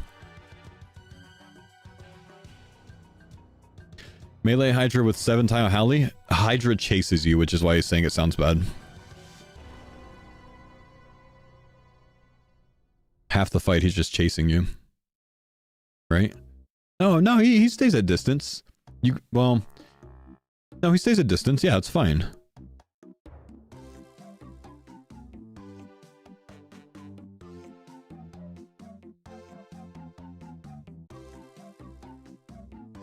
But if you move for like 4 or more tiles away, or more than 4 tiles away, he starts chasing.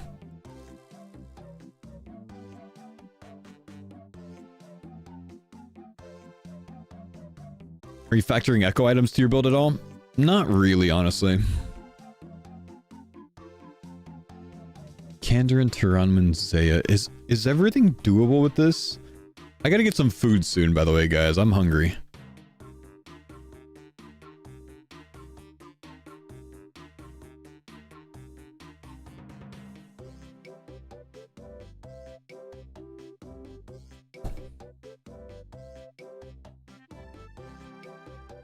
Skip Tyranman. Tyranman's so boring. Honestly, Tyranman's kind of fun.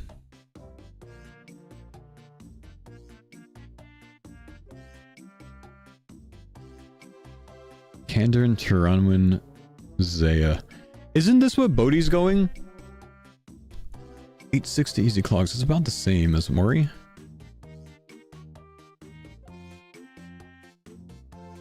This is what he's going.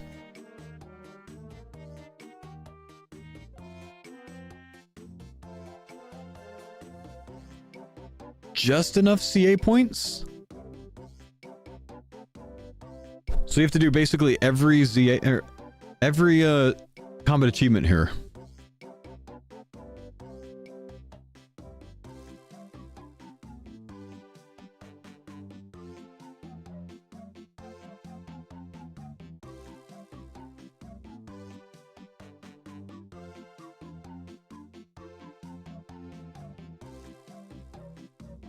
I think you add a lot of time having to do 100 CM chambers rather than 100 TOBs, huh? I mean, you're probably like looking at what, like 12 or 13 minute TOBs versus like 25-ish minute CM chambers. Twice as much time doing it.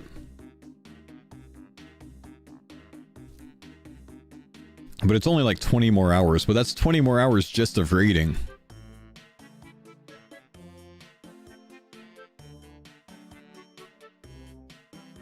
And you have to basically do every combat achievement possible. Because I think you need 1100 points. This one you have a lot of breathing room, you don't have to do everything.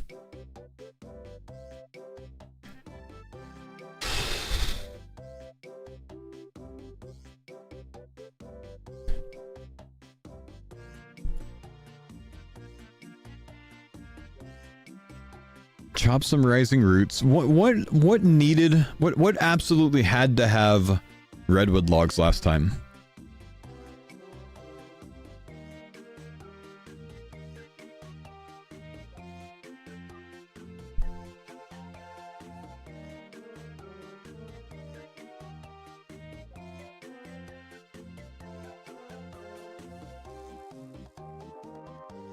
Creating a black dyed shield?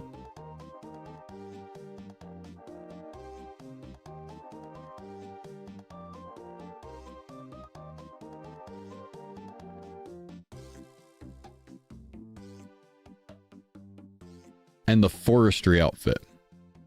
So you need 2 redwood logs. What's the forestry outfit called? Anyone know?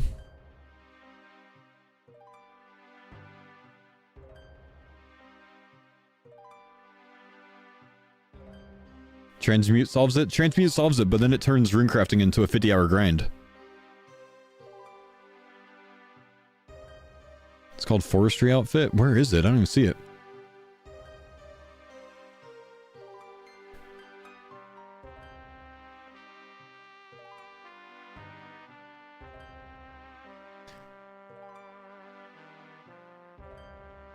It wasn't a task?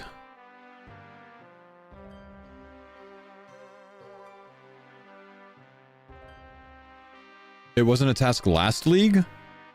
Oh, so this was 2 leagues ago that it was an issue?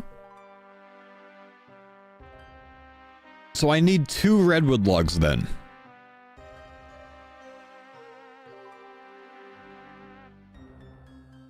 If I take Mortania.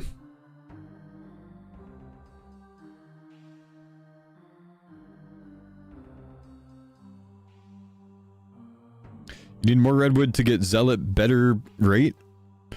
Well, can I accept getting Zealot with magic logs?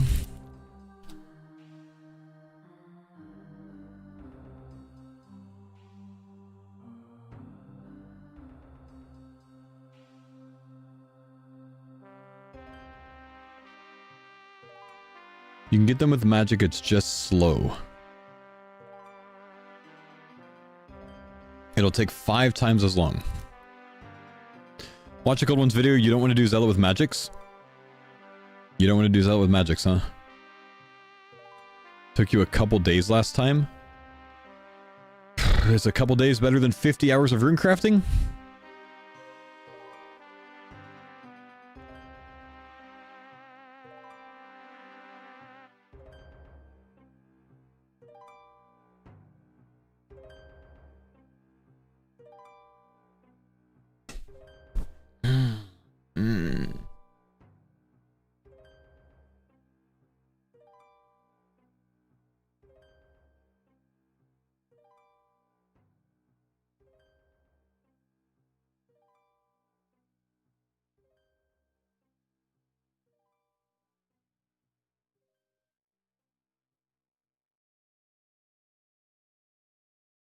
Hours of rune crafting is the known amount of time Zealot you could go dry on.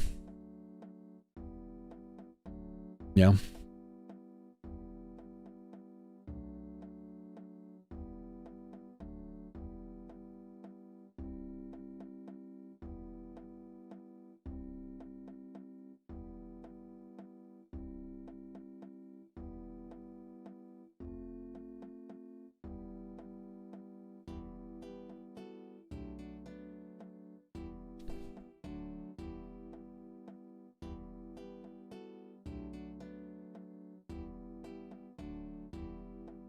Is there any world where I can ditch Larcenist here and take Soul Harvest instead, and then also take Transmute? What do I lose? I lose Smithing.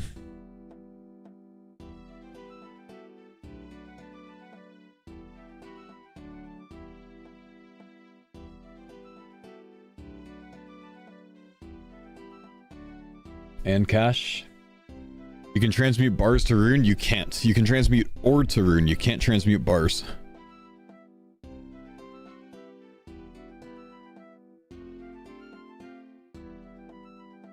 I probably add 20 hours of crafting with this. Actually, less than that, because transmute, I think, solves it. Wait, does it solve it? How am I getting those gems? Yeah, I could gem rock it. Could gem rock and then transmute those up to dragon while I'm mining.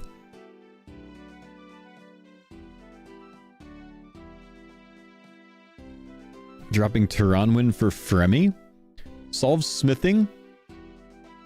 Gives souls and clues. Gives souls? What do you mean gives souls?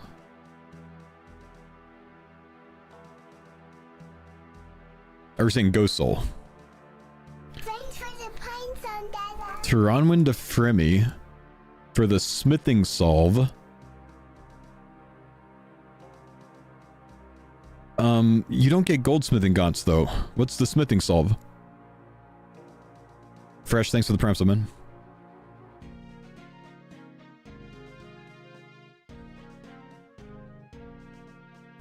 Max cape. So 99 to 50 mil.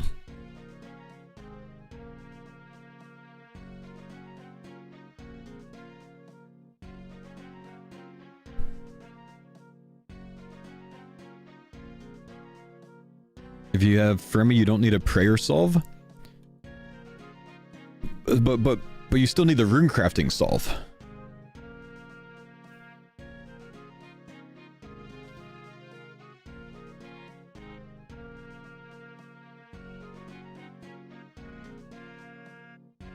Astral runes? But that's not fast. We can do a rune crafting altar anywhere. It's a difference of do we get it done in an hour or 50 hours?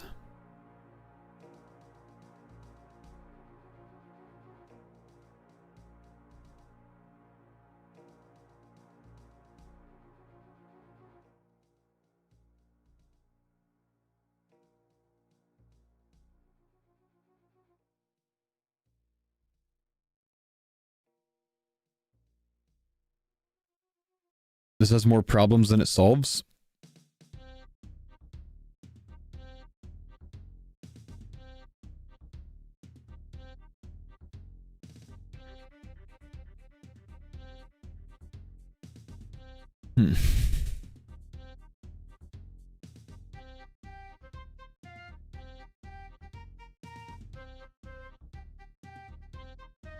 We do have 50 days.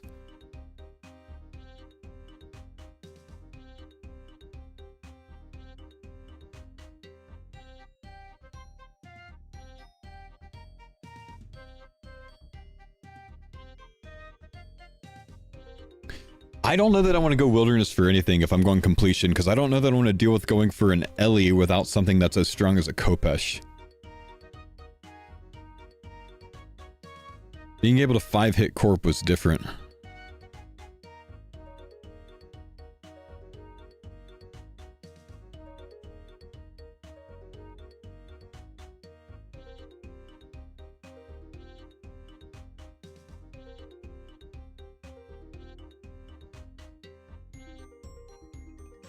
At least full damage? Yeah, but you're not going to 5-hit him, I don't think, man. And you're going to take a lot of damage from him.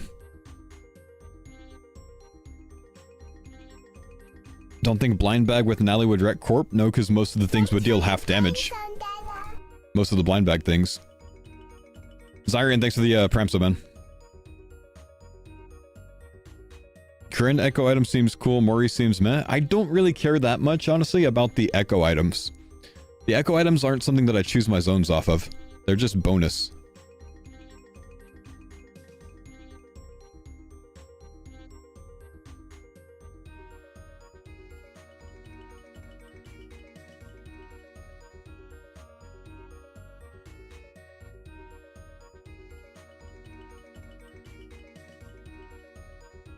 Five Nallies to blind bag? They need to be unique weapons. It's a big benefit. Skipping clue solves a lot, but at what cost? Possibly the whole cost, man. Skipping clue could ruin us, which is the problem. I don't know how I get the amount of master clues that I need if I skip clue.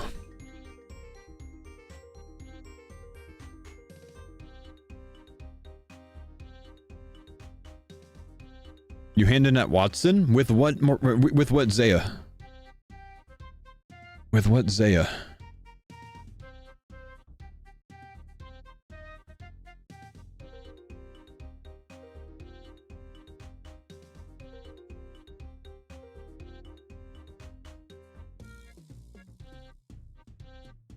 I feel like a lot of people are going to take transmute then hate it later. I feel like you're right with that, honestly, man.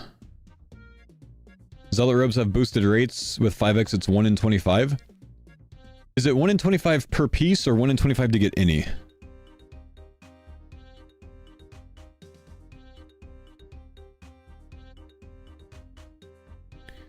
One in 25 per piece, huh? You're guaranteed no dupes? It's always in order. So it's 1 in 25 to get one. There's 5 pieces, so I need to get... like, a drop rate is getting... you know... man, that's a lot, dude. It's a lot if I have to do it off of Jagex.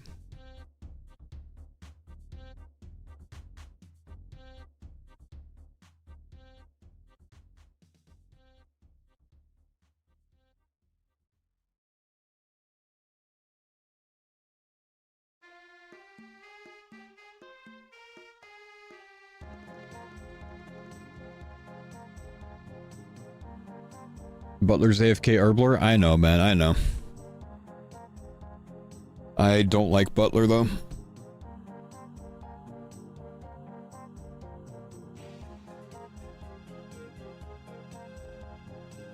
Maybe we're Zaya again.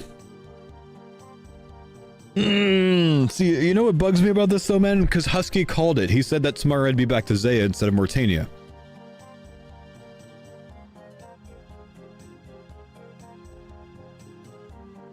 Zaya, Mortania, Asgarnia? Hell no. Worst idea in the world. The 3 biggest PVM zones in the league? Absolutely not. I want to finish sometime this year. Good lord. I'm trying to find the best combination that's kind of semi-strong, but is just the fastest to complete all of the tasks. I need to complete all the tasks.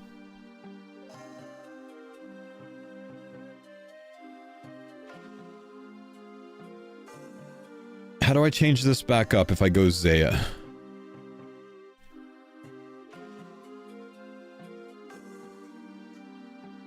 Do we go back to Clue? Or maybe we could take Butler or Transmute instead of Clue if we go Zaya. Go Bodhi's route for it and hope that it's enough, because we can turn the clues in for Master Clues. When did I change my goal again? When did I change to, like, league completion? Early last week, I think. Oh, but Zaya again has the problem of having to do, like, all of the CAs, which it just sounds annoying. But if that's what holds me up on it, like, that should be very doable. Why not desert? Because screw the desert, that's why. Desert, I think I run into a similar issue, man. Like, do I have the same problem in the desert? Of not having, like, enough skilling solves? I don't have, like, I have to take Clue if I go desert. Then I might not have enough combat achievements to do this combo, so I have to ditch Tyranman for something else. Yeah, I don't have enough combat achievements, so that's out. Awaken Leviathan? I don't have a problem with Awaken bosses. Some other people might, but I do Awaken bosses in my sleep. Like Port Khazard on the Awakens. Auto cap? Genuinely, Awaken Leviathan took me 5 attempts to kill. I mean, and that was without BIS gear. Just saying. I don't worry about the Awakens that much. I gotta go grab some lunch, guys, and we're gonna solve this. I'm gonna figure out the best strategy. We're gonna solve it. Be right back.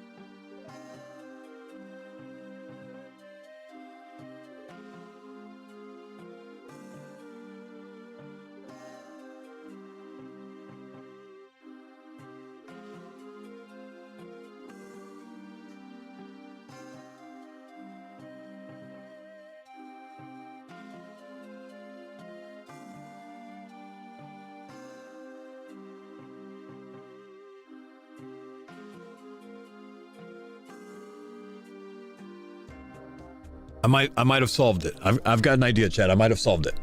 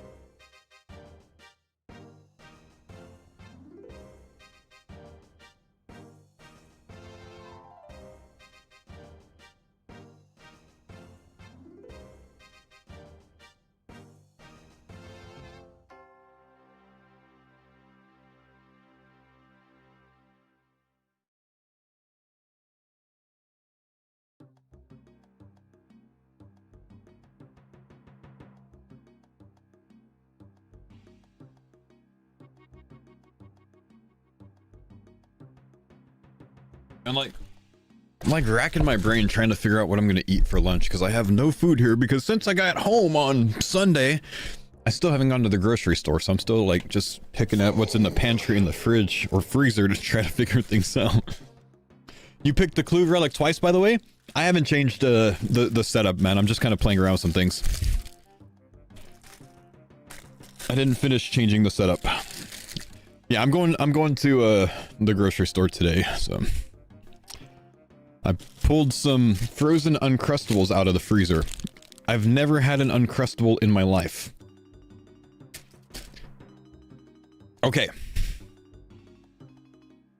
How much am I going to hate this, guys? If I go...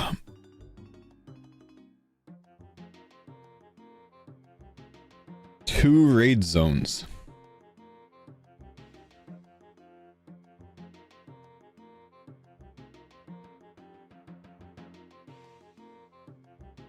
A lot?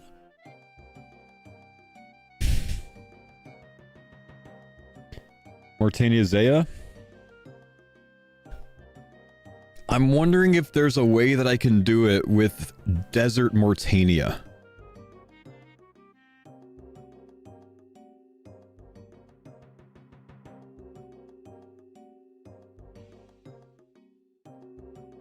In the desert, I get Guardians of the Rift and Smithing, like with Giant's Foundry. So I actually solve Smithing and Runecrafting, so I don't have to take Culling Spree.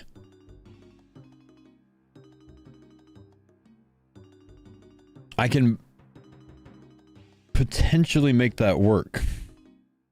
Thieving is solved on its own from doing Pyramid Plunder, so I don't need to have a Thieving Relic for Larcenist. So I can change Larcenist to something else like Nature's Accord, which solves me Herblore, and it solves me Farming. Which farming's not tough anyways, I think, though there is fewer tree patches here. So I might end up needing that, that Nature's.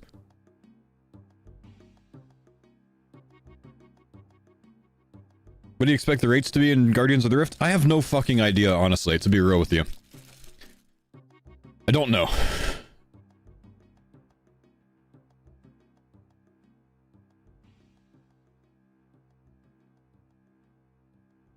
Desert doesn't have anything for farming? Yeah, but you free up Soul Harvest, potentially. And you don't need Larcenist. So with this, you still have to take Conniving Clues.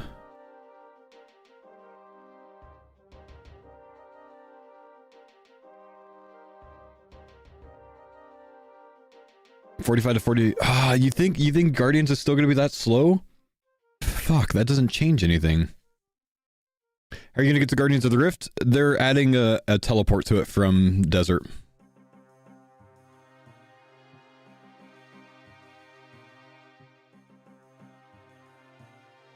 Hang on. Did some calcs for runecrafting true blood rates after 99 with day alt and pouches, considering 10-6 of running, 15-6 for crafting, banking, teleporting back. It'd be 3 mil an hour. So 99 to 50 mil, 3 mil an hour, that doesn't seem bad. And maybe half that before then?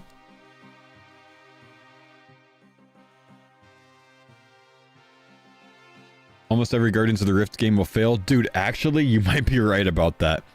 Okay, we're not cooking. We're cooking with something that is not heat. We're cooking with ice right now. Cam? Kuzum? Why not Zaya and Mortania? Because it's so much content, man.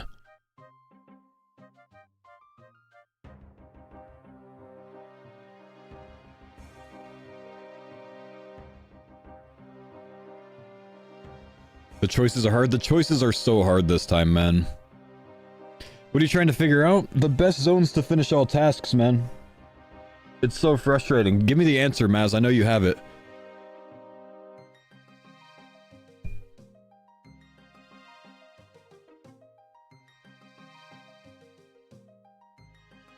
KTZ? Yeah. But I don't like KTZ. You know why? I don't want to have to do every single combat available, like combat achievement task available.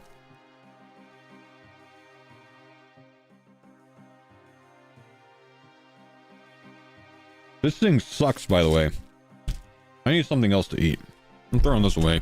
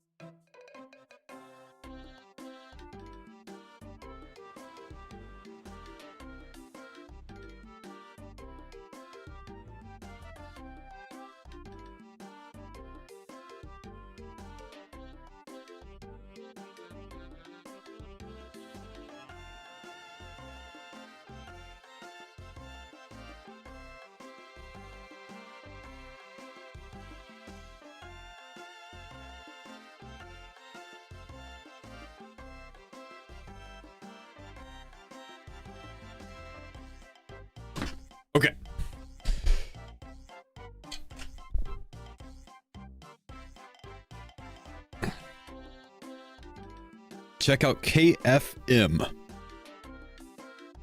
KFM.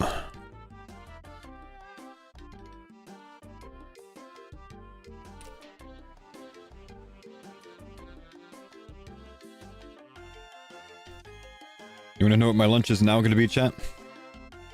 Yesterday or last night, I took a frozen loaf of my wife's homemade sourdough out of the freezer because of my lack of options to eat right now because I have not had time to go to the store. So I'm having that toasted with butter. See how sourdough that's been frozen for 3 months tastes.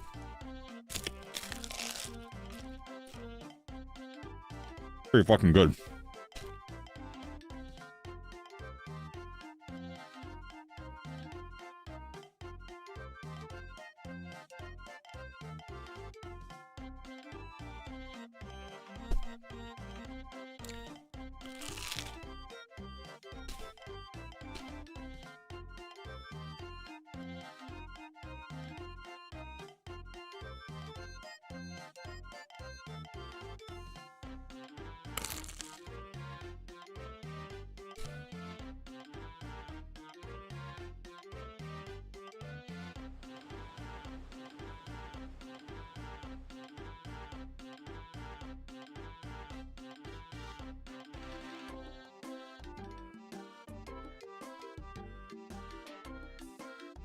KFM.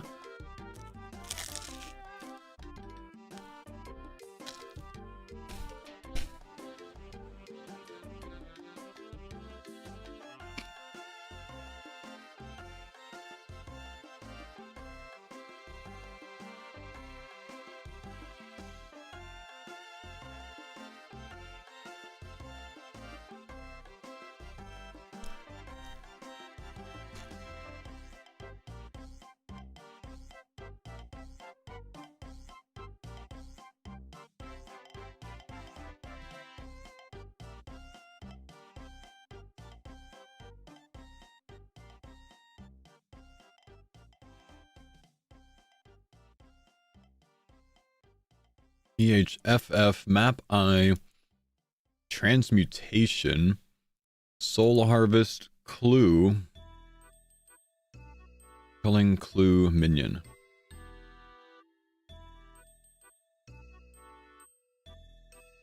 Why don't we like KTZ? I think it was like no breathing room on combat achievements, so I actually have to be good at the game. There's some other issue as well. I gotta look back at it. But even either of them, yeah, I'm not worried about them. I just want to see if there's other potential before I accept that.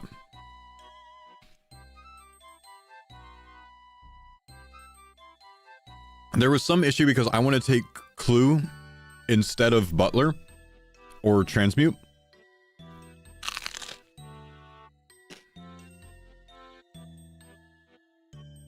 It's a hard lot because of Watson. I think you're right. What makes K good? It's fast. You have one slow zone and 2 fast zones.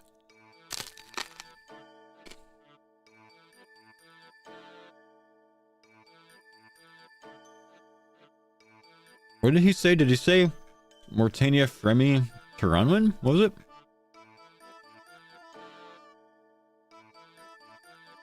I lost it.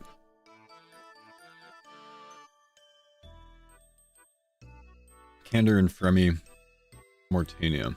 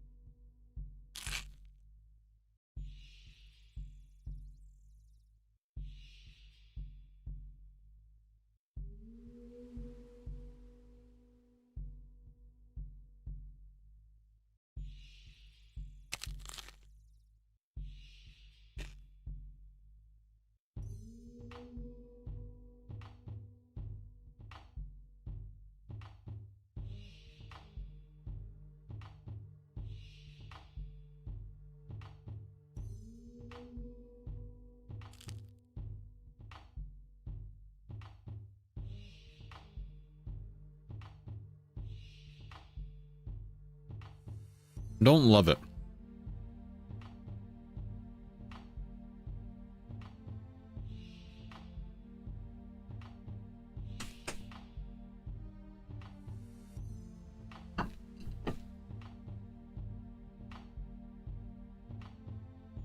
Why? The content for one.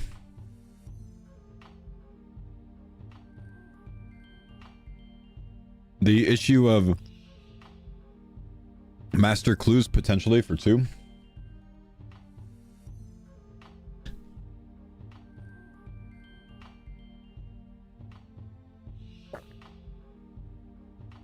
You get clues. You reload a clue relic. What's your master clue income though? Like what's it realistically look like to get 75 master clues with clue relic? I forget.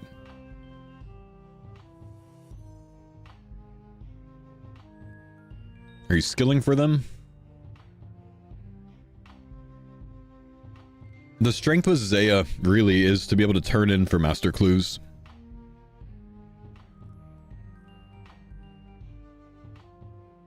One in 5 elites for superiors? Right, but like, do I have to kill 100 and... what, 25 monsters to get an elite clue? That's not that fast, you know?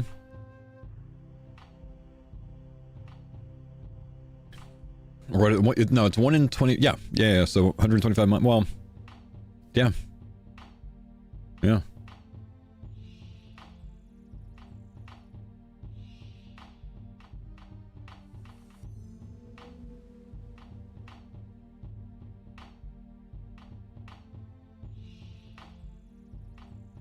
Skip conniving, turn in ones you can't complete for masters, pick larceny profit.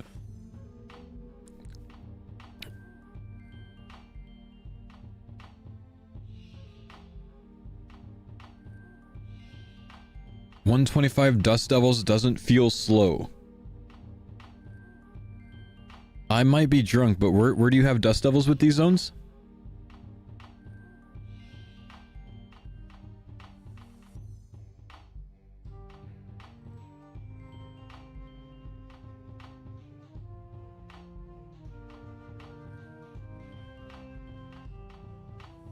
Maybe you meant Smoke Devils? Maybe. The problem is you can't choose your task.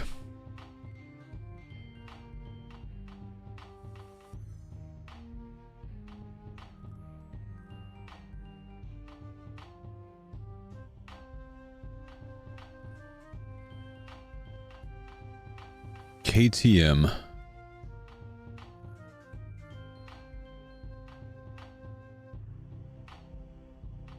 $869 clogs.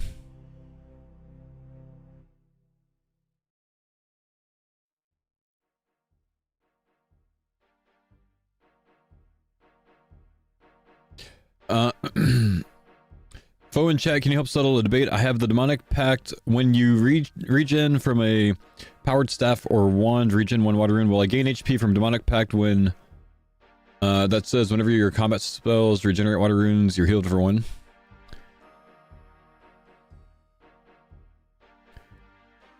This one's going to regenerate you HP when you're using a powered staff. This one's going to regenerate you HP when you're using a actual magic spell. So they're different.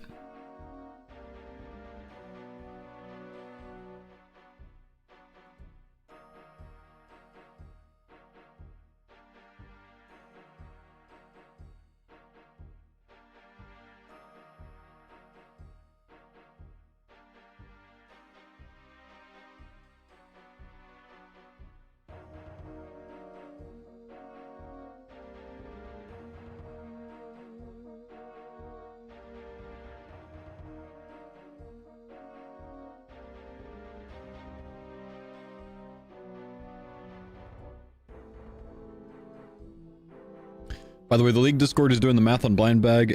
Looks like even with 3 Scythe 2 God Swords, it's absolute garbage. What's the highest DPS setup they've come up with so far?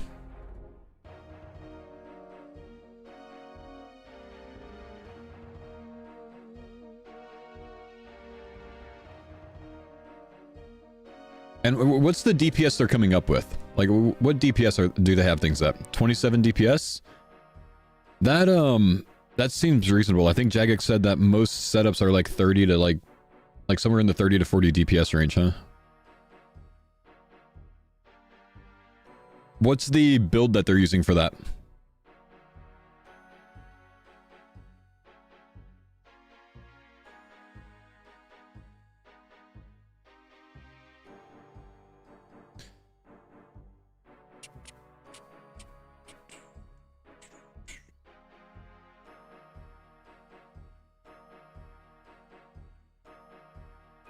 $27 DPS worse than last year? I think a lot of them were like 40 to 50 DPS last year, maybe. I don't really remember.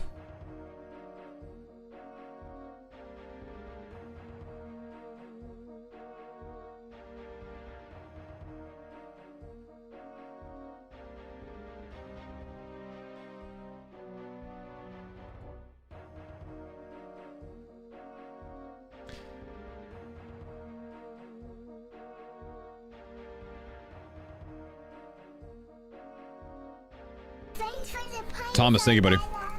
Appreciate the prime, man.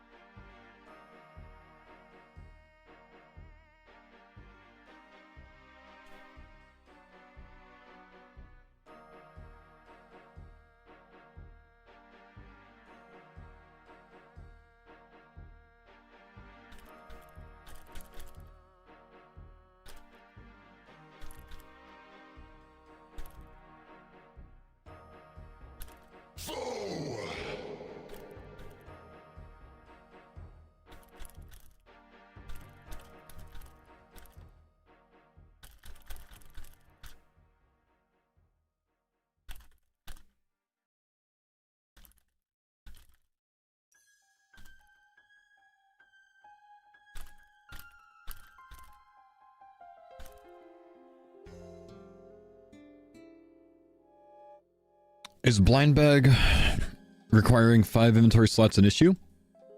Yeah, for some people it will be, for others not, I guess, man. Generally speaking, I don't think so. Foe, are you fully committed to melee? I think I'm more committed to league completion than I am to melee. Like, if there's a build that blows melee DPS out of the water, then I would, you know, with my zones, then I would definitely consider that.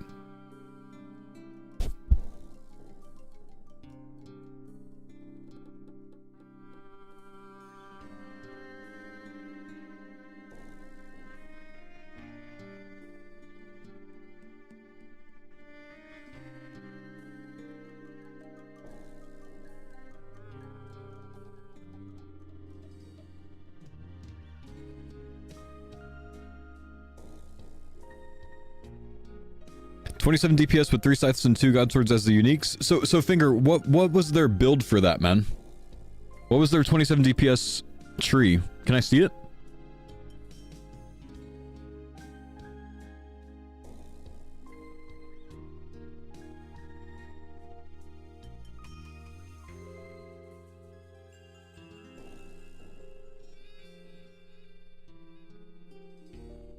Have you looked at Thorns? Have I looked at Thorns? Oh, I've looked at Thorns, bro. He's using what you cooked up, I'm pretty sure, incorporating range echo chances to as some custom coded calculator. What if he's wrong though? Like, I'm just playing devil's advocate. Like, what if his math is wrong? Oh, he probably is? Well, don't tell it to me like it's so sure then if you think he's probably wrong.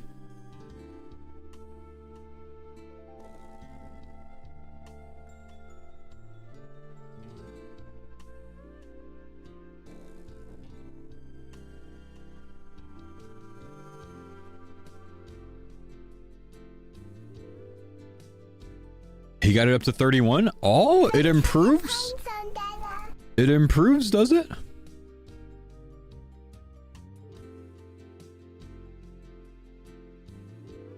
Am I back to Zaya?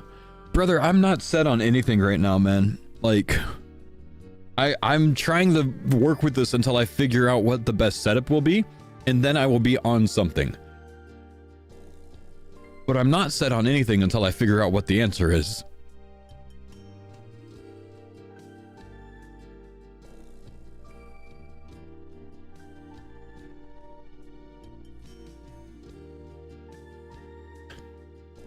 They made it too complicated. They gave us too many options, man.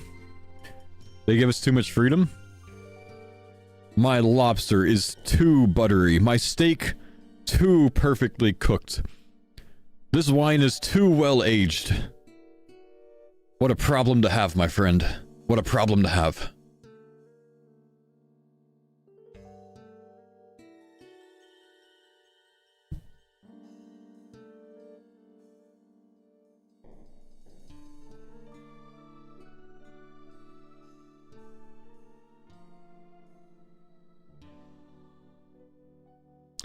Hey, Fo, could you walk me through your setup? No, because I don't have a setup yet, man. Instead, I have a lot of different ideas. You know what I want to go back to a bit? I haven't played around much with packs today. I've been more stuck on zones, and I still have time to figure out zones and stuff. What I want to play with today is some different builds. That's what I want to play with, because we haven't really messed with the 40 pact builds much.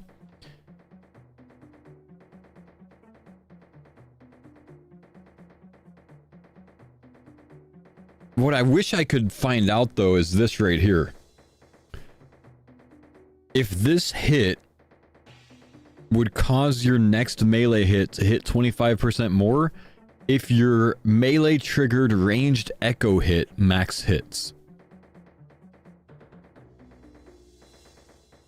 Because I think having this changes the build a lot, makes it a lot stronger.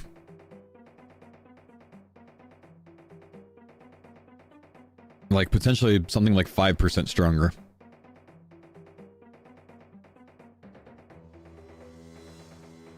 So you alternate max hits? No, this is actually not alternating. This is just relying on your 20% chance to toss a ranged echo per hit to count as a range hit. Did they put numbers? One flat per 12 levels.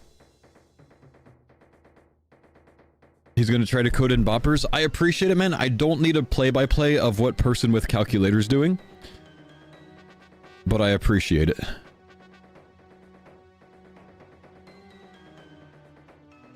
Particularly person with notably wrong calculator.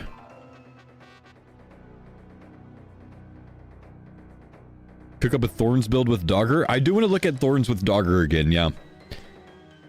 So let's see. I'm going to... Here, let me do this.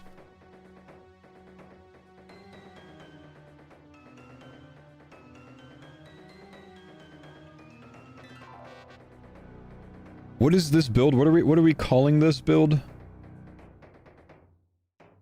This is a...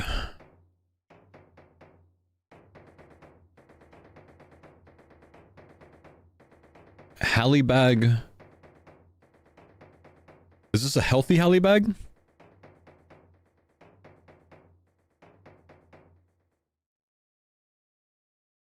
No, it's not a super healthy Hallibag. This is the long range Wind Fury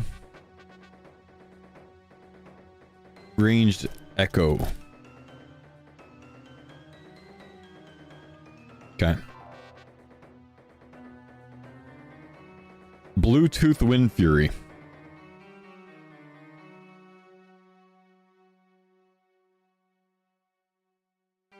Okay. Did we get an answer on the... No, we haven't gotten an answer on the ranged echo item, have we? The KBD item, if it works with Ice Barrage. Okay, so... If this was that... Friday for that? Okay, Friday for that.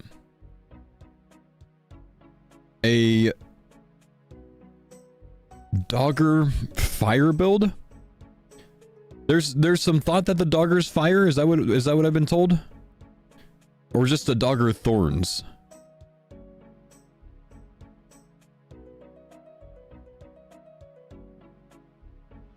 Yeah, we get 40 points.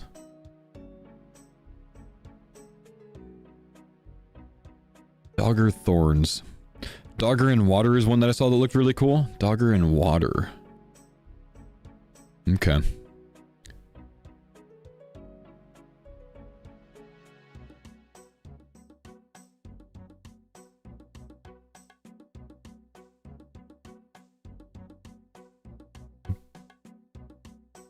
Dog water build. With thorns, I imagine we want to be healthy.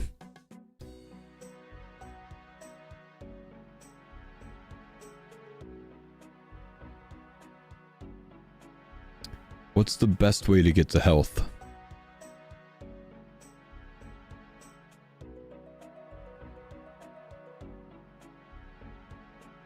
If it's a Dinny Thorns, we can go big echo hits with...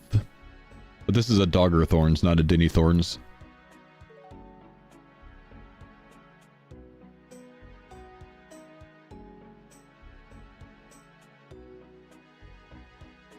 Don't think most people will be able to get all 40 points. Building for 30 is the more safe route. Eh. Yeah, you do want the spec relic with the Dogger, I think.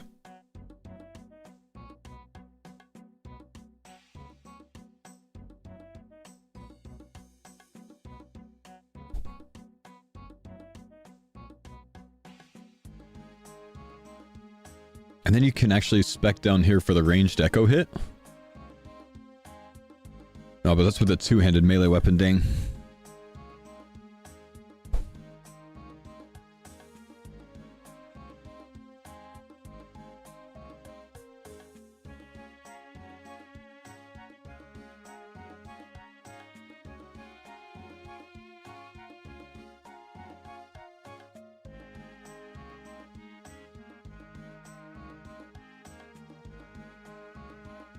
Don't know that I want to build too much off of the Dogger, because I just don't know where to take it.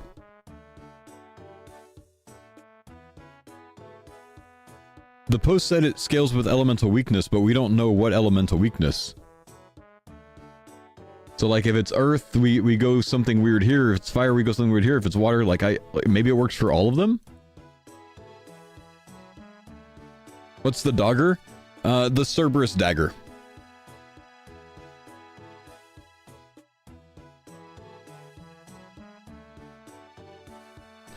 What about the Scythe Wind Fury?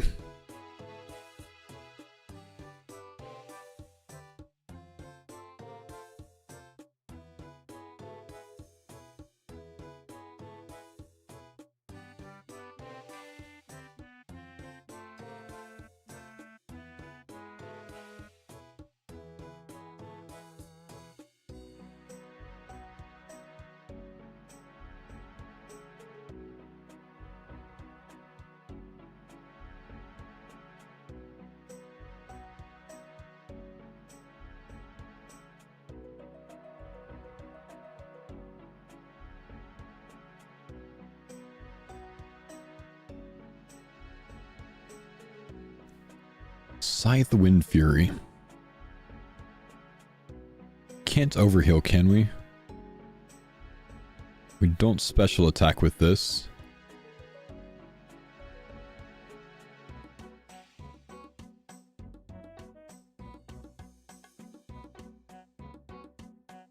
Where do you take the Scythe Fury?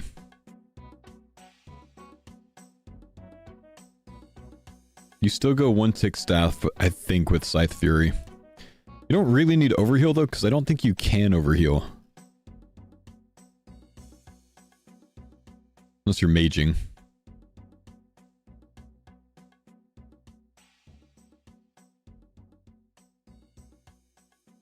There's not much benefit to regenerating scythe charges, is there? Where's the heal from? There's not a heal. Unless you do mage heals.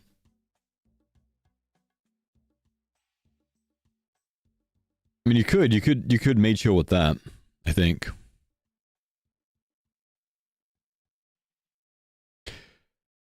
Go for regenerate if you're getting scythe as a main hand.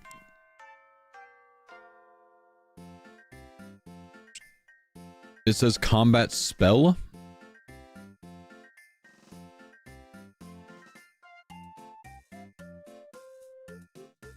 But this, man, is a charged staff. Right? Does that count for this? I don't know. It's currently unclear if the Trident regen is a combat spell. I see. Okay.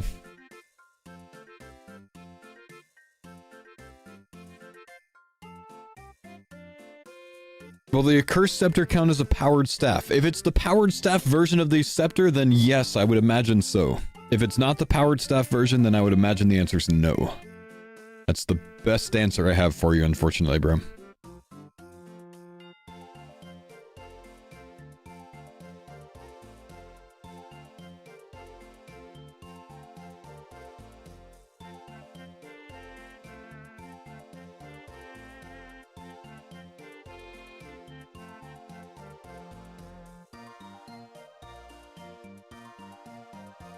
There's still so many points you could spend with Scythe Fury. I don't really know how to best use them.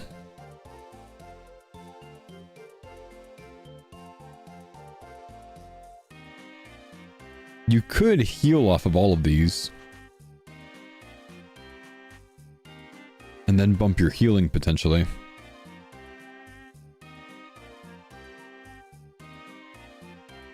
Or give yourself this one to do more minimum damage on the overheal.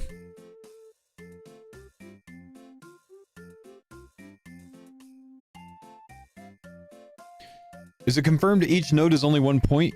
I think so. Min hit is bait in my opinion. Min hit is basically no difference than max hit.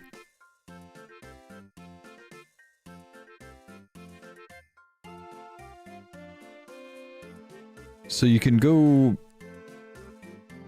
2-tile range Scythe to double the healing from that, potentially. I mean, the minimum hit that consumes your overheal.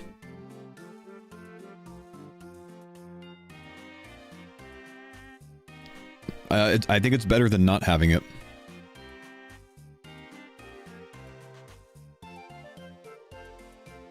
Consume all of your overheal just for a 5-min hit? It consumes 5 hit points of overhealed for a 5-min hit. It doesn't consume all of your overhealed.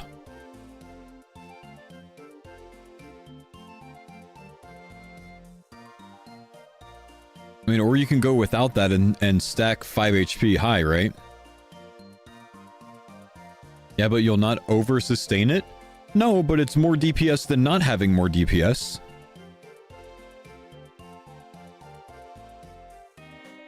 It's going to consume all of your overhealed every time. You won't be getting more than that.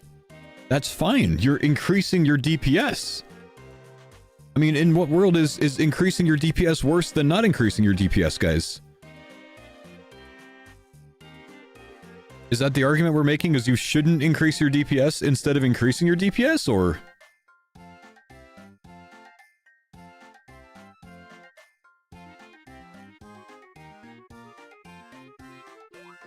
Or do you think instead we put it in 1% melee damage?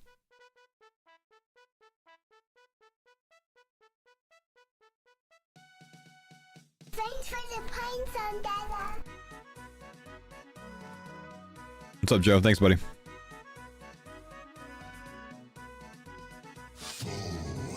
Octane, thank you for the $5 donation. Advice on being a girl dad. Be present. That's like the best dad advice I can give anyone is be present. And that doesn't mean be around, that means like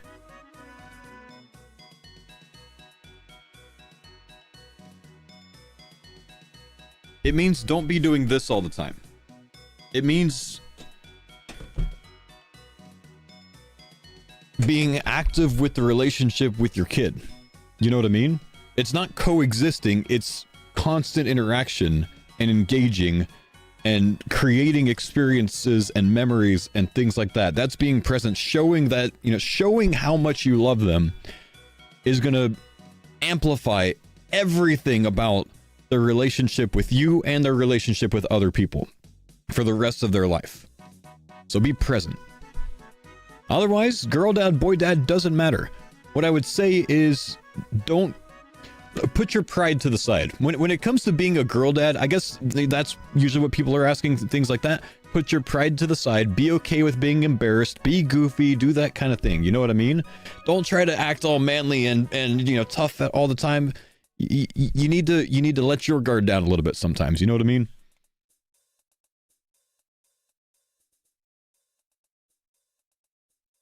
You know the last thing my daughter said to me, by the way, when I put her to sleep at night, the night before that I left to drive back to Washington, she told me, "Good night, Dad. I hope I see you again."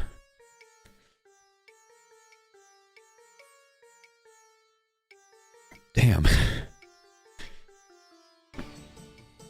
Thanks for the pine zone, Dada. And the glove, thanks for the Prime sub, man. Which, by the way, they'll be back here tonight.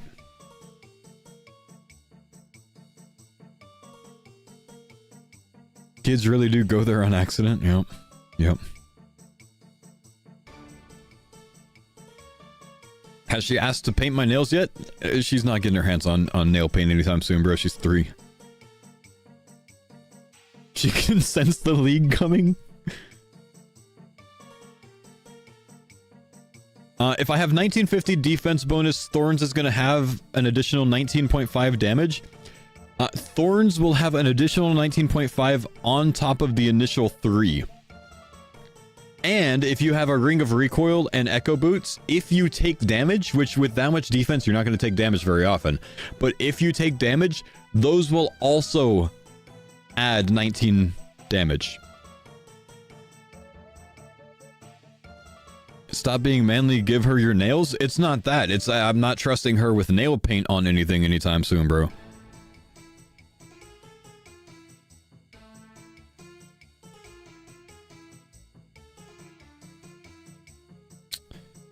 $36 packs with this setup.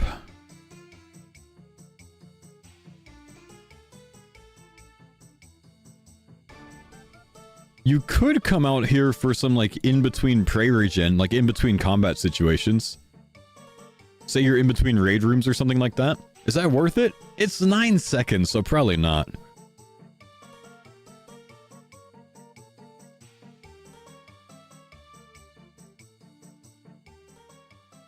Is this a scythe build? My brother, this isn't a scythe build. This is a Wind Fury scythe build. This is the Scythe Fury. This is the idea that you can go Mortania, and if you do all of those 100 TOBs as hard modes and get multiple scythes and multiple kits, you can use multiple of them for your blind bag. You can have a charged scythe and an uncharged scythe, a charged sanguine, a charged holy, an uncharged sanguine, and an uncharged holy, and have all of your blind bag be scythe. It's kind of a comical build. It's not necessarily a serious build, but I think it's awesome. Is it confirmed doable? Yes. They're all individual unique items. Yes, it is confirmed. Maybe we increase accuracy from here?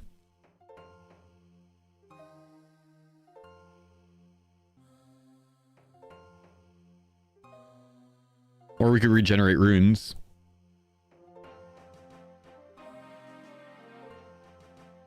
That way we don't have to deal with charges. How many alts am I making this league? I don't know, man. I might not make any this time.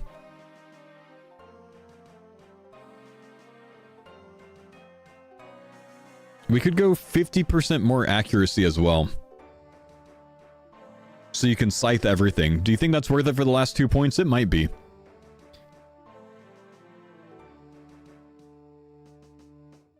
It's plus 165% accuracy.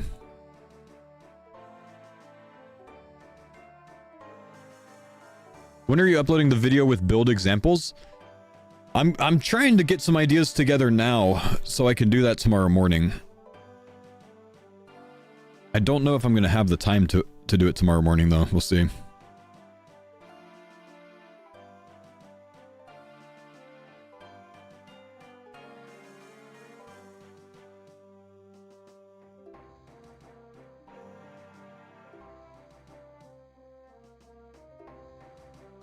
Boppers might be better at triggering blind bag. I think they've already confirmed that it's only one chance to trigger per melee attack. So that counts as one melee attack for both hits.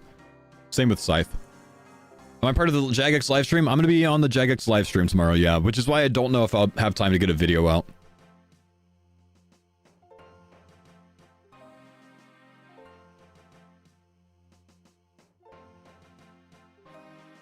Four-tick weapons would proc more often. You're right about that. Four-tick weapons would have a chance to proc blind bag more often.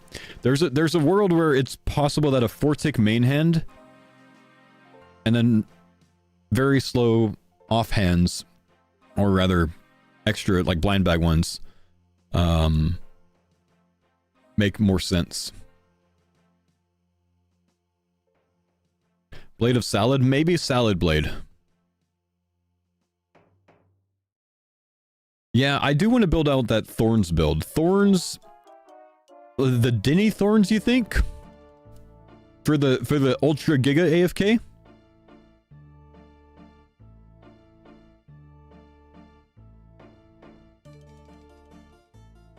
Oh yeah, you're right. One-hand weapons don't proc the range check. Oh, you're right. You're right.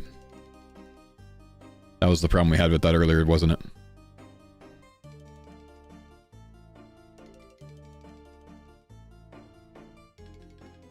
Thanks for the pine zone, Dad. Have you seen Giga Chin? I haven't seen Giga Chin.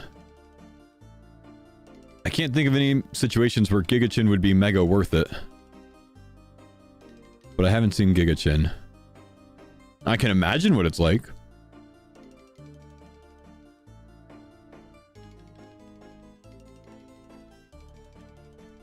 You're running Giga Chin into a reset just to throw two chins? Are you? It's an interesting idea to be able to push, you know, range mega up really quick.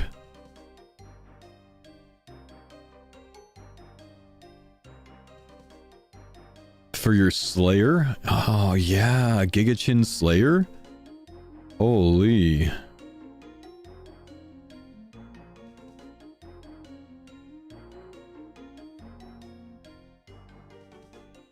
So I want your numbers for the planner. What's this for, man?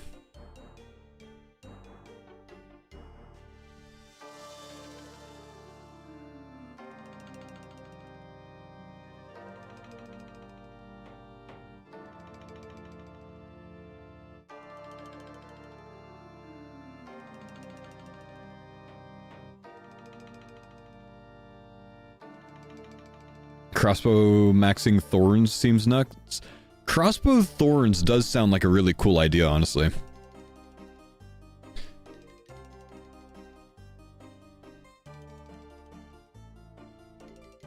Airspell Thorns? I don't like Magic Thorns anything personally, but I like it could be good.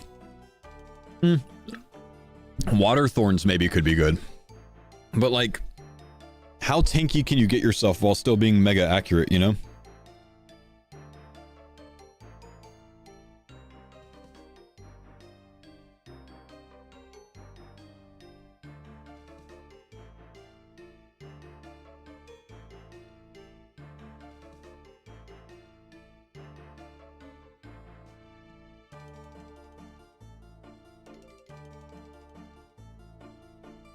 You can get 130% accuracy from nodes? True.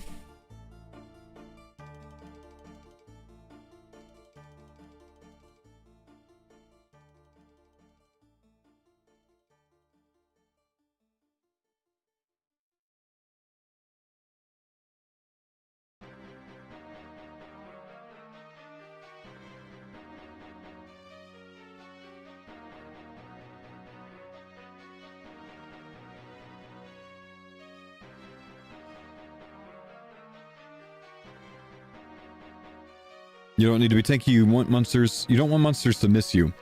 Yeah, I think that's where a Water Thorns can really come into play. So you have like Overheal, Water Thorns, 188 max HP. With constant heals.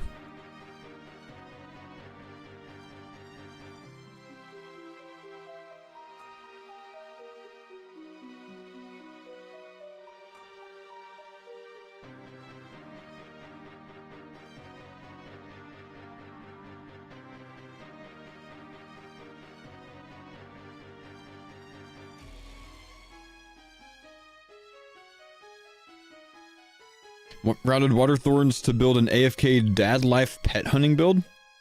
Nice.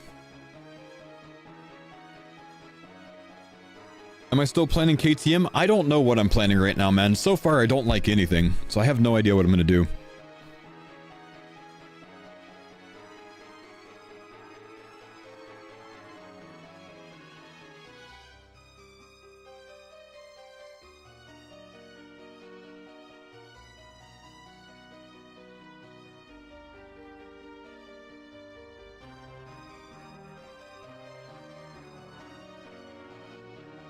Working my life every PoE.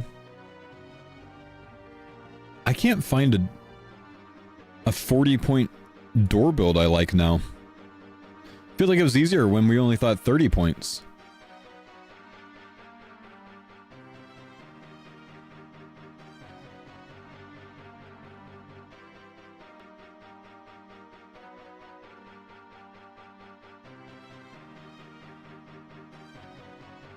Earth Door?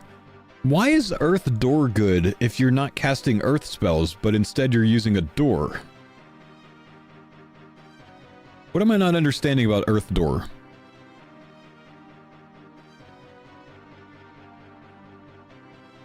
You're maining a door, why do you want Earth spells?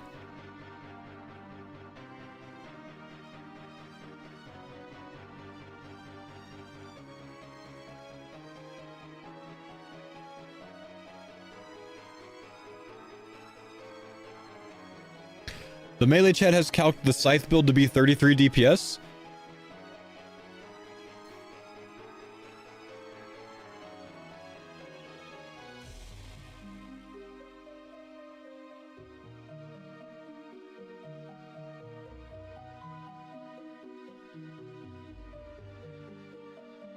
Wait, just the blind bags? Wait, what do you mean?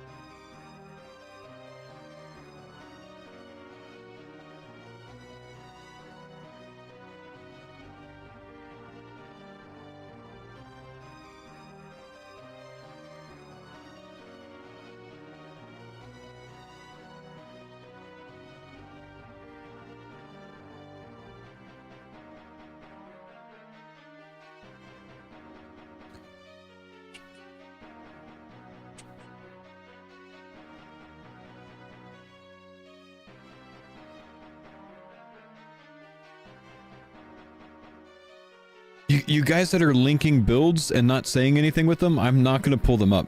Like, I'm not just going to constantly copy paste builds over and over.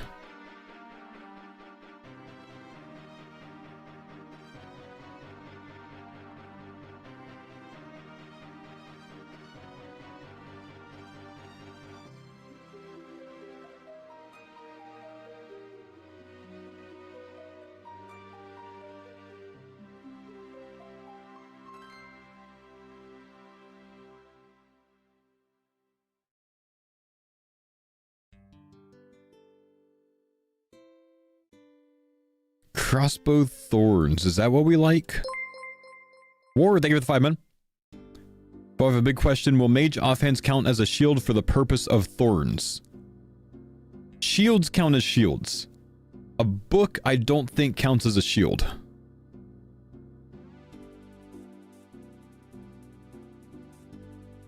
I don't know. I think book says offhand. I think like there's some like identifier designator on the wiki maybe. Malediction ward is shield. There you go. But I think some are just called like offhands. I think the Devil's Element is an offhand. I think like a Elodinus ward is a shield, yeah.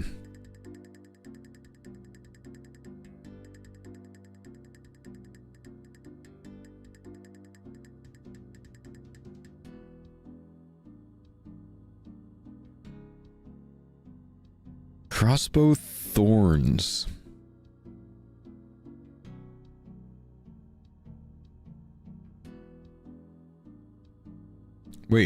I want to look at this. A ZCB Thorns build.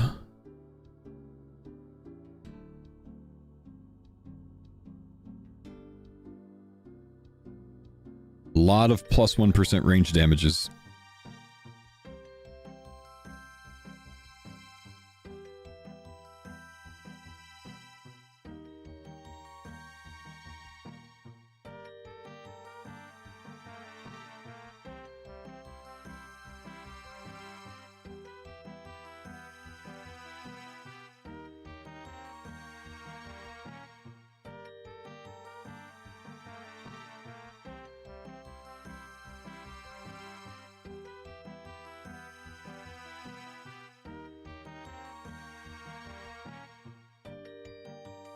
Look at the dark effect to increase damage more.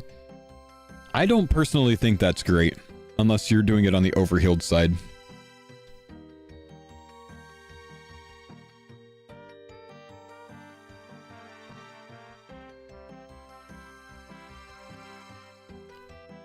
Mage tank.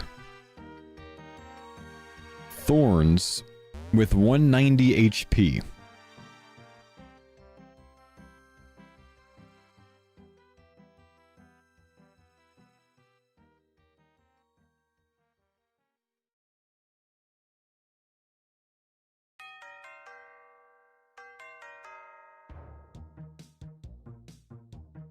So what's your main combat style?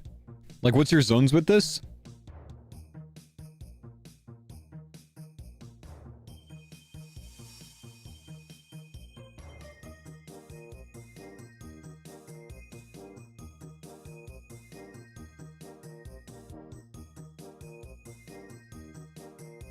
%60 prey penetration.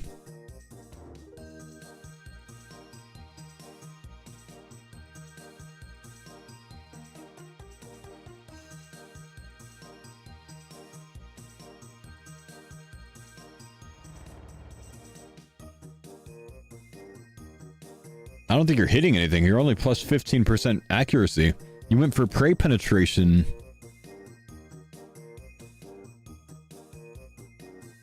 But like kind of ignored all the accuracy, I think.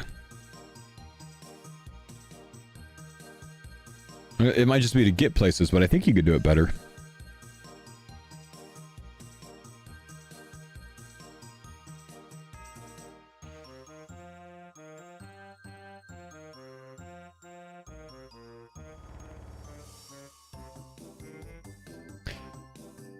What about water spells with thorns? Potentially even ice barrage.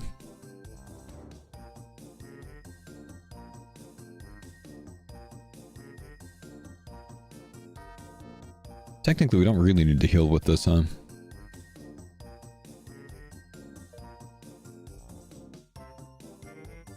Desert required for why?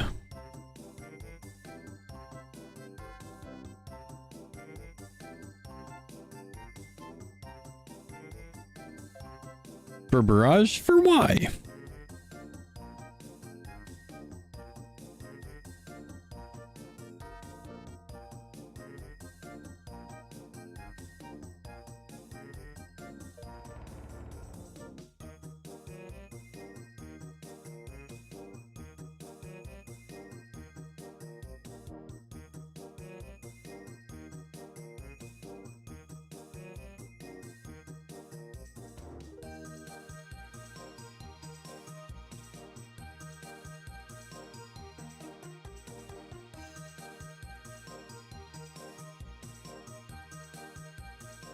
With this, there are chances that while you're leveling, you're gonna pick air regen pact because early prey regen.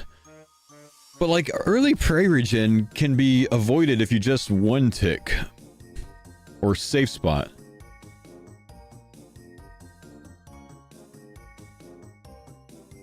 Is it worth it? I don't know.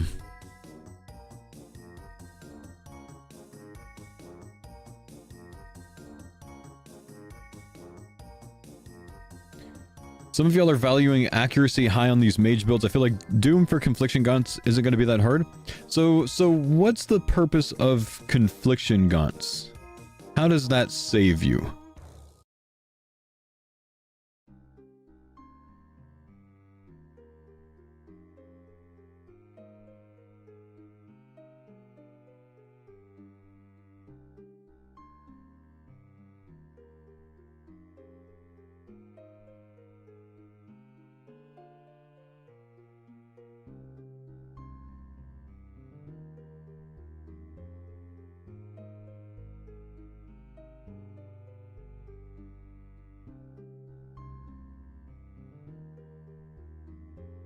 More accuracy than I guess I would put on tankier gear. Infliction Gaunt gives double accuracy roll, still gonna give ass with low accuracy.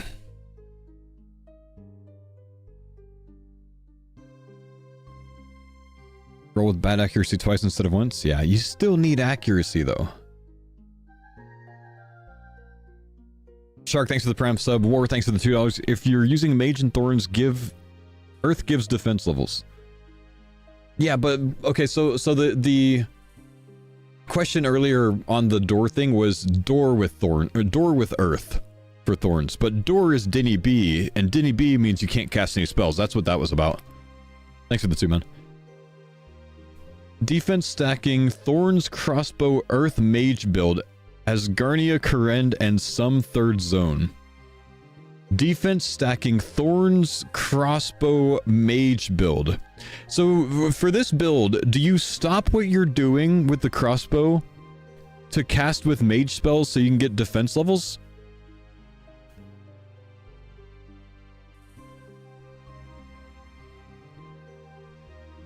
Like, are you shooting your DPS in the foot to earn some defense levels with this?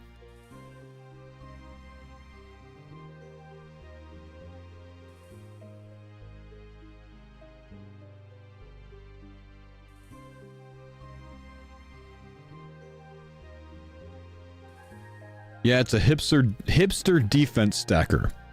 Okay, my guess is that's going to be very bad overall. I mean, you don't want to spend 20 ticks or 30 ticks on something lowering its defense or boosting your own defense when you could just be max hitting crossbow from the beginning. I don't know that I'm a big fan.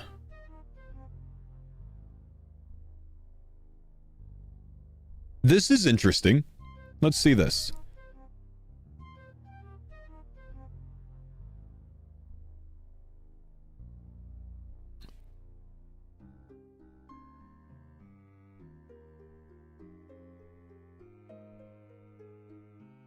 One hand blind bag build.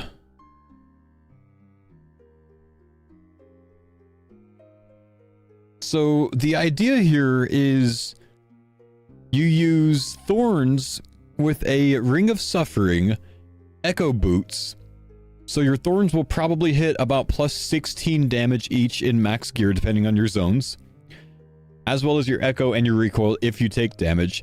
You use a Blade of Saildor as your main hand weapon with a shield in the offhand so you can Thorns. The Blade of Saildor having a benefit of being a 4-tick weapon instead of a 5-tick weapon, which increases your chance to trigger Thorns because you're going to be attacking every 4 ticks for a Thorns potential. I'm sorry, not Thorns. Increases your chance of triggering Blind Bag because you get a swing at it every 4 ticks instead of every 5 ticks with a scythe. Or actually, rather, no, yeah, it's still every 4 ticks because the blade is not under 1 kg, right?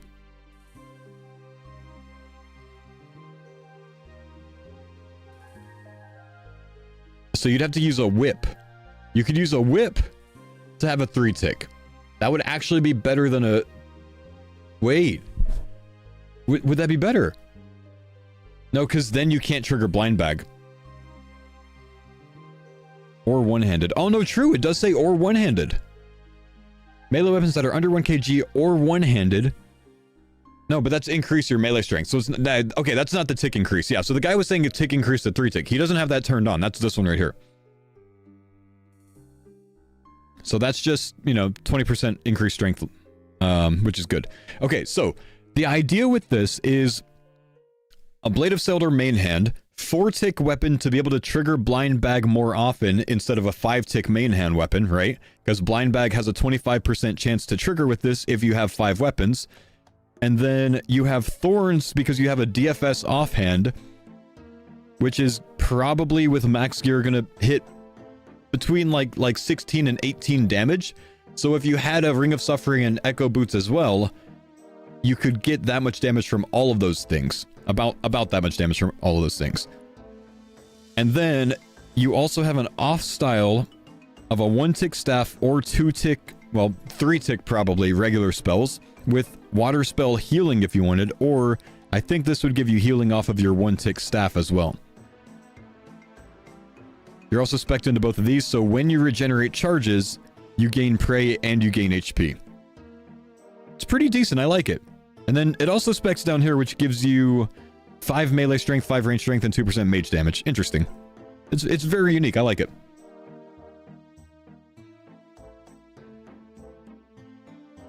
Harmonized staff is 2-tick staff. Yes! If you are planning a harmonized staff in your route, replan your route. Probably 1% of Mortania pickers get a harmonized staff. Let's just be realistic. And it might not even be that many.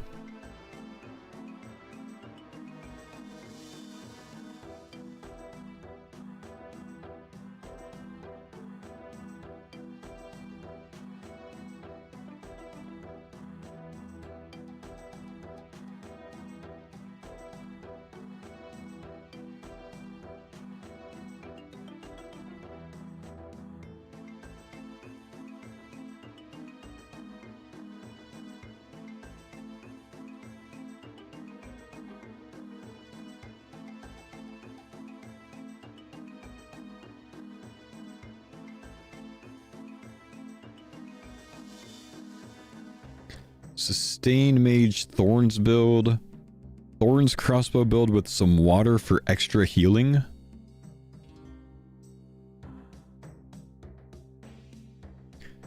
Thorns crossbow with water for extra healing. I think this route back here is not very good, right? Or is this you putting an offhand and a mage one hand on when you're maging? So you can take advantage of this. Probably that, huh? It's very interesting.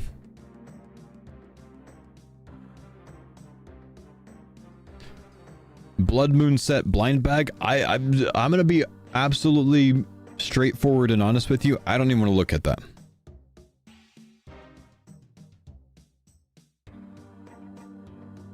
Sorry, Blue Moon, yeah.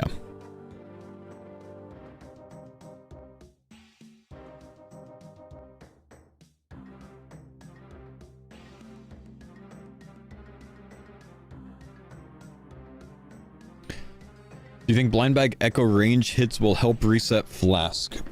Yes, my guess would be yes. Why is everyone so into healing? Healing's really nice in a league, man. This is like... I want to build something out that I think might end up working, which is... Oh no, because I still don't even know what that does. We need the answer from Jagex on how these echo items interact. I guess we find out Friday.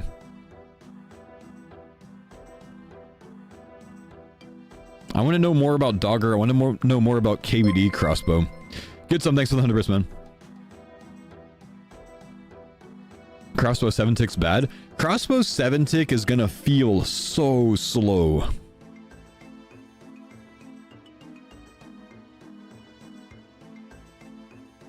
Don't see the obsession with thorns. Most things will die fast.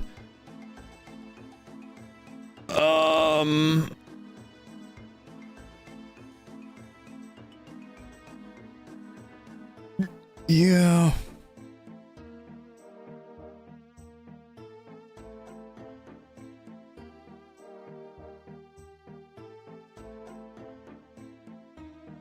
Thorns is free damage and hard content.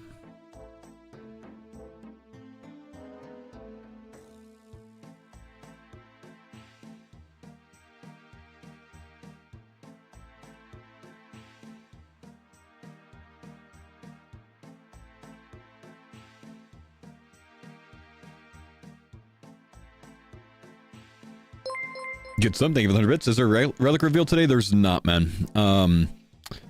Curious, they're not giving the relics today. April 8th shows nothing on the site yet. Yeah, they said there's no more teasers today, man. Sorry, I didn't catch your question on the first one. Water Mage heal crossbow DPS.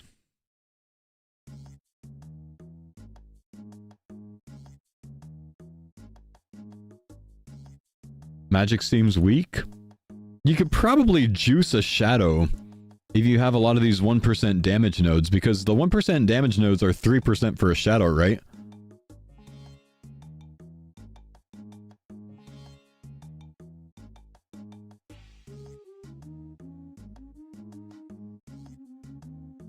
And it's 2 tick. Was it 2% for shadow, not 3%?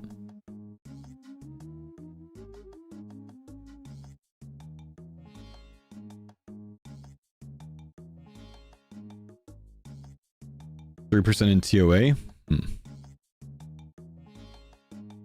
I thought it was 3% outside and 4% in TOA.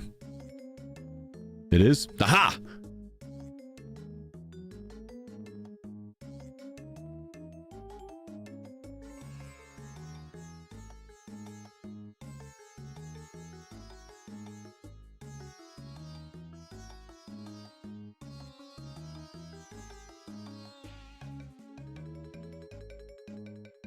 How much prey penetration do you think, and accuracy, do you think, do you regard as sufficient if going all in one combat style? What zones are you taking, Fun Police?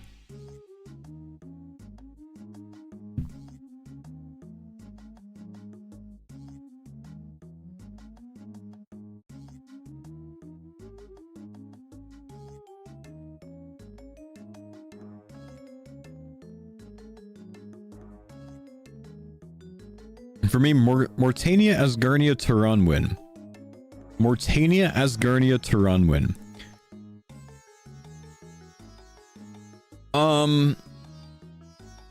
So I think 0% prey penetration is the best way to do it.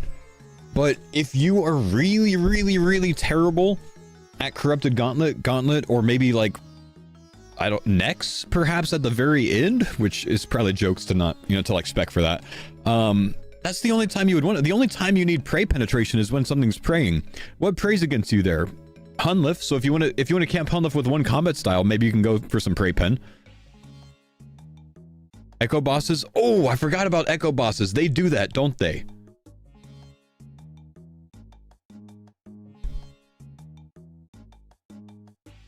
But still, until you're pretty deep in the league, you don't get a ton of prey penetration. I personally wouldn't even push prey pen, because like I'm just going to switch weapons instead of doing 30% damage in my main style.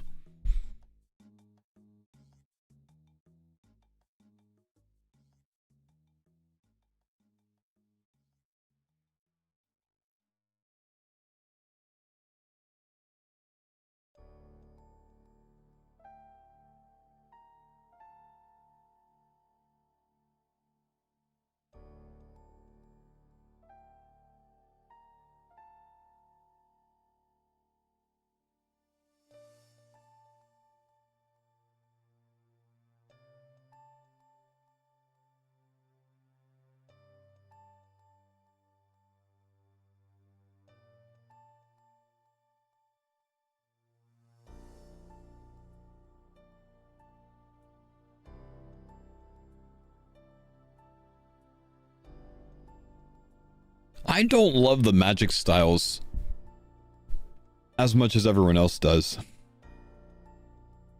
There's something about the magic styles, just you know what I mean?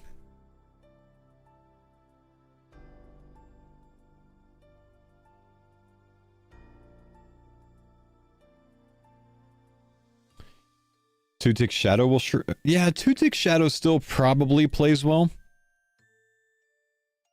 I think it's probably worth, you know,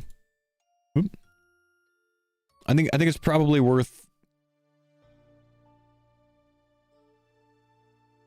potentially investing big into a magic grind.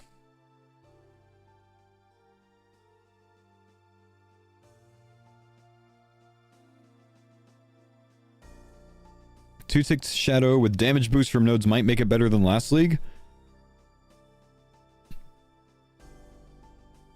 What can you do with a 2-tick shadow? Like if you say you go to theater day 2, you get a shadow and you respec. What are you doing with that shadow? Are you going for all magic nodes? Making it 2-tick, regenning some HP and some prayer.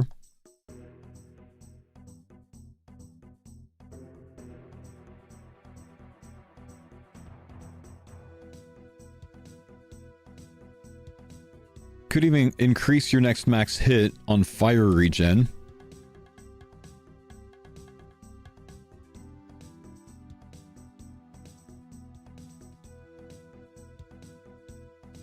The shadow's not affected by the tick lowering on empowered staffs as it's not two-hand though? No, it's not affected by the 8 damage lowering. It's affected by the tick lowering, but you don't lose 8 damage. All powered staffs get sped up. Bro, just play the game. I've already beat the game, man. I'm playing with this now.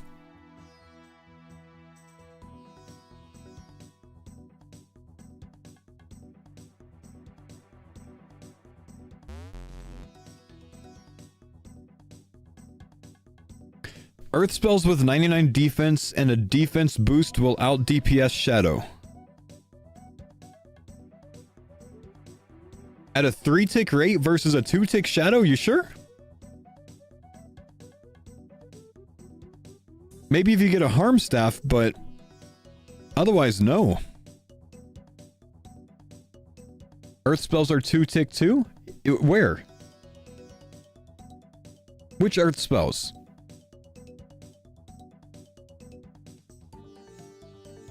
Only if you have a harm staff, man.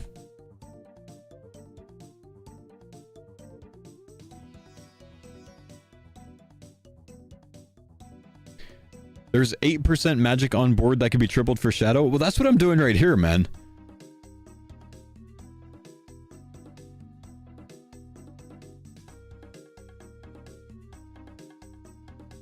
One of the nodes makes the spells 2-tick. It makes the shadow 2-tick. The spells go 3-tick unless you have a staff that increases your speed, so the harm staff.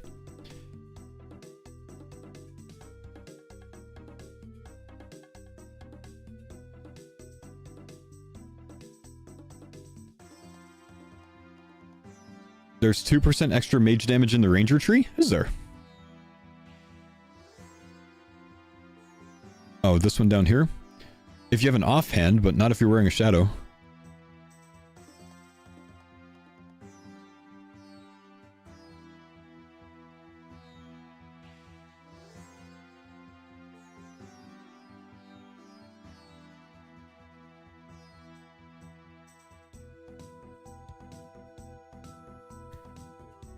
So this is only 27 points to juice a shadow.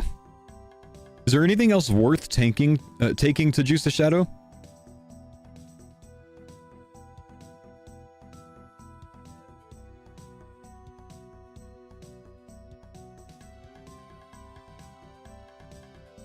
Accuracy? Accuracy, yeah.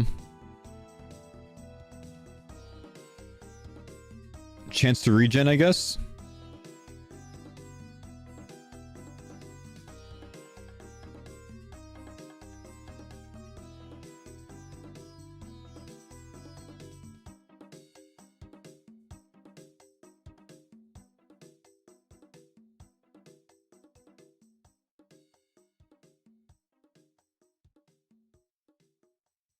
$36 points.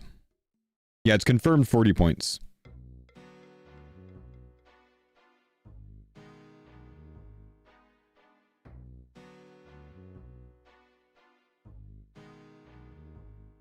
That's kind of cracked right there.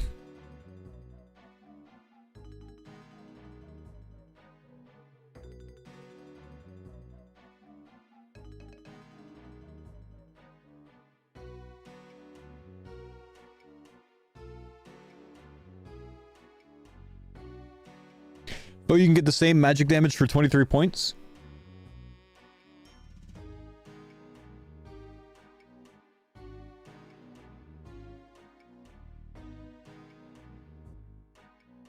Right, but you don't get all like the regen and whatnot, right?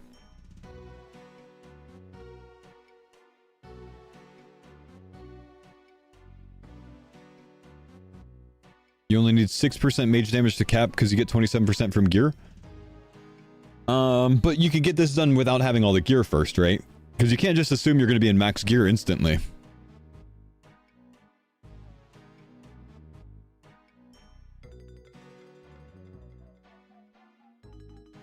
Devil's offhand and all 4 elemental mastery for a full elemental weakness build. Yeah.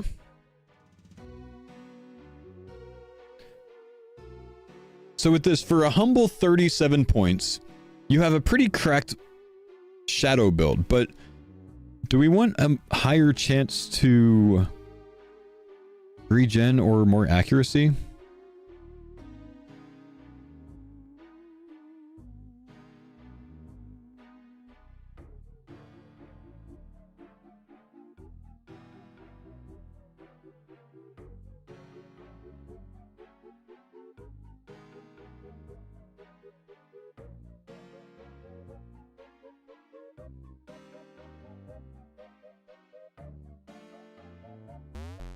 $36 points even, yeah?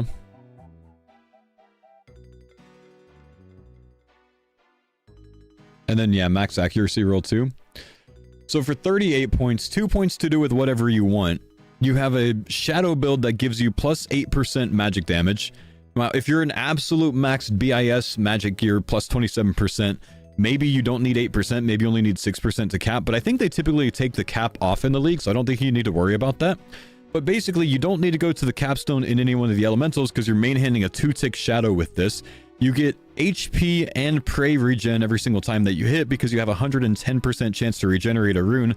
With this setup, you have 195% increased accuracy, which you can definitely lower if you want to. You've got 3 accuracy nodes all right next to each other over here on the right. And on top of that, good lord, what am I clicking? On top of that, you have this one right here, which gives you a 5% chance to max roll accuracy increased by 5% every tile of distance that you have. So you get like a 35 or 45% or 35 or 40% or something chance to max roll accuracy anyway. So you probably don't need all of this accuracy. You can come into this later if you want to. So before you unlock absolutely all of your relics, if you get a shadow early, you can spec into something like this. And you can definitely, and you know, obviously you can lower some of these things. Like this is 5 extra points later on, but like 33 points, if you get a shadow early, you could just juice your shadow and run content with just that, going mage only, with just a ton of magic damage. Because remember, every 1% of magic damage for a shadow is 3% magic damage. Or if you're in TOA, it's 4% magic damage. You can route better to the range nodes. 1, 2, 3, 3. I mean, it's kind of the same, yeah? But maybe you get more value out of that instead of the range echoes.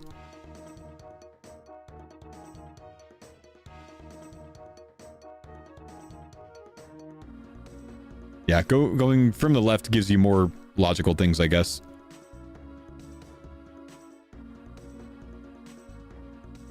Can drop the 1 defense. Thanks for the pines on Della. I'm sorry? The far left one. I see.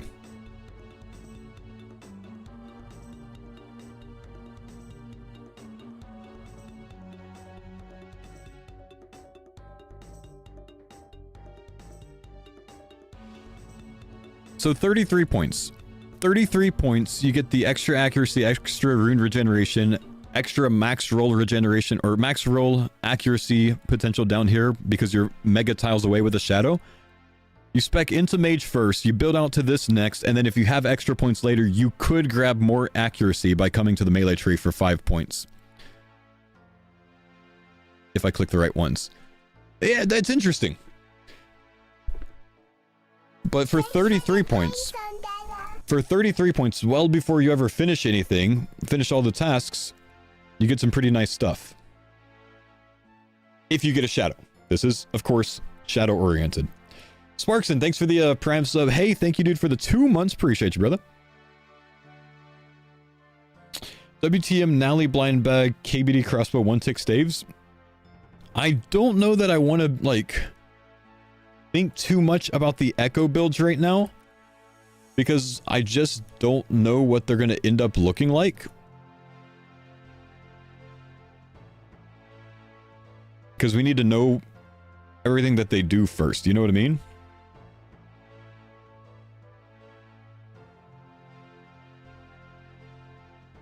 That being said, Noxious Howley blind bag build with a KBD crossbow with extra accuracy and extra damage when you're far away with a 1-tick staff.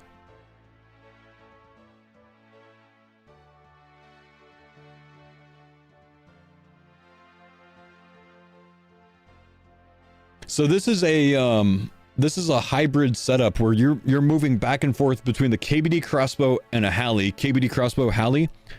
So you can get your max hit on crossbows, and then your next Halley hit gets plus 25% damage and can trigger extra range echoes because you have all 3 of these, which all augment this thing right here and can trigger extra echoes off of this one. It's a hybrid build that I like. I'm a fan of this one, man. I'm a fan of this one. And then if you want to, you have your tribrid style because you have a 1-tick staff as well. Interesting. So this is Wilderness, Mortania, anything, I imagine.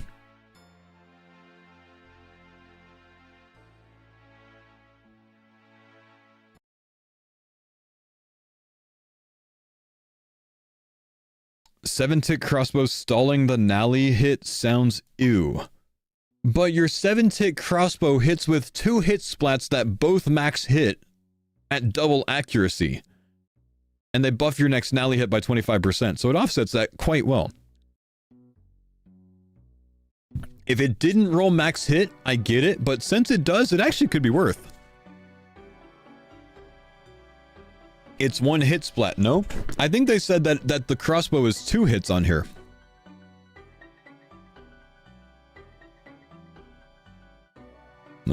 Where is it? There it is. Nope, that's not it. That's my merch. My bad, guys. I accidentally pulled up my merch page, foosrs.com. I didn't mean to do that. What was I looking for? Oh, I see. Twitter. Wrong thing. My bad. Happens sometimes.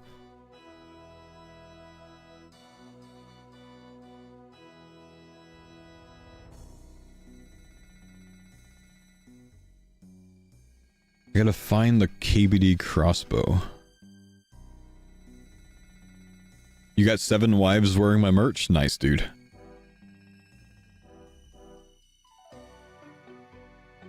Have I not come across it yet? Or did I skip it? I must have skipped it.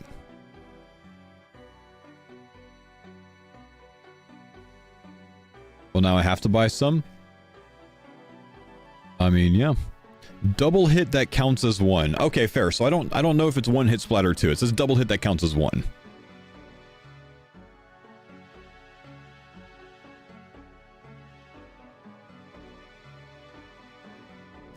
What happens if we make a like say the Echo Thermi staff ends up being very good? Because it's an echo weapon, it shouldn't be bad, right? So say the Echo Thermi weapon ends up being very good. Do you build a full elemental weakness mage focus build? Where you mage everything with the staff on and the devil's element?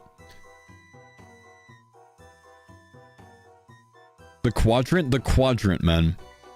You don't need the extra nodes because you'd be using regular elemental. So you just kind of go deep in each one to each capstone. Your staff...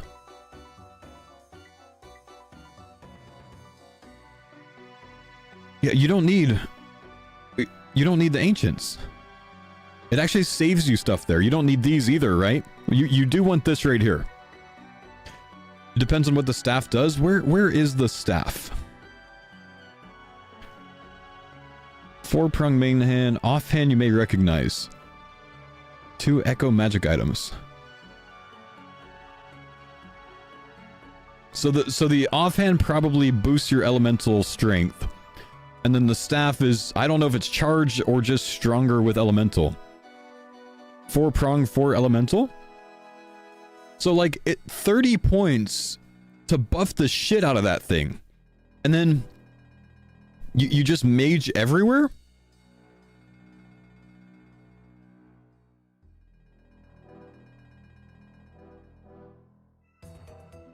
You wouldn't need all 4 elementals, you'd use the good ones. You can drop a ton of those points. But the idea, Wizzy, is that like whatever you're attacking, you just choose whichever elemental weakness the thing is weak to, because not everything's weak to fire, right?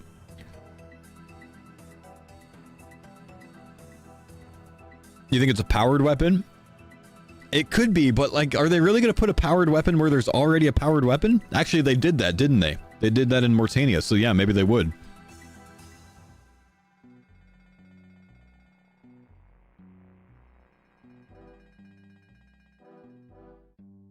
I don't... Hang on. Where's the Gargalon staff?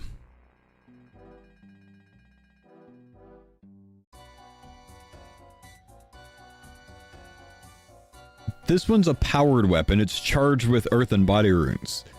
So wouldn't you think that they would have said that the other one is charged with something?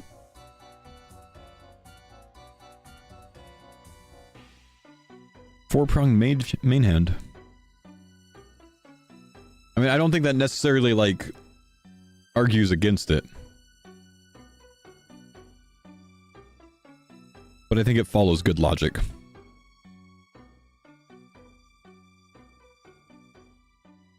Staff without a cast? Yeah, it could be.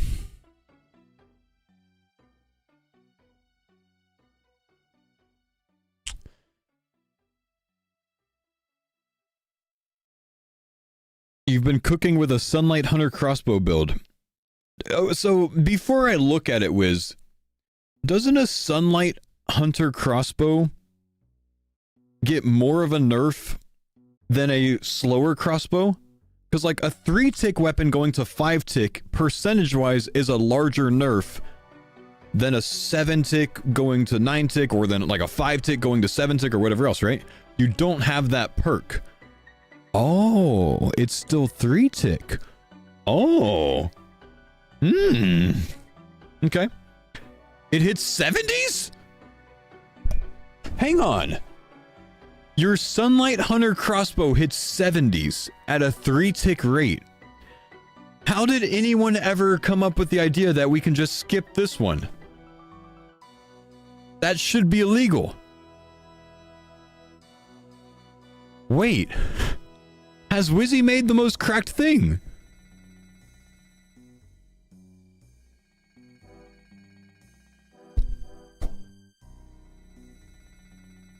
Okay, let's see what we have. We have crossbows get extra echo chance, accuracy, regen accuracy. We have this for more range strength when you're overhealed or underhealed, and he stacks 2 overheals, so that's, you know, at maximum plus like 5, maybe 6 range strength. We have extra echo hits here, 30% range here. And then he comes around the corner. He hits him with the old reach around to get down here without taking the slow crossbows. So this is kind of a wasted relic, unless you have maybe Zaya as well, because then you can have a faster hitting short bow from the echo. You are an overheal, you 1 HP? Okay. It's just you have this overheal. You have 2 different overheal things, but maybe that's for something else. Maybe that's for regen. Looks like that's for regen. You have no healing packs? Oh, I see. I see. Okay, you just need to go through them. I got it. Okay. So you hit the reach around here, you get extra echo. You get crossbows always max and roll twice accuracy. So your big damage comes from increased range strength from staying at 1 HP. Extra rune regeneration for 150%. When you regenerate, you have a 25% chance to fire a ranged echo. So you go heavy into regeneration, so you can have a higher chance to fire ranged echoes. Wow. And how accurate are you? 180%. Does rune regeneration over 100% do something? Yeah, it does. Yeah, I don't know if it does anything for echoes, but it does for rune regeneration. I think it would roll it again. 180% accuracy. You shouldn't miss. And if you can manage to knife's edge yourself, you know, edge yourself down to low HP, you get more range strength. Which isn't like a make or break thing, right? It doesn't really matter that much if you do that. Like if you're in the mid HP, so you're using a Sunlight Hunter crossbow and like say you're like 80 HP or something, you go down to 1 HP, you get +7 range strength.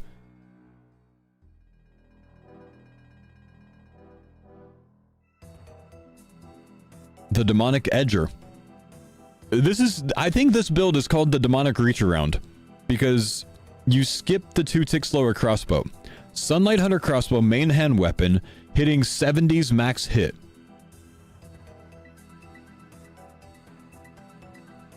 Can see the max hit hitting 40s without echoes. Where does the extra 30 come from? We refer to Wizzy. He might be calculating the expected extra echo damage into the average hit. Wizzy?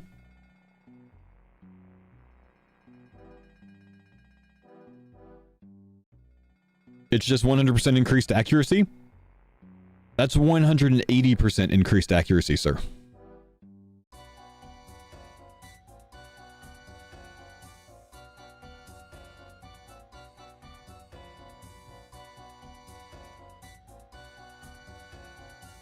And it rolls twice.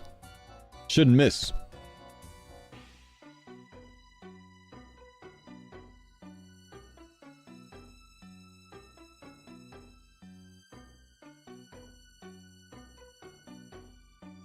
And he's got the tile to roll more accuracy. This is nuts at 3-tick.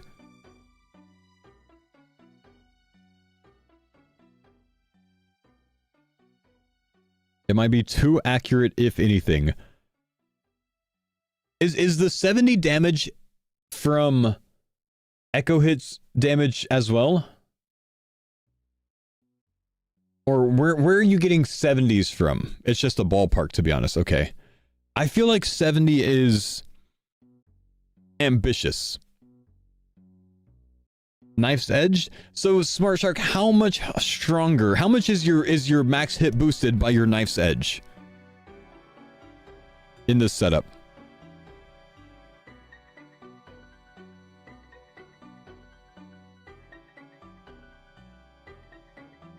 I don't know. I was just asking Wilderness because you're only 9 range strength. That's not an insane amount of max hits. That's if you're at 1 HP from 99.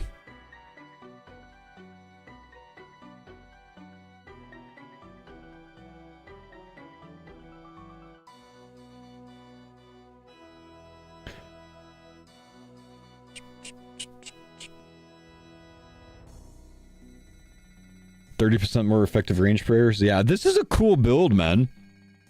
I like the idea of a 3-tick Sunlight Hunter crossbow everywhere. That's what the league's all about, man. Something like this. Unconventional.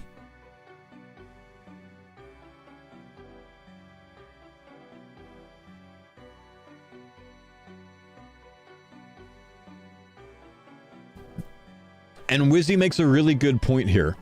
He's saying that even if on paper you get more DPS with a ballista, or maybe even the KBD weapon, you have too much overkill. If something has 10 HP left and you fire at it with the potential to hit 120, you've wasted 7 ticks of your time, basically. So overkill has to be considered with the crossbow build, is what he's saying. It needs to be considered more on lower HP mobs than it does on higher HP mobs. So like less important in raids, more important if you're like farming God Wars dungeon bosses.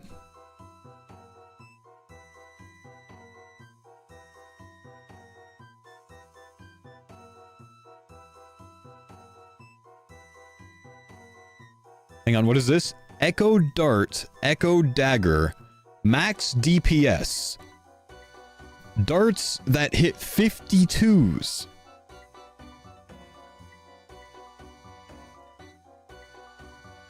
Asgarnia Dagger. So you go... Okay, so have we used 40 points here?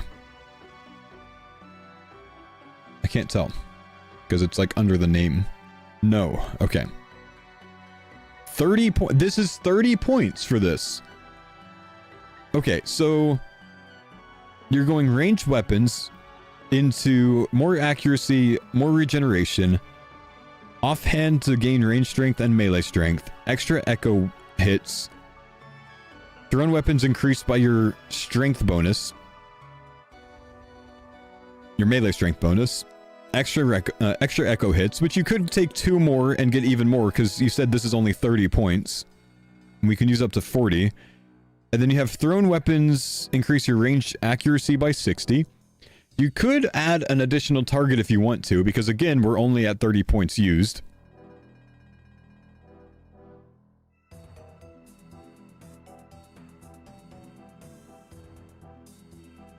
And then you have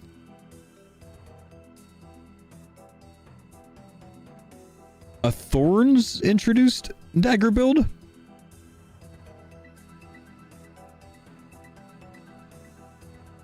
I mean, I get the idea to have a hybrid, but yeah, interesting. Thorns counts as a melee hit, but more spec regen. Okay. So that's just to regen spec, not to really deal Thorns damage. I see.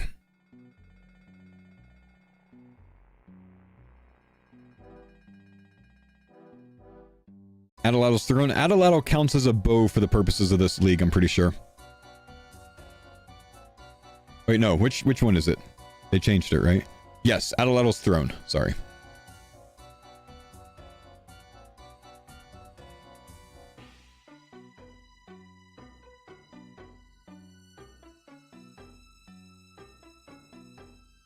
Do blowpipes count as Throne? Yes.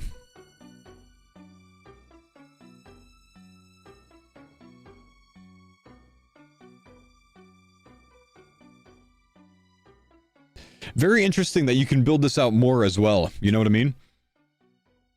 I mean, like, you have enough points to go into this one, which increases the damage of your thorns significantly. So, there's a play there. You know what I mean? If you want to add DPS. One sec, I'll be right back, chat.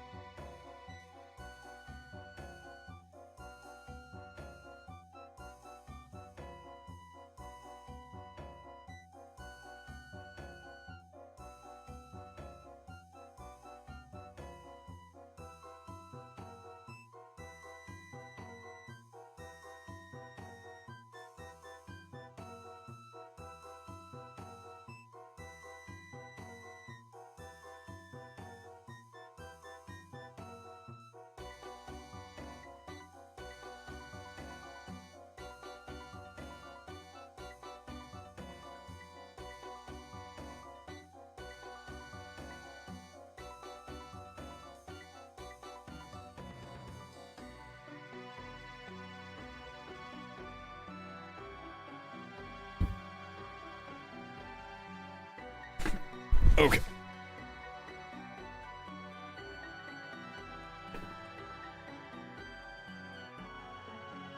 I'm interested. Kandarin Mortania Zaya door build with max recoil, thorn, spec, and blind bag. So, immediate thoughts. Spec keeps you from being able to trigger blind bag, so they kind of counteract each other, but I understand the logic of having spec regeneration if you're going with a door build for AoE. What is going on here? Accuracy, regen, accuracy, healing, accuracy, accuracy. Okay. So, how accurate are we? 25 defense level boost, perma, 80% chance to regen, 7% melee damage. Why can I never find the accuracy? 130% accurate. You get healing from thorns, you get HP and prey regen when you hit zeros. You said your zones are Kandarin, so you have a recoil as well to bump your thorns damage. So the downside about door. The downside about door is you'll probably be so tanky that you don't get to recoil and echo boot too often. It might be a little bit more appealing to have like a mage thorn build or a ranged thorn build with boots and with echo ring on. I'm sorry, with boots and ring of suffering on, because then you'll actually take damage and you'll get a triple reflect instead of a single reflect. If you hit a 0, if you get hit for a 0, your thorns reflects to them, but your echo boots and your ring of suffering don't. If you get hit for a 1, everything reflects. So it's like 20 something damage versus 60 something damage. So being too tanky, I think, is actually a bad thing with door. I think potentially a better idea than door is taking a little bit less defense, going 1-tick melee weapons, and this one right here, and then using a Serb dagger if you have Asgarnia. Now, this build I don't think has Asgarnia, but you would, maybe drop a couple accuracies, or 1 accuracy, and then you also have increased strength on your one-handed weapon, and that Serb dagger hits at a 3-tick rate, so it goes down to a 2-tick rate. Thorns only triggers on a hit splat of 0. Thorns triggers whether they hit a 0 or not. Will trigger if you take 0 damage. But if it hits a 0, you get healed and pray back. How do we know Serb Dagger's 3-tick? I think it said it on the post.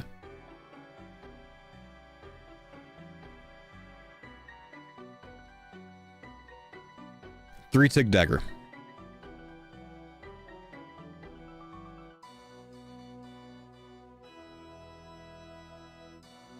Reflect only happens on a 0? Are you sure about that?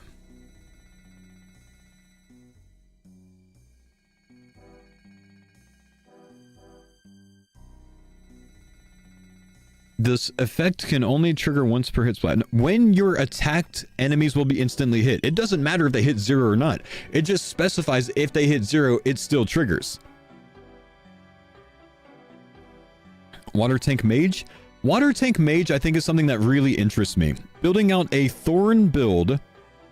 Can I I already wiped it. Building out a Thorn build, which is going to be 1-hit weapon. Well, actually, no, because if we're water tanking, we're going to use like a charged staff, maybe.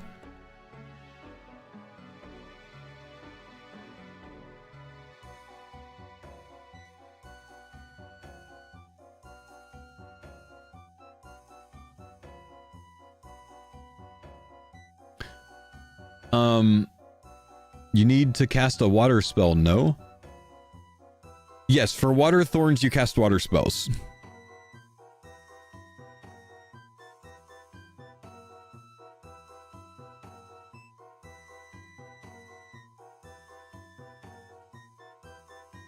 How are you getting water procs off a charged staff? Water spells, chat. Not charged staff. Water spells.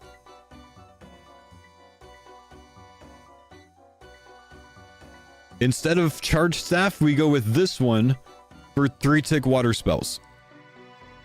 You don't need the thorn damage heal. I might have extra packs, so I'm gonna go and use it for now. Could even ice barrage if you want it. You said charge staff? Okay, my bad.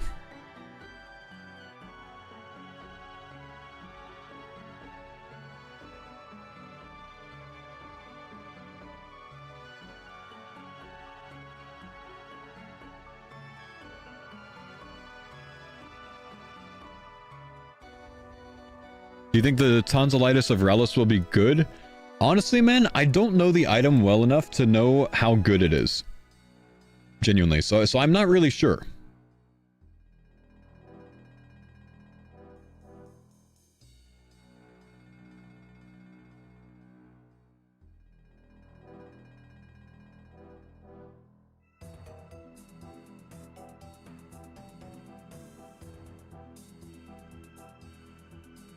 Using a shadow spell doesn't proc water healing. Shadow spells don't use water runes, so no.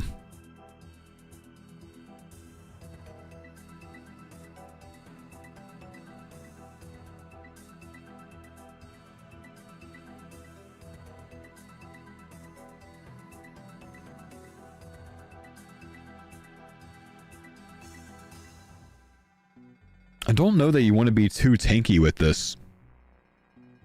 Because you want to rely on Giga heals and actually taking damage. So I don't think you want to buff your defense levels much, if you can help it.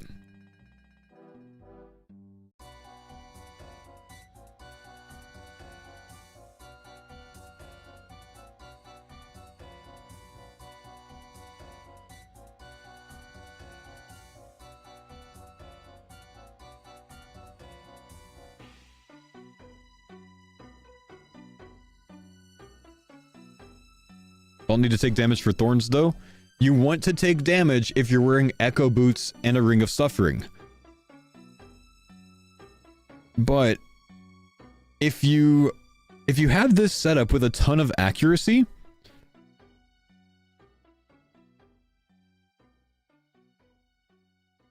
which you can get right here, you can probably put some tank gear on to increase the amount of thorns damage that you deal.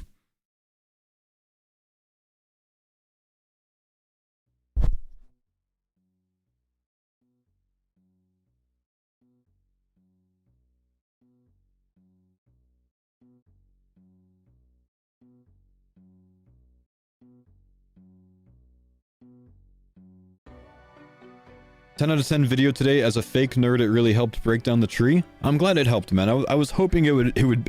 I made the video, and then I sat here going like, I don't know if I want to upload it because I don't know if it is good enough for a video. Because it didn't really talk much about like specific builds or whatever, but I just really wanted to explain the tree, and like for RuneScapers that don't know anything about this kind of tree, which is like me, I've just had a lot of help from people that play PoE and shit. I figured it would be helpful. But I was on the fence. I was unsure if I wanted to put it up.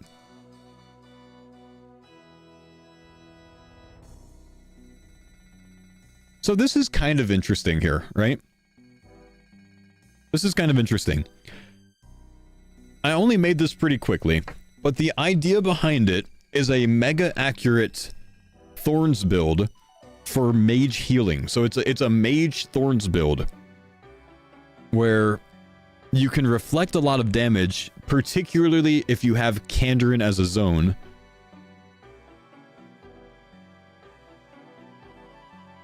But you're mega accurate. You don't bump defense too much. Okay, let me break this down, right? So you won't be able to use Devil's Element with it? No, you won't be able to use Devil's Element with it. But let me just kind of... Why so much Prey Pen? Because we had Prey Pen points left. We had points left over. You can put these anywhere. I just kind of like toss them there to see. Like, we don't have to use all the points to get here. So you've got a little bit of playroom depending on what you want to do. But the idea is, if you are doing any PVM content, something like this kind of concept, maybe not this exact build, but this concept could be used to AFK boss pets at the end of the league. Right? So the idea is you use water spells with either a harmonized staff for 2-tick water spells or any other staff for 3-tick water spells. to heal. Now you can also use ice spells if you want to. If you go into this, or if you don't have ancients, you can take that off and you can put a point, elsewhere. An ice barrage would heal you for 6 HP, I believe. An ice barrage would heal you for 6 HP per hit splat that you do. So I think if you're attacking multiple things, then you get a lot of healing from that. Because the thing that this does right here, if you're using barrage spells, is per water rune that your spell uses, you get 1 HP back every time you regenerate a rune. So you regenerate 6 runes as long as you have 100%. We're at 115% here, so you'd actually get a little bit more than that back, because you'll have a chance to trigger it twice effectively in one go, because it doesn't cap at 100%. Do you mean water surge? I believe I mean ice barrage, because we were talking about the ice spells there. But if you're using water surge uses 10 water runes, so you would heal 10 HP every single time you do that. How do you get ancients? There's a whole relic called Grimoire, and some people will be taking the desert zone. So I'm just letting you know that if you have access to ancients, you would be able to do that. If you don't have access to ancients, turn that bad boy off, use some regular water spells. Now, also, if you're using water surge instead of ice barrage, you end up regenerating air runes as well. A water surge uses 7 air runes and 10 water runes. So you have a guaranteed chance, plus a little bit extra, to get 10 HP back every single time you cast, and 7 rolls of a 15% chance to receive a prey point back.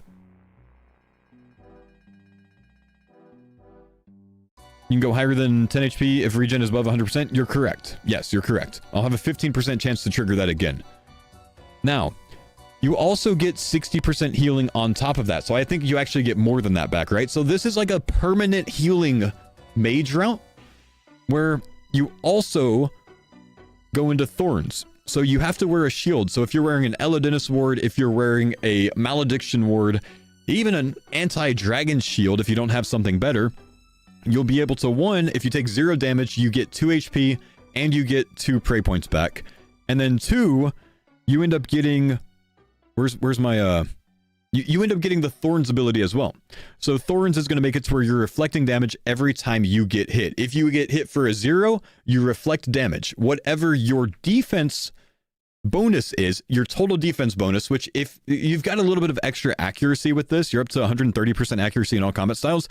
So if you don't want to camp mage rooms or mage robes, you could probably put a little bit of tankier gear on to bump that a little bit. But whatever your defense bonus total ends up being would be, you would reflect that much more damage, 1% of that in more damage. I'm not being very clear right now. If you're 1,000 defensive bonus total, like your stab, your slash, your crush, your range, your magic, if you're 1,000 total, this adds 10 damage to your Thorn Reflect. It also adds 10 damage to your Recoil Reflect and to your Echo Boot Reflect.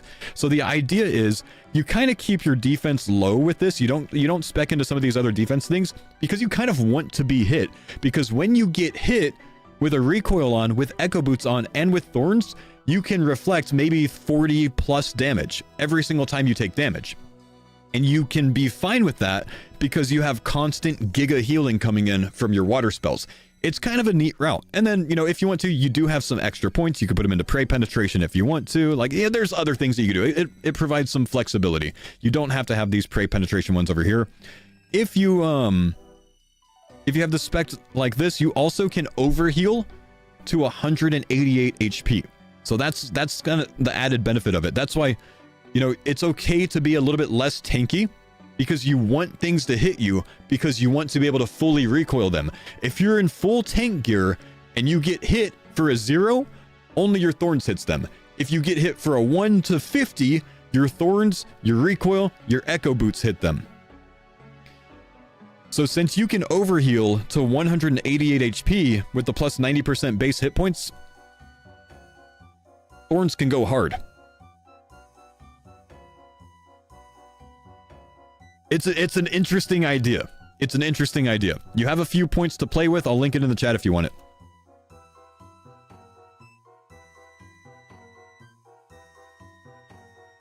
and you have a low chance to reflect a hit, and you have a low chance to reflect 100% of the damage that you deal, or that an NPC deals to you because of this one right here. You'll have a 10% chance at 99 defense to reflect whatever damage you take to the opponent. Oh, and also your Thorns hit, it deals a 50% extra hit as well. Don't forget to link it on Kick and YouTube, foe. I only link things on Twitch because I'm lazy. You can watch me elsewhere if you want to, but if you want my links, you got to be on Twitch.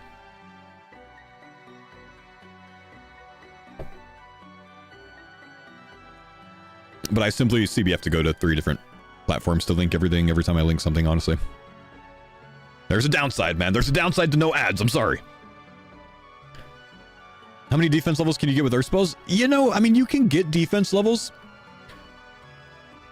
especially to bump this, but the tankier you are, the less recoil damage you deal. I think for, like, the logic with this build is you want things to hit you. So I don't think you want to spec into a lot of these, like, extra defense things. That's why I didn't go for the extra big 15 defense there, right? Because you want things to hit you. Now, there's no Wyvern Visage in this league. There's no way to get it.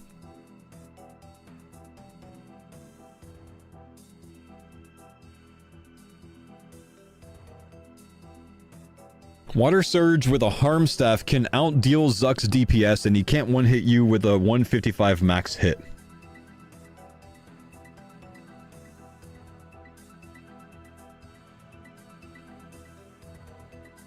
If he hits you twice, he can, I think.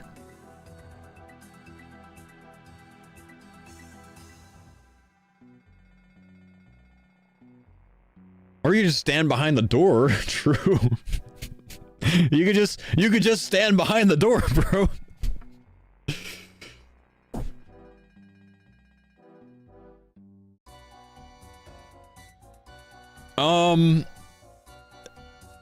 Where's the Jagex video? I gotta apologize to the farmers later to not, like, for not doing content today.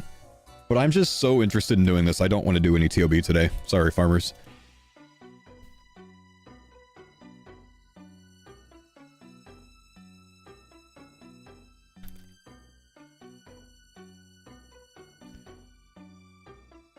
Verdi will understand. I don't think Verdi showed up today anyways. It's all good.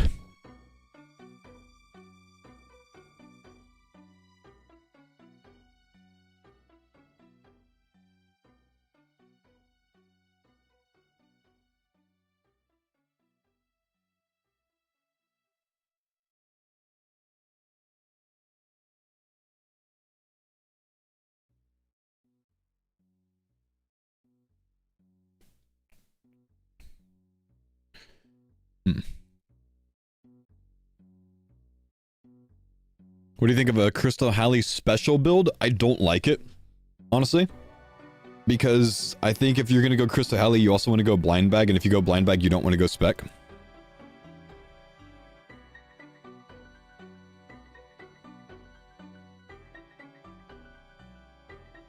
Man, someone else told me they made a Blue Moon Spear build earlier today, and I kind of laughed them off. But since another person linked it, I think I need to look at it.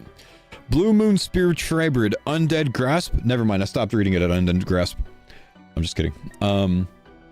Free melee attack. Blind Sack. Blind Bag, you mean, right? Ranging Echo triggers alternate Water Mastery and Ice Barrage for healing. Holy... genuinely, man? That might be the first build that is too complicated for me to follow. I have no idea what's going on there.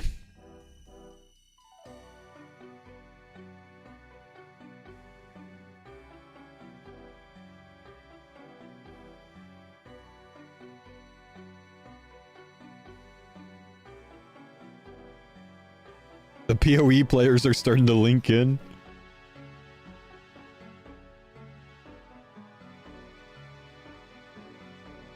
The Blue Moon Spear passively gives a free melee attack when you bind an enemy.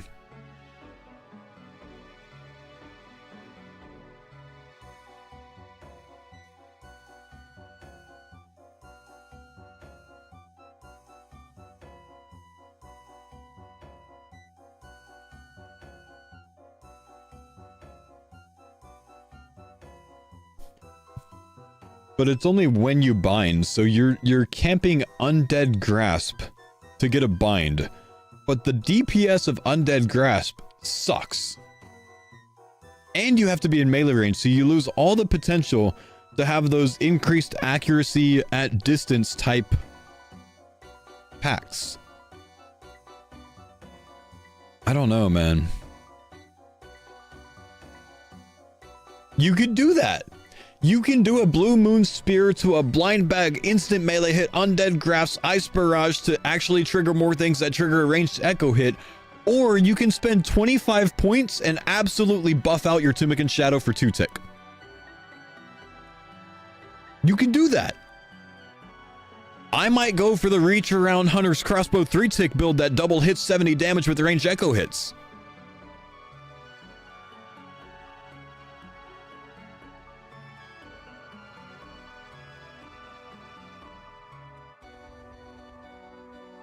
People want to try to build off the 12 Fire Rune use of Undead Grasp. Now that could play. Whenever your combat spells regenerate Fire Runes, the next damage hits +1 damage per Fire Rune regenerated. Damn. Yeah, that could play.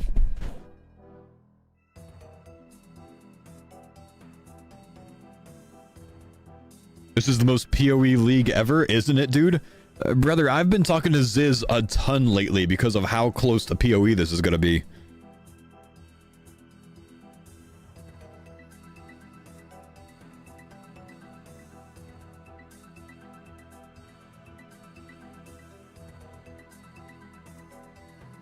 And Diablo 4? I played Diablo 2 once?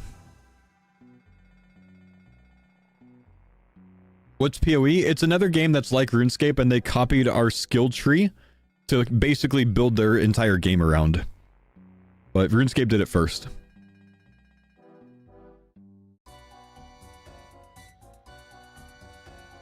True and real. Also, they do leagues. They copy us there too. The Sunlight Hunter crossbow method sucks for moons, though. Okay, fair. Fair. Does anyone have the Giga Chin method? Can anyone hit me with Giga Chin? I want to see what it's like. Oh, a Sunlight Hunter crossbow with thorns build. The Reach Around Thorns. Yo. Okay, I like Reach Around Thorns. That's pretty good.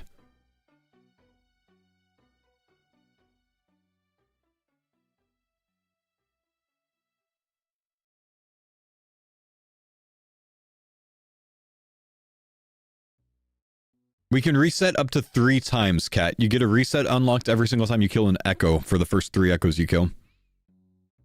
Unique echoes. You gotta kill 3 different echoes out of the 4.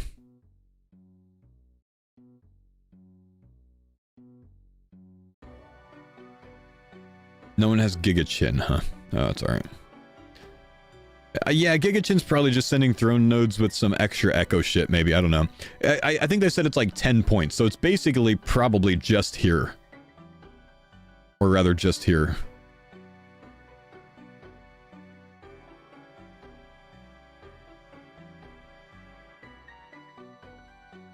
For early? Yeah, get Chins early, go Giga Chin to, like, rush Slayer.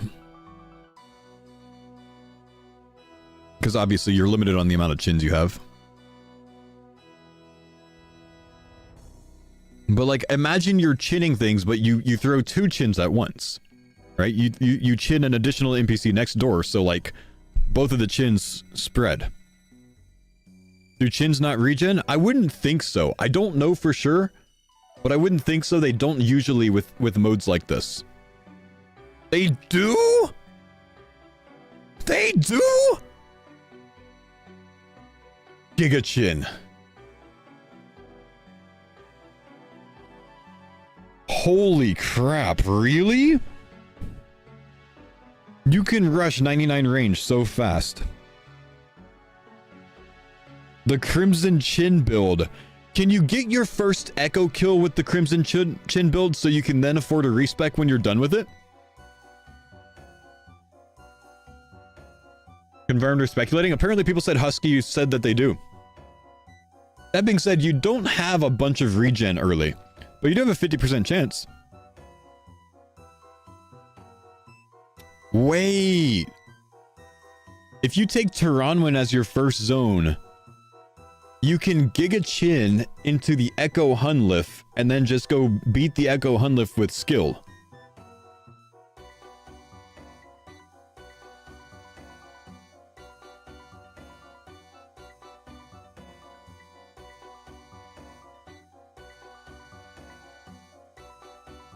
You throw 2 chins, so 50% is 100%.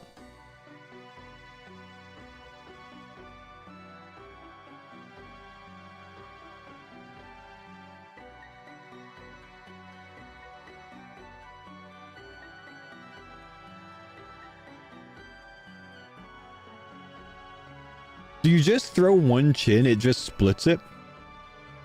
I think so, huh?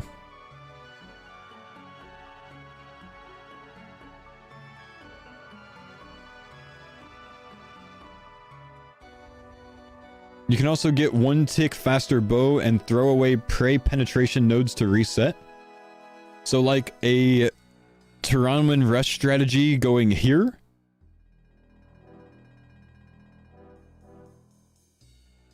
Nine points for a 2-tick, or rather 3-tick bow. That's a 3-tick bow though. I think if you're Tyranwin rushing, you go here.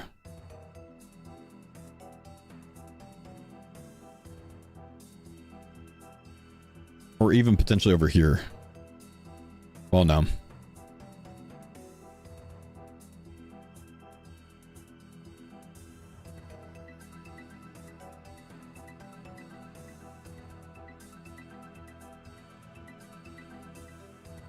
You have a Mox as your first Echo? I think a Mox is going to be a melee-based Echo, judging by the scythe use in the videos. So I feel like I would have an easier time with Echo Hunlif with a 1-tick staff.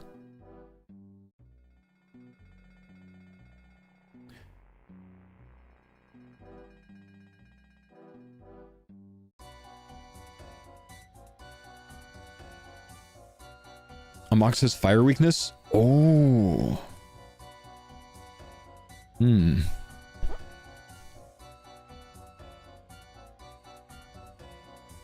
You don't need gear for CG, if I recall.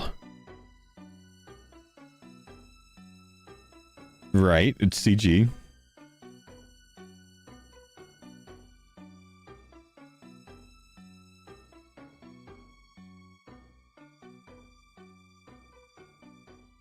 Okay. Melee, though.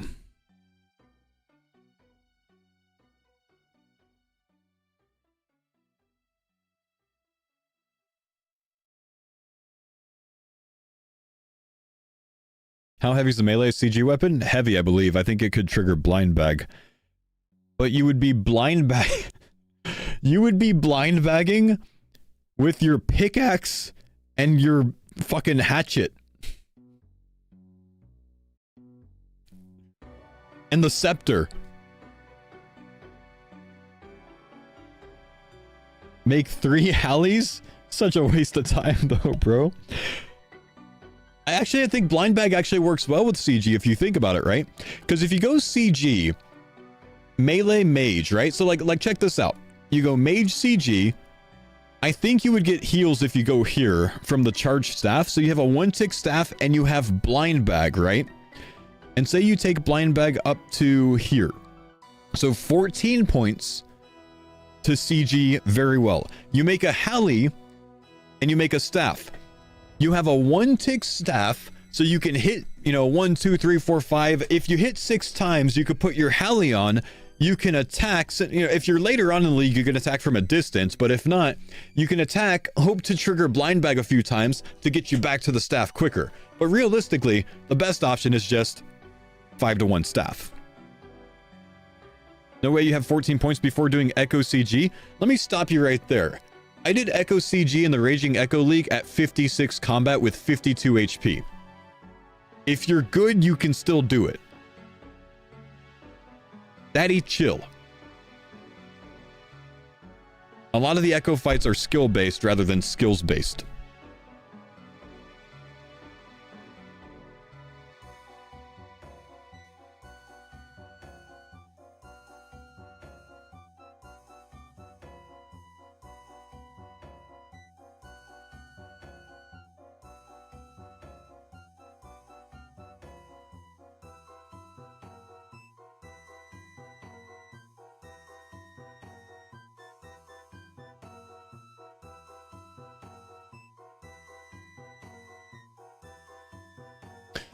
30 out of 40 point for one-hand heavy melee blind bag. Fishing for two-hand melee range echo procs 5% chance on blind bag proc since melee range echoes count as oh, you're using all of the different ones stacked too if it works. Okay, so let's show you this, man. Just so you know, I can improve this for you with 2 relics right away because I do know how this works. We got confirmation on this earlier today. So you're relying on increased DPS from this right here, okay? 5% chance to trigger the ranged echo hit on your blind bag, and you're saying that you're hoping that this one works with that. My answer for you is it does. It makes it a 20% chance to deal the ranged echo hit, but because of what this says, read it, you have a chance, you hit as if you have a bow, a crossbow, and a thrown weapon equipped. These 2 also improve it. So you do all 3 of those.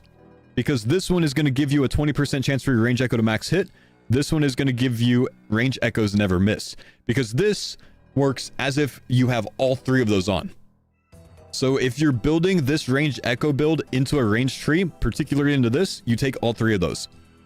And if you don't want to do all these extra things, you've still only spent 3 points here and you get mega value out of it.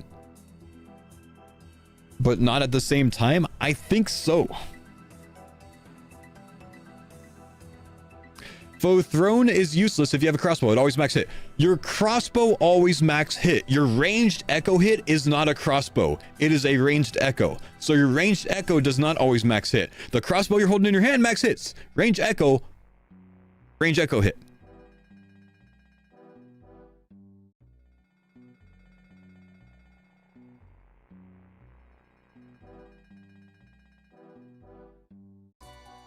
To be fair, I just missed those on accident, but 32 out of 40 now. Nice. I expected that you missed those on accident, so fair play.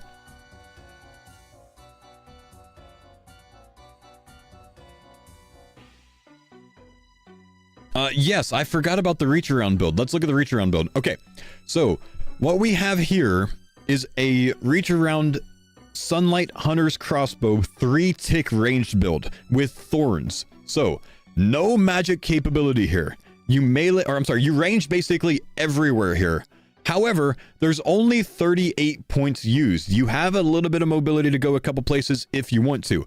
The idea here is you skip the crossbow's attack 2 ticks slower to take advantage of a Sunlight Hunter crossbow at a 3-tick rate that always max hits with double accuracy.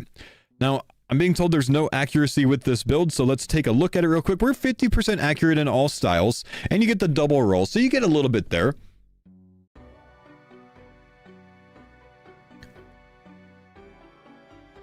But let's look at this. So you have extra range echo hits, you have extra range damage percentage, you have extra range strength depending on your HP. You don't have any overheals, so this is assuming that you're low HP, not high HP. What I would say is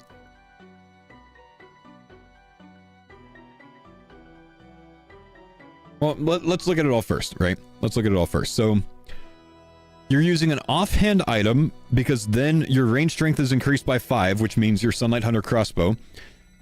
You have 30% more range prayer effectiveness. You have 4x echo hits on top of the initial echo hit chance to trigger. Extra echo chance to trigger here when you regenerate ammo. Your chance to regenerate ammo is 85%, so that's pretty good. And then if you're further distance away, you have a chance to roll more accuracy, max accuracy that is. And then it comes up here for thorns, and it's taking thorns assuming like, well, hang on, why is it going here? 5% chance because it goes here instead of here. I would take these off and then go this way, and you save one that you could put somewhere else. I also just like ruined your thing, so can you give me this again so I can look at what you had?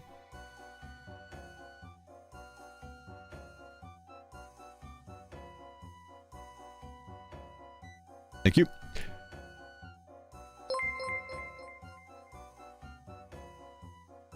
Yeah, we just get there a little bit more efficiently if you add this one and then take these ones away, I think. because these aren't very necessary at all here. So we save one here, right? But let's look here.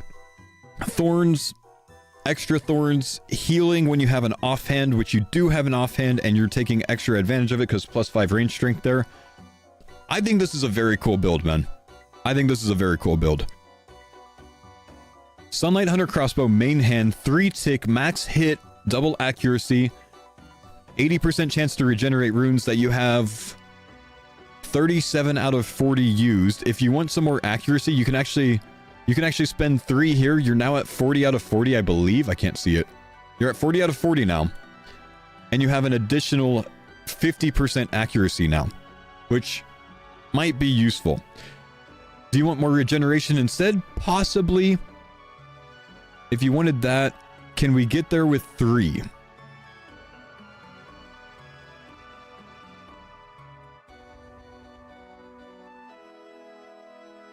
I forget where the other regens are. It's this one right here.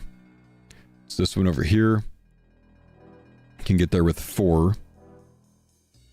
Yeah, so that's about it.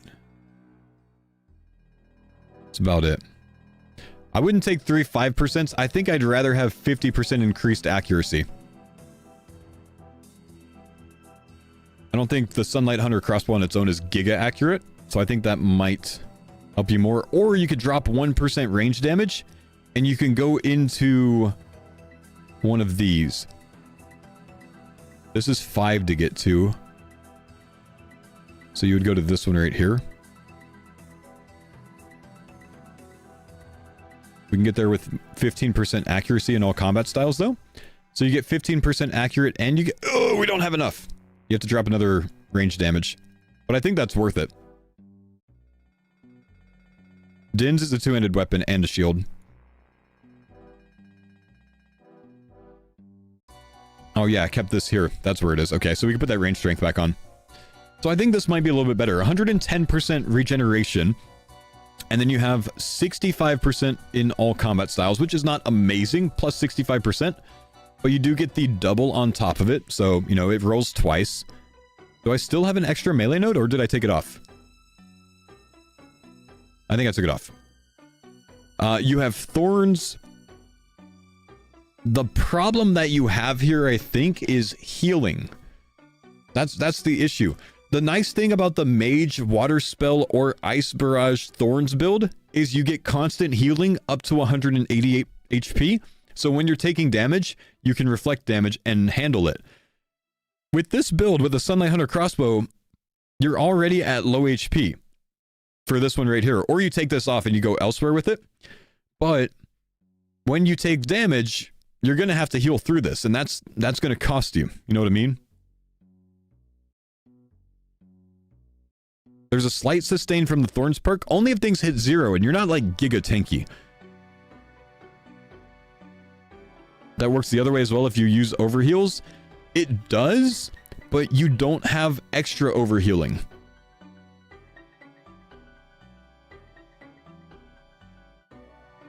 Slight sustain from Thorns perk on the right. Oh, from this one. Okay, yeah, true. Pretty small chance, though.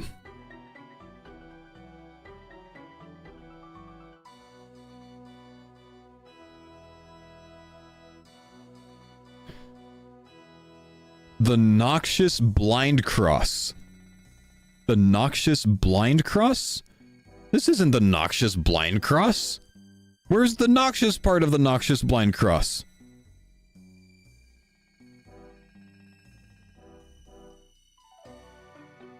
This is the Thorny Blind Cross. Without blind. It's just the Thorny Regeneration Reach Around. Is this the same thing that I just had open?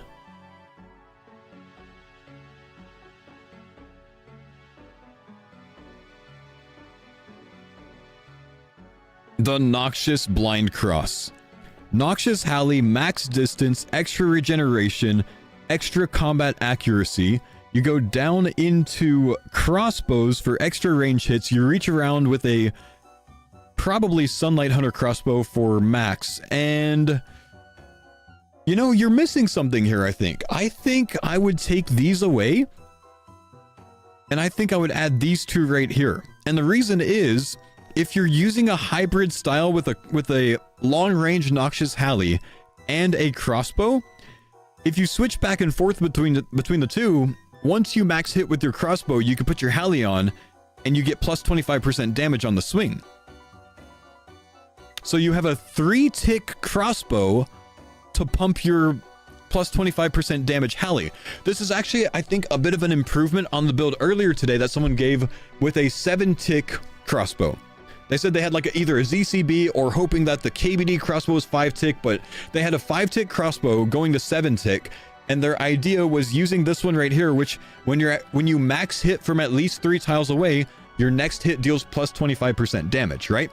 So what's going on here is he's max hitting with a Sunlight Hunter crossbow potentially at a 3-tick. So a 3-tick max hit into a Noxious Halley plus 25%. Then you put the crossbow back on.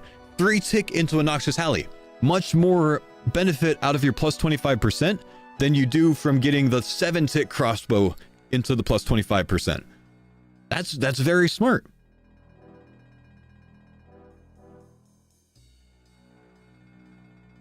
The Noxious Reach Around.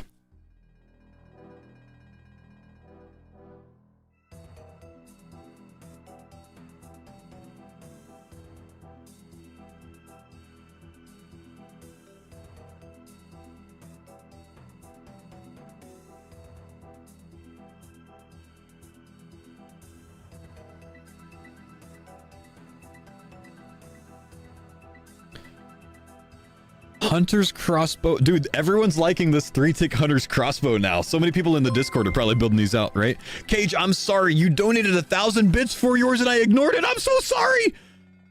Brother, if you're able to, please refund that, man. Hang on. I need to look at this real quick. He had to donate another 500 bits to get my attention. I genuinely feel so bad. Thank you for the support, though, man. If you wanted to try to refund that with Twitch, I would not blame you, brother. That's my bad.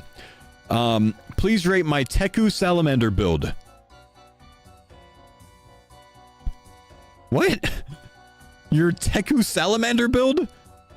What in the hell does a Teku Salamander even do? Teku Salamander, strongest Salamander, 79 Hunter. Okay, so it fires with a standard range hit, which is 4-tick, a melee 5-tick, and a magic 5-tick. I'm being told that salamanders don't work with the pacts. Yeah, salamanders work with no pacts confirmed by Husky. This is very tragic, man. This is extremely tragic.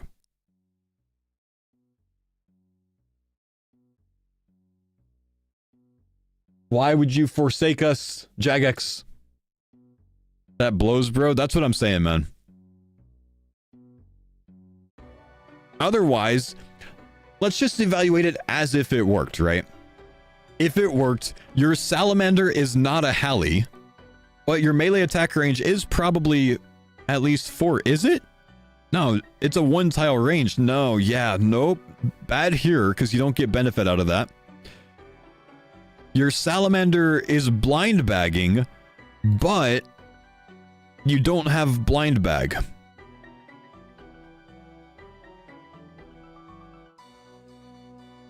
Oh no.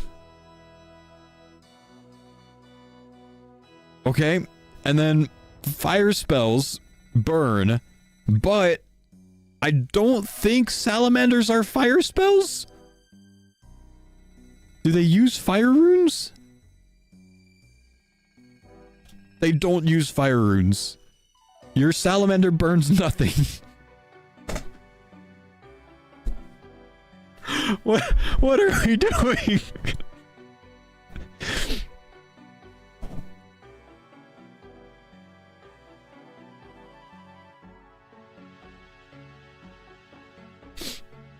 Is a salamander a thrown weapon? I don't think it is. Does it count as a thrown weapon?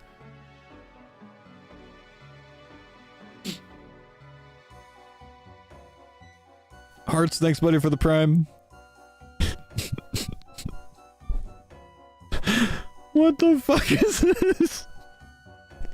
Thank you for the share, Cage. I genuinely wish you the best of luck in the league. And I think you've got this, bro.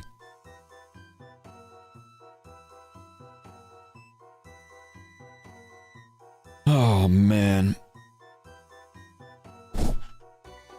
Amazing. Amazing. I have so many things open, dude. Mega Earth Tank. The Mega Earth Tank build. Okay, so we're Mega Earth Tank, but we're minimal thorns. So what's going on here and why is it going on? We have 7% magic damage, 130% accuracy, 95% chance to regen runes, fire and earth spells,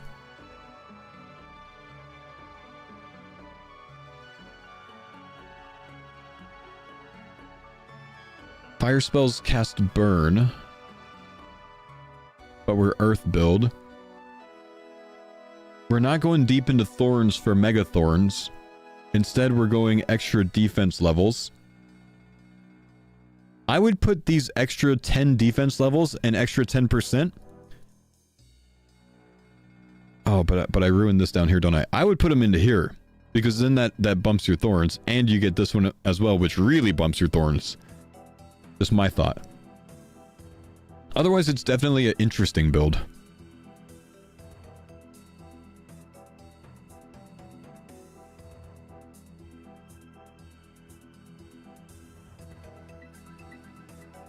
No thorns, tank earth mage build, more accuracy. So, out of curiosity, as I look at this, can you answer this for me, Royal?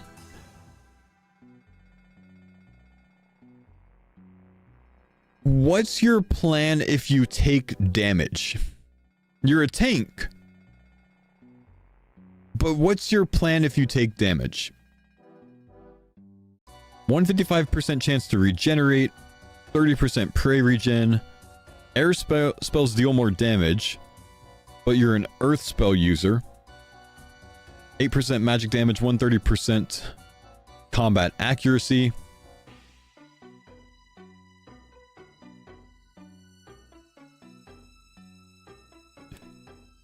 water spells deal increased damage, but we're using earth spells mostly. Though I guess once you bump your... Oh no, because you want to lean into this right now.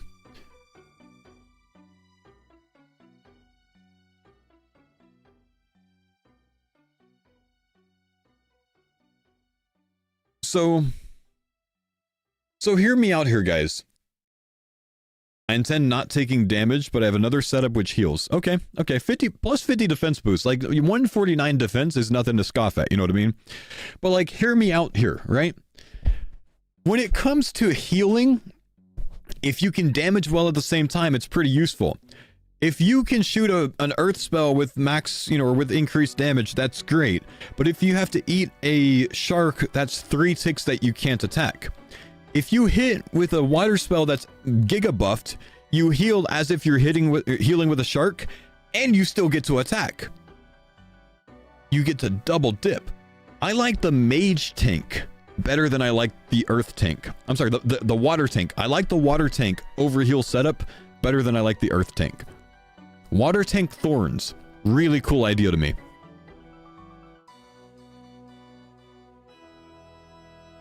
I just got really lightheaded.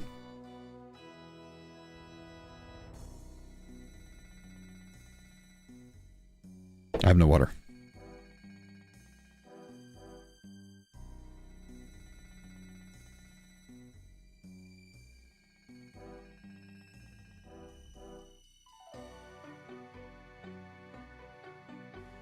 Go get water? I'm taking a second here, man. I genuinely lightheaded out of nowhere and it's not going away yet.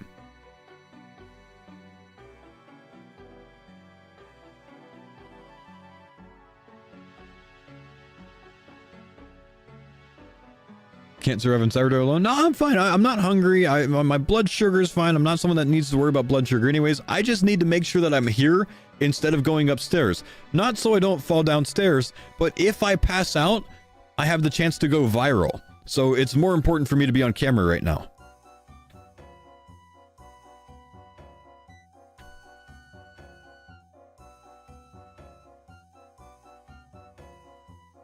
This is honestly just like this is what happens when you have to deal with Teku Salamander build.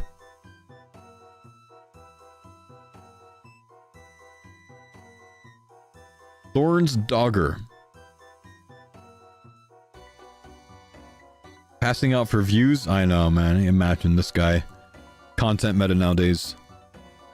The Thorn's Dogger build.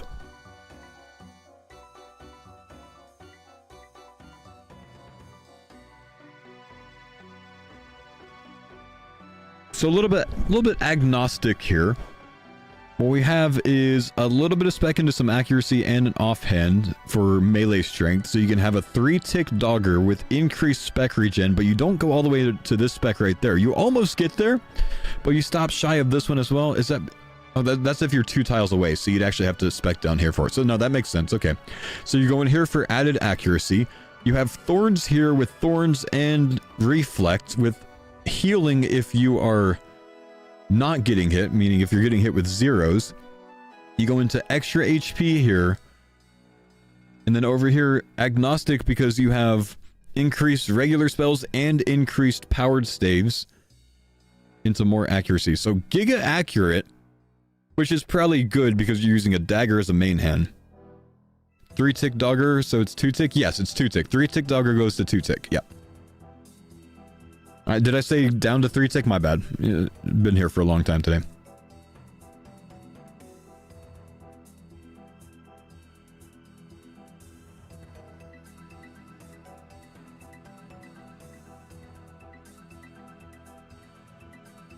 Here's water tank thorns.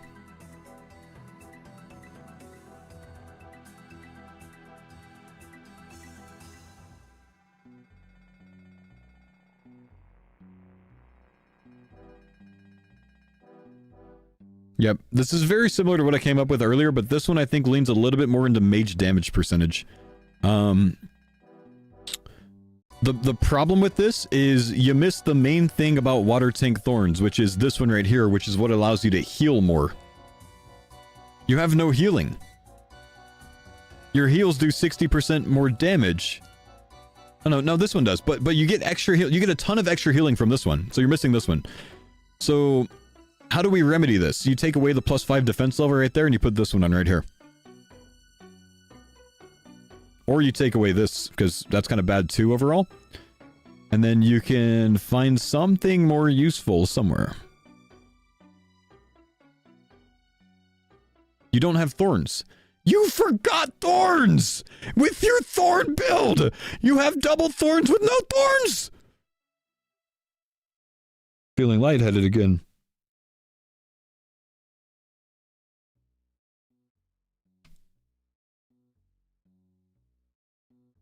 I might just make a video tomorrow of Twitch chat cooking with builds. The non-healy thorn mage tank build that doesn't have heals and it doesn't have thorns. The Teku Salamander. It might make a better video than a serious build video. What do we have here? We've got a Noxious Halley blind bag, mega accurate, bow faster, echo range hit build. So this is either leaning into wilderness with a web weaver bow, maybe Kurend with the echo bow for a 2-tick, both of those 2-tick. Bofa goes to 3-tick, T-bow goes to 4-tick, so those get a little bit less benefit. We get extra Halley distance, we've got a little bit of extra healing based on your distance.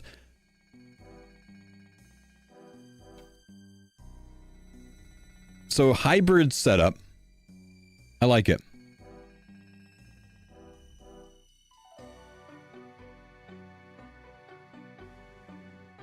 Problem is he's probably not Zaya. Because he's ignoring mage, and I don't think you ignore mage if you have Chambers as Eric in the mix. You at least take 6 points into mage to get the trident to 1 tick. Or some powered staff to 1 tick. The liquid ballista bomb. The liquid ballista bomb.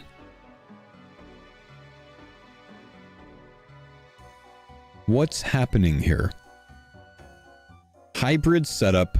Mega overheal, max hit ballista, 7 tick, oh no, 8 tick, 9 tick?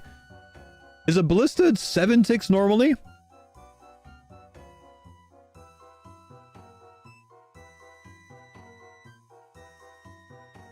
On rapid? Or is it 8?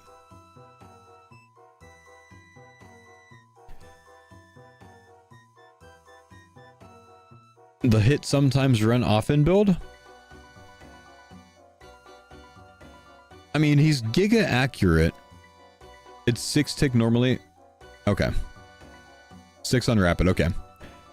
So it goes 8 tick.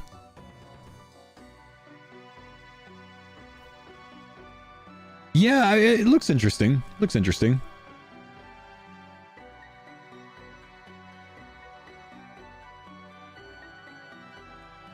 What I like is adjusting this a little bit and leaning into the KBD crossbow.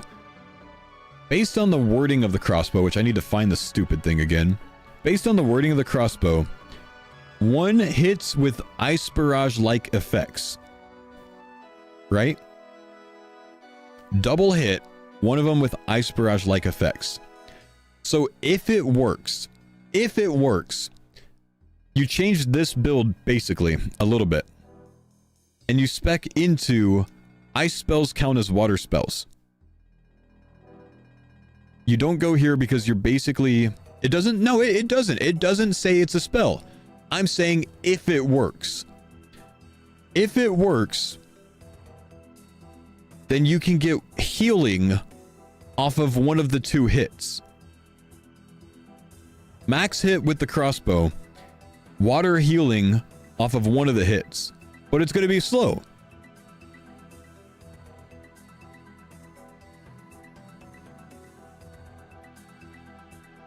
I feel like we're sleeping on the resets. Surely we do 3 builds per playthrough, like early game, mid game, and an end game build. Yes, that's a very good point, honestly, man. Like, I've been thinking about trying to come up with a build to kill Echo Amox specifically. Perhaps going melee first somehow. Don't really know how yet. And then once I get Echo Amox down, respecking for my next zone. To then go ready for CG route or something like that. You know what I mean? Foe 3 respecs is 4 builds, not 3? Even larger, my man. Oda!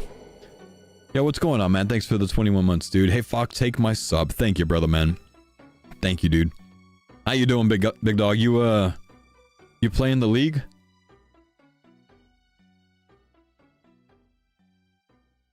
Cooked up a weird one. Assumes elemental dagger is a good spec weapon. Under 1 kg. Wear prey gear. Max melee hybrid. Mostly melee DPS specs with dagger. Huh.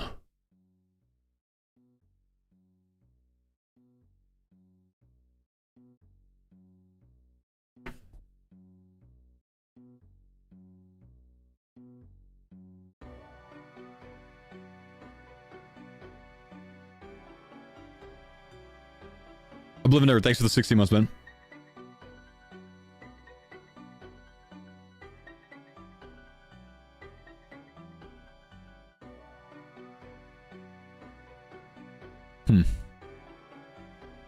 All right. Interesting. Hybrid style. To be honest, with CG, you can run bag build that you use for Amox and just put a bunch of Hallies in your bag. I feel like that's such a waste of time, though, man. I don't know. You could, but I don't think you're going Hallie build for Amox. I DC'd foe just to say I'm great and stay bald, bro. Thank you, brother, man. Appreciate you, big dog. Oda sub to you to roast you in your VOD. Wait, you subbed to me to watch my VOD? My brother, if you go to my YouTube channel, I have a whole VOD channel there. For free. You don't have to. You just go to the YouTube and it's free. Faux OSRS on YouTube. Thanks for the sub. Ads on YouTube? No, we have YouTube Premium, bro. It's easy.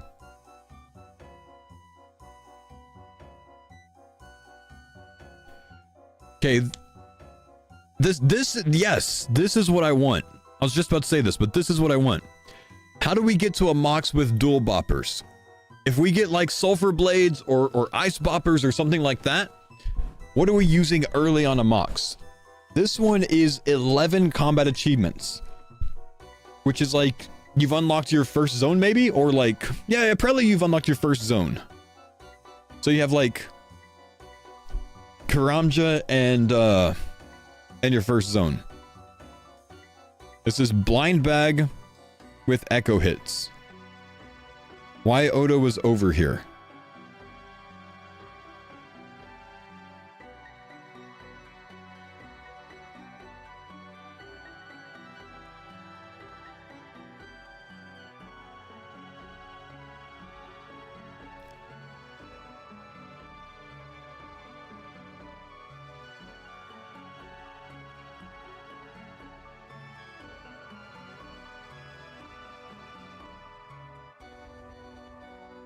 Why is he talking shit, man?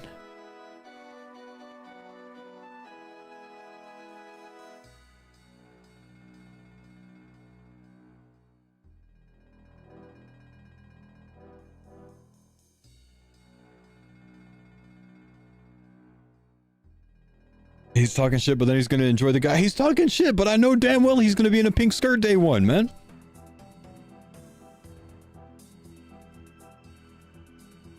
There were 11 easy ones in Varlamore, Karamja, and General, then the further ones take a little bit more work and power.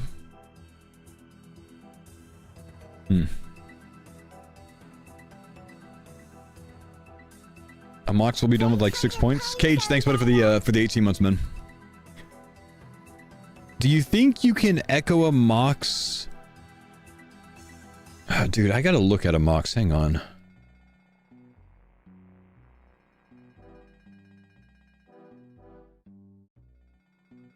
30% fire weakness, but he's pretty tanky to magic.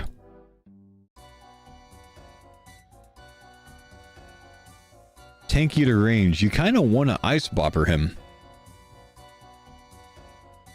Like we kind of definitely want, like, we sort of kind of definitely want to go melee for a Mox, I think. And then respec, I think. Potentially.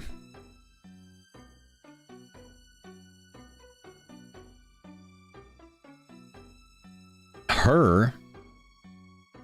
Him.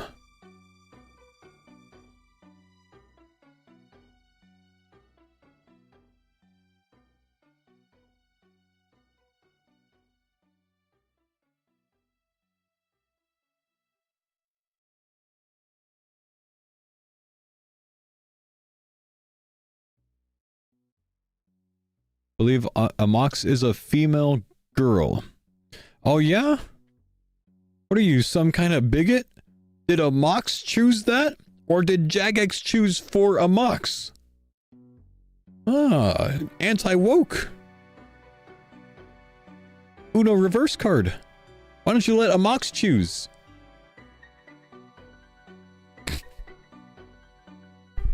Anyways, how are we gonna best kill a Mox?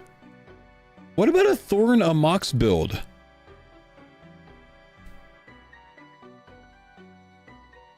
Nah, right? Surely not.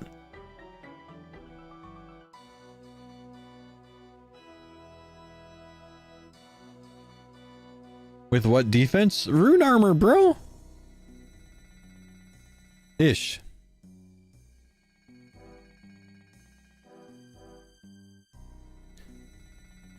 blind bag and grab all the boppers? Maybe? It's only 7 points to get here. This one only increases the max hit, so...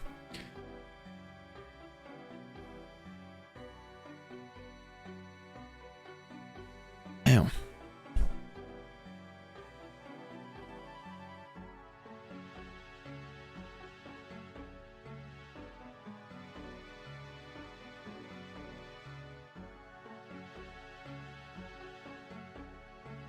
Probably don't spec into this, or you could, and you can grab this for a 20% chance at a range echo hit.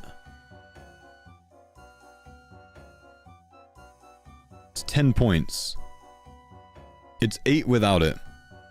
Thanks for the pine zone, Dada. Super Stick, thanks for the 35 months, man. You don't want a blind bag build? I'm just thinking, like, if we can get Echo a Mox down.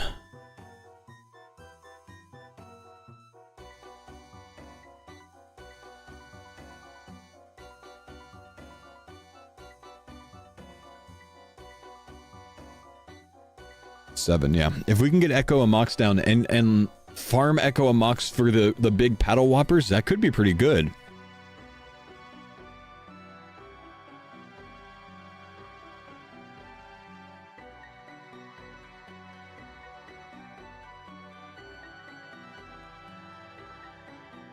I don't see any way that magic water spells are busted at the beginning.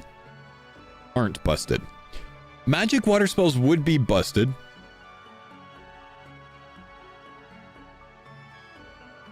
But you have to have 10 to do it.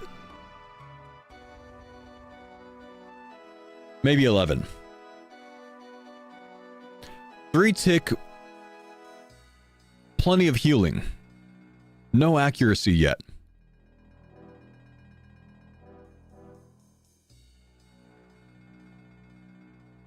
$13 for some accuracy.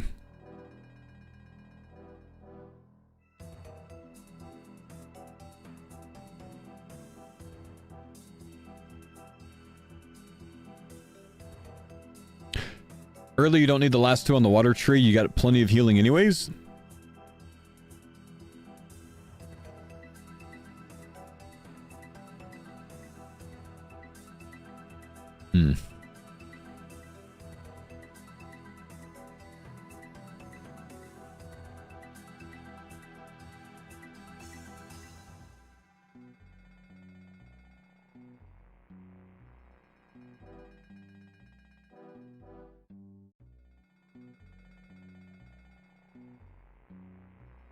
I don't think you have that much healing, man.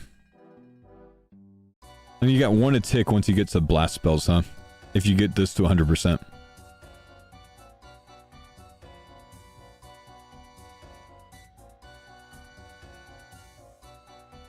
Water Fire Cape into Jad challenge to get you 2 more unlocks. Your accuracy and hits would be so low. Sure, you get heals, but you do no DPS. It's such a waste of time, I think. I think 10 times out of 10, I'd rather have a 2-tick maple short bow.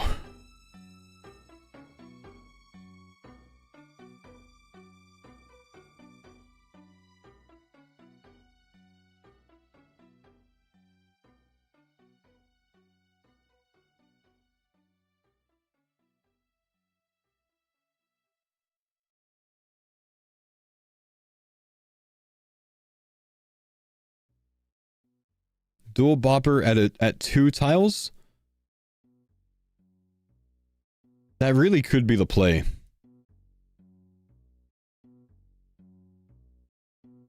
Further increase by 3 for each additional tile between you and the target. So if you 2 tile away... Can you stay 2 tiles away for Echo and Mox? Or from a Mox?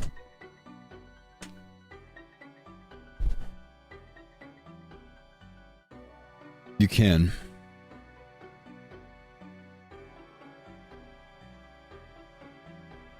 Two tiles is fine, 3 she moves. Okay.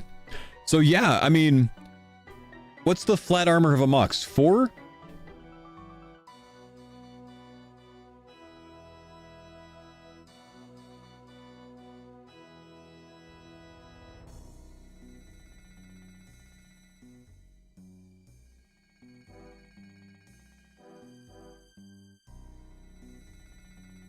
Nope, that's not what I want.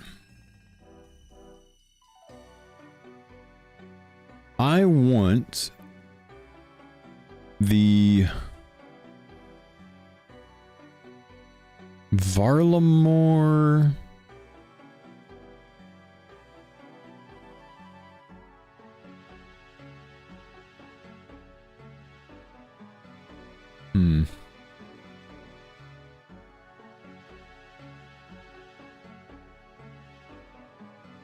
I'm just gonna go look in game. I don't want to search for things. Take too damn long.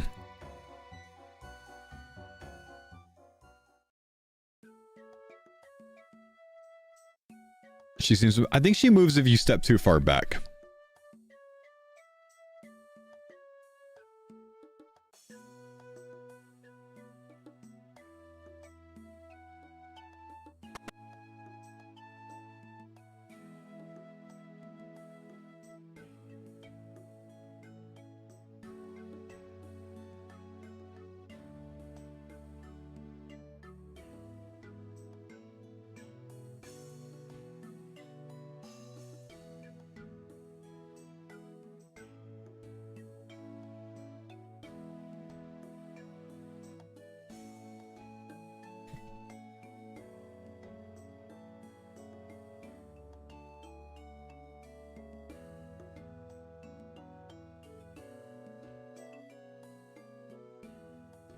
What other weapon shops are there in Varlamore?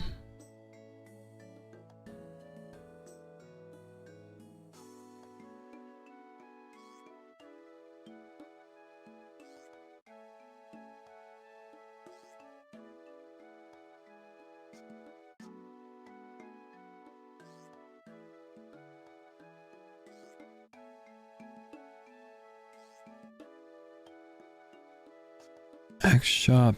Addy battle axe?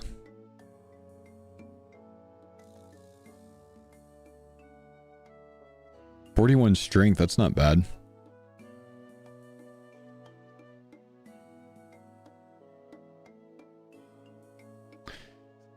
Rune mace? Yeah, there's a rune mace. I'm just wondering, like, can you just go grab a bunch of random ass weapons until you get boppers, you know?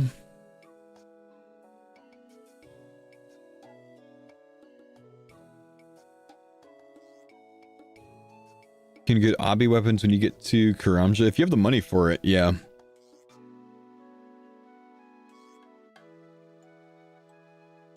Are you getting 48 Slayer for Mock's quest without a Slayer Master? You get to Karamja, and then you have a Slayer Master.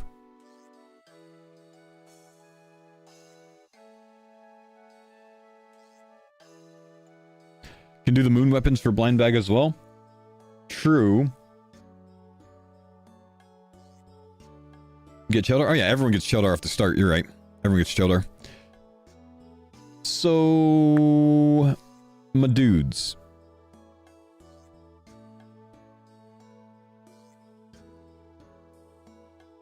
We get to the 8x combat rate. Does that automatically unlock 12x combat? Is combat 1.5x off the start?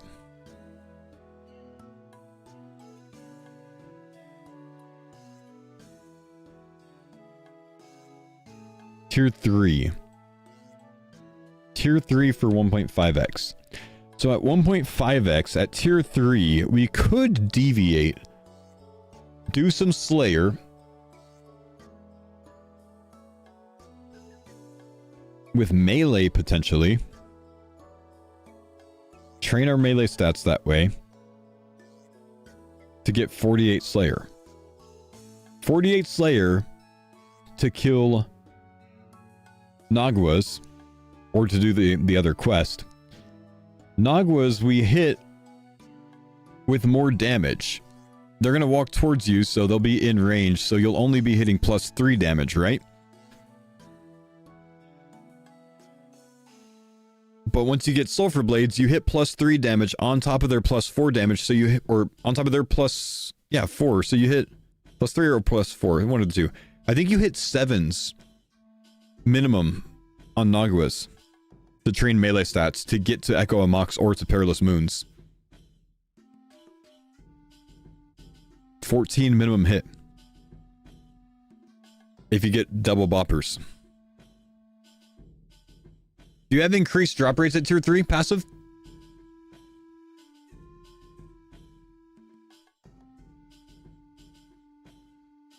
Tier 4? Ah, we don't want to do it till tier 4 then. We're going to keep pushing off and off then. Never mind. I don't know when we're getting to combat, man. I don't know when we're getting to combat.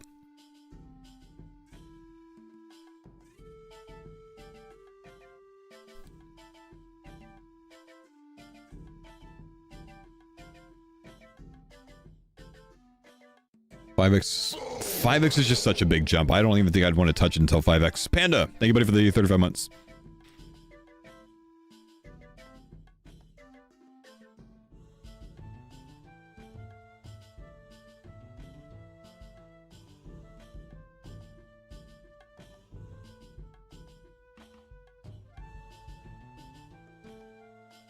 Varla has a ton of skilling to do. Yeah, it's not going to be very hard to get tier 4 quickly. I don't think it's a bad idea to wait until then, until we get into combat. I don't think that's a bad idea at all.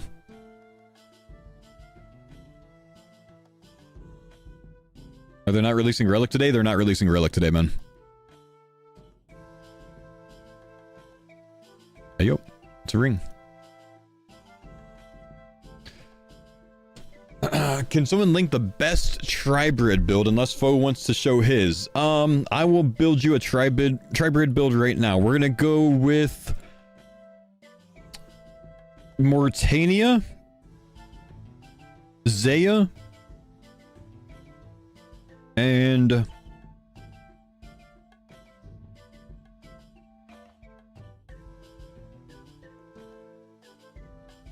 Kandarin.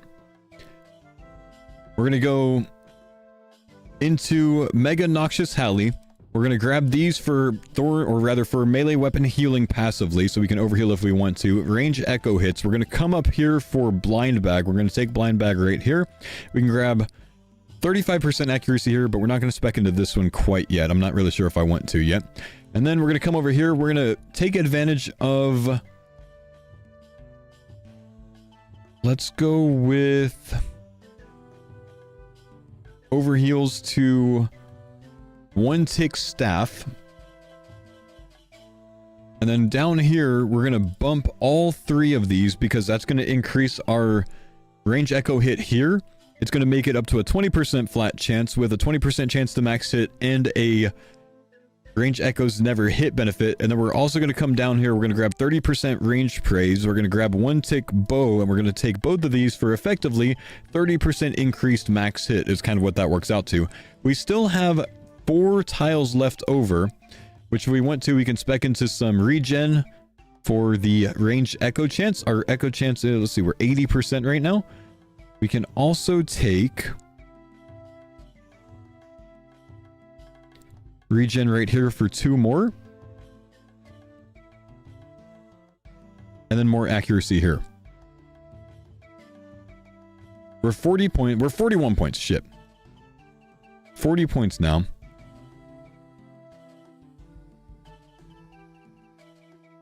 Or we can take this. That's even better. There we go. I like that. So we're 40 points, we're fully done with the league, and what we have here is a long-range Noxious Halley blind bag build with Mortania, so we have access to a ton of different high-hitting weapons.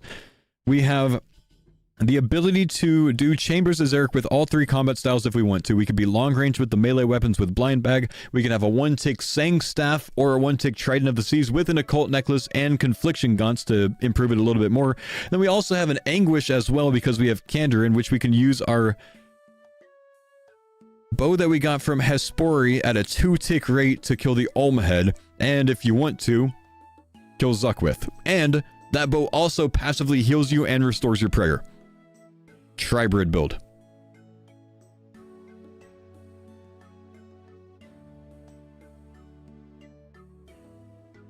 Just a thought. Link it, it's gone. Sorry. Probably could have, but then I clicked the middle button.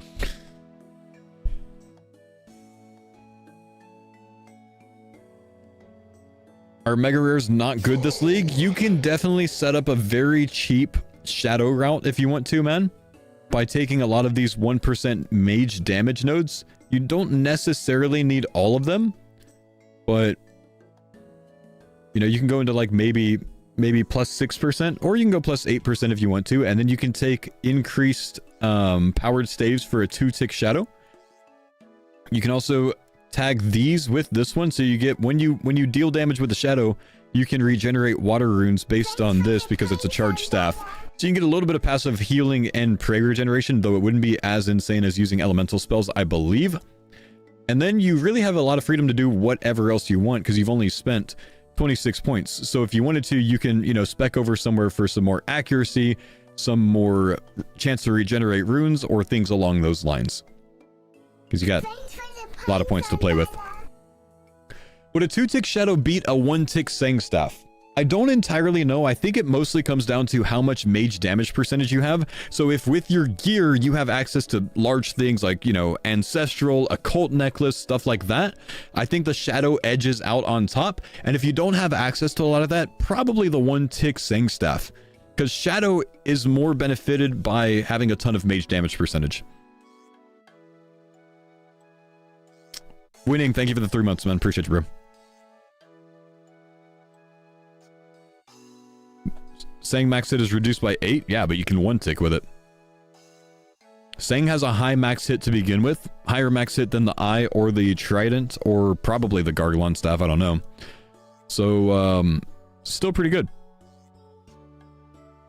If you can 1-tick, you know, 30s or 35s, it'd still be pretty solid, you know what I mean?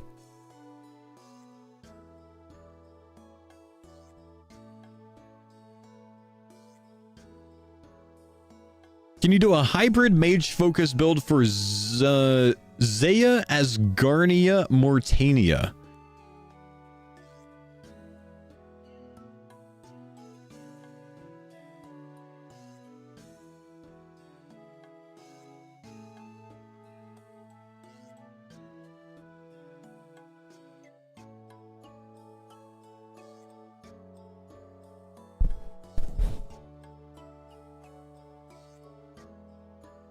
Pre or post shadow?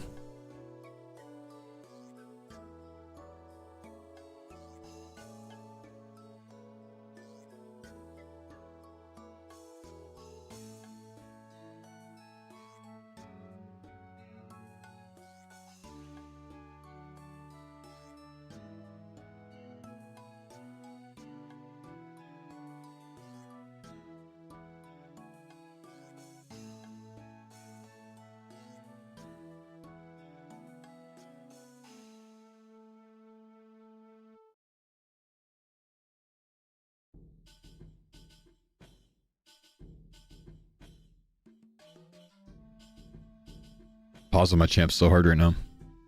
Chinchambas do regenerate, David.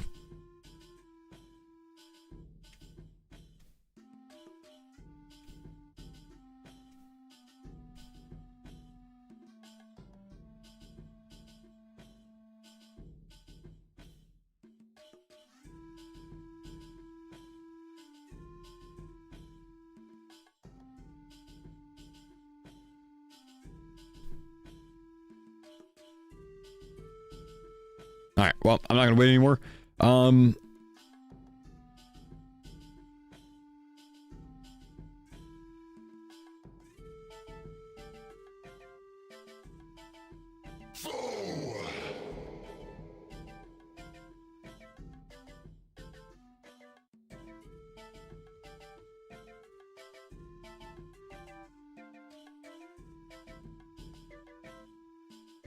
Thank you, Lifeguard. Appreciate you, brother.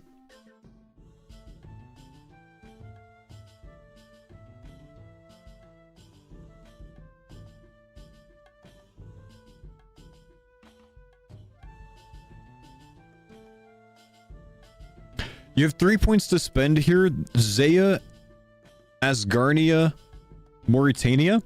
You can run water spells, and you can bump that a little bit anywhere you want with your extra points, but you can run water spells for heals until you end up getting a charged staff. So 3-tick water spells for mega heals, overheal to 188 HP.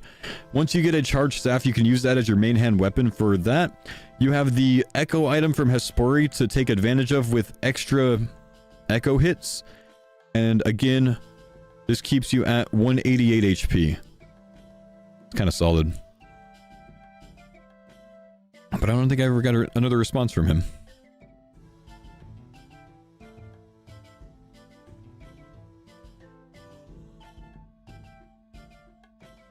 If you go ice spells for water, Virtus becomes BIS. You are correct. Plus 4% per piece with that, right? Will you make an easy mode mage build with Zaya, Tyranwin, anything not desert? Zaya, Tyranwin, anything not desert. Easy mode mage build. Zaya, Tyranwin, anything not desert. We're gonna start with water spells for healing. Get into increased attack range. We're going to take this for when you get to Corrupted Gauntlet and Gauntlet, because then your mage staff in there will hit at a 5-tick rate. You can have extra healing if you want to with this. You can have extra prayer restore with these off of your charge staff or off of your regular spells. You can spec into extra mage if you choose to by taking these nodes. That bumps you to 6% plus mage damage. You can then have extra rune regeneration here, extra rune regeneration down here. Your Zaya, so you could again go with bows if you want to for that 2-tick echo bow. I think the 2-tick echo bow is just going to be very good. 3-tick weapon going down to 2-tick does get quite a boost there. What else do you have? Hang on. Zaya, Tyranwin, anything not desert. If you go Kandarin as well, you get some ability to spec into some elemental spells. Maybe not earth, but fire, water, and air. A lot of things are weak to this. Technically, Olm is as well, so you do have extra points to be able to spec into that if you want to. But you could spec into these, potentially spec into this as well, and use your Devil's Element to boost the elemental spells. It might be good, it might not. I don't really know. The problem is you don't get a lot of melee viability out of this, so you need to kind of, you know, potentially do something about that. But you did say mage build. That being said, my favorite mage build thus far hinges around overheals and thorns. So you actually spec into melee to thorns. Come out here in case they hit 0, you can heal off of it. You could come down here for this right here, which gives you more magic damage percentage, and you can come over here for overheal. You come right here for regenerate runes. You can come down here for regenerate runes as well. Or you can come over from this one, which is actually a little bit better because you get accuracy in all combat styles. You get more accuracy here. You're at 33 points spent. And a lot of the logic with this is, if you have ice spells, you take these. If you... Actually, not this one. If you have ice spells, you take this. If you don't have to take this. But you can... You're gonna have to have a shield equipped. Does Devil's Element count as a shield? No. Devil's Element counts as an offhand. So you do need a shield with the Thorn build, but you just don't rely on Devil's Element. And you kind of run that until you get a 1-tick staff potentially, and then you run the 1-tick staff maybe? I don't really know. I like the idea of running this down without Devil's Element, or flip-flopping back and forth, potentially putting on Devil's Element and then taking it off when you want to Thorn in certain situations. But the thorns can just absolutely go crazy. You get up to 188 HP with this. Permanent heals off water spells. You can bump your mage damage percentage a little bit more if you want to by a couple different options like these. And then your thorns just hits insanely hard.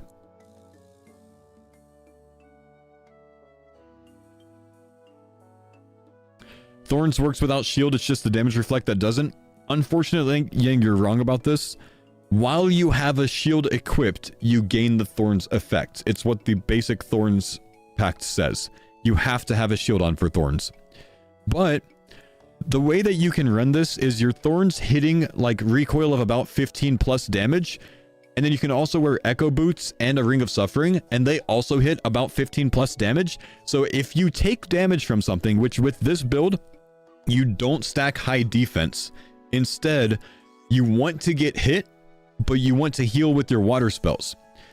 The idea is you basically get hit every single time because you're in pretty squishy gear, but you have constant 3-tick healing from your water spells, and you can overheal to 188 HP. So you're relying on the overheal to keep you very healthy. You're recoiling things up to about 45 damage every single time you get hit, if not a little bit more. It's a neat build.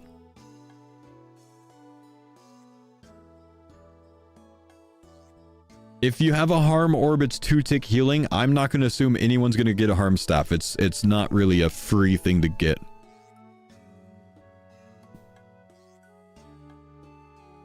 Like 2% of the last league maybe finished the harm staff. 2% of the people that took those relics.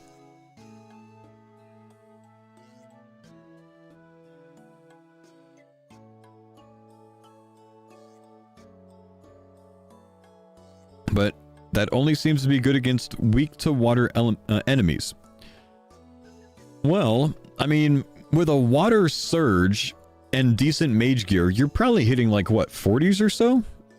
But also, because you go up to 188 HP, you gain additional mage damage with your water spells from this, and this scales past 100% health. So you gain like 28% damage on top of everything that you already have, and you heal off of these, and you get prey back off of these, and you heal off of this.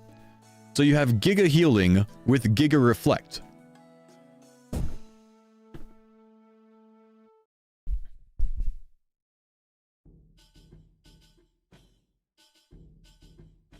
Wyvern Shield for Mage doesn't exist in this league. You can't access Fossil Island.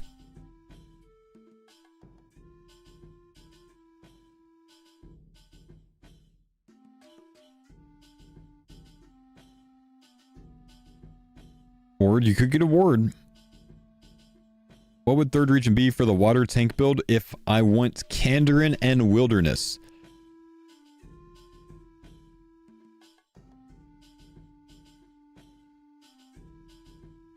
I mean, you could take Zaya for Ancestral if you wanted to. You also get Augury out of that without having to take Grimoire. You could take Desert for Ancients, and then you can switch one thing for Ice spells, so you have Ice Barrage instead of Water spells.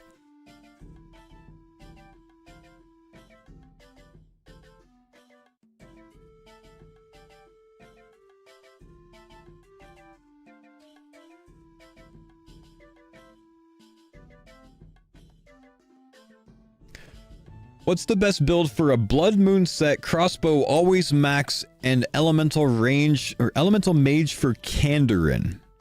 You're so spread out, I have no idea, honestly. Genuinely, I have no idea. Potentially a close range-ish blind bag where you're using the full Blood Moon set to trigger blind bag more often, with extra range hits here, all three of these to benefit the range hits here, 35% accuracy into increased echo hits here, down here to increased damage from a different style here, possibly, you're not too far distance wise, 30% chance to regen runes here potentially. What else do we have on this with your impossible build?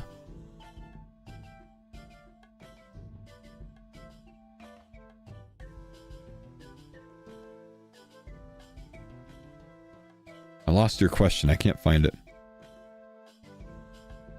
Elemental Mage, but I forgot the...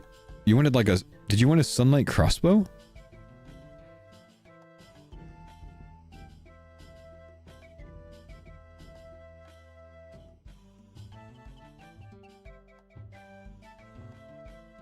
Everyone's gonna be effed when they release the stats on the items. Might be true, bro.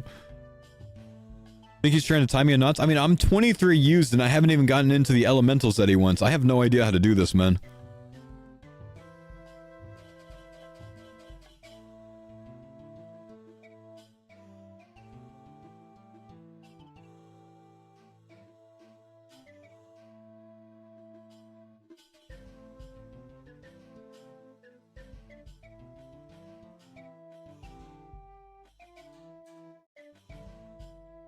I genuinely don't know. It's too much.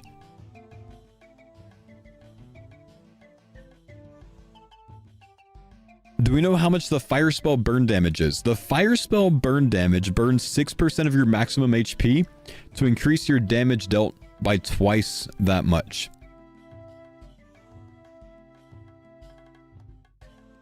So if you're what, 99 HP, you burn 6 HP, you increase your max hit by 12 damage. It's pretty large, pretty large.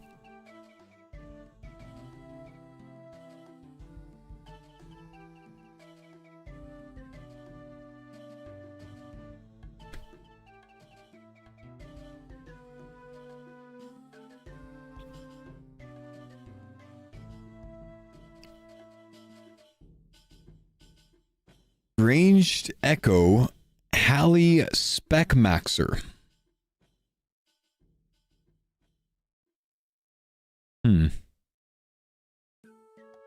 Going Chally instead of Noxious? Or something else for spec?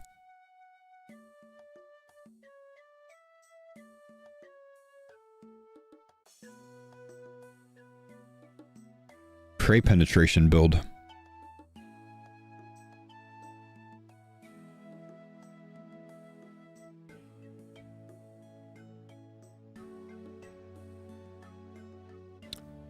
You're doing a Dragon Halley. I see.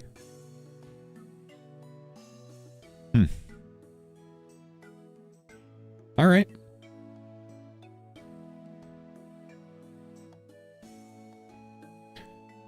Have I looked at the fire water flip-flop build? No? So this is burning with fire to add burn and to burn your HP and then water back to overheal? Interesting. What's the best range build you found with Bofa? Honestly, Bofa's not very strong this league. You only go down to 3 tick. So, personally, I wouldn't invest too heavily into Bofa. I don't think it's going to be that good overall.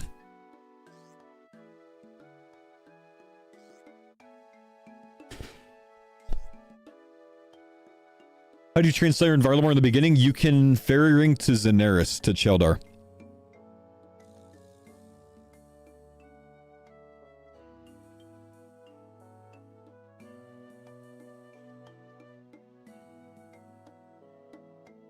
Starting route Wilderness, Kandarin, Desert, going Crossbow and Mage.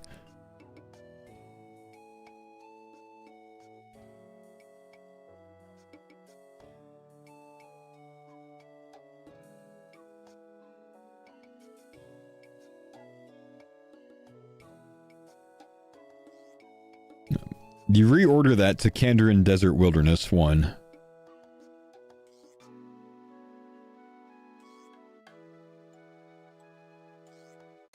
Otherwise,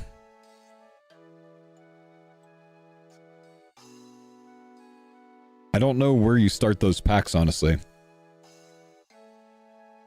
I think it all comes down to if we determine that it's better to break into your first zone and come back to Echoes later. I really, what I don't know yet with this league is how do we handle the early combat?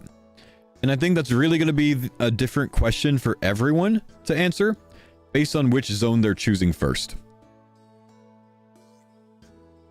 Like if you're choosing something that has really good Slayer, you probably end up going with the Crimson Chin route. Because then you can Woodsman Hunter double chin catch into double chin throwing for range training on Slayer. If you want a very easy, I can do anything in the game type route, you spec into water and you run water spells with whatever your highest level water spell is because you get ultra healing off of it. If you want to run Echo Amox early, you probably come over here and you do a simple blind bag build.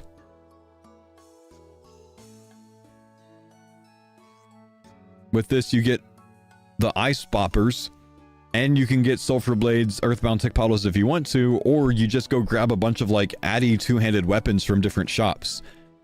Or even like a Rune Mace, you know? You can get an Addy Spear, you can get an Addy Battle Axe, you can get a Addy Scimitar, a Rune Mace, you can buy an Obby Maul, you can buy an Obby Sword, stuff like that for blind bag hits. while using your ice boppers as your main weapon for Echo Amox. Are your points locked in? Once you kill your first Echo, you can respec. You can respec in the league up to 3 times. So technically you get 4 total builds in the league. You unlock a respec every time you kill one of your first 3 Echo unique bosses. So like Amox and Echo Garglons and Echo Hunlith.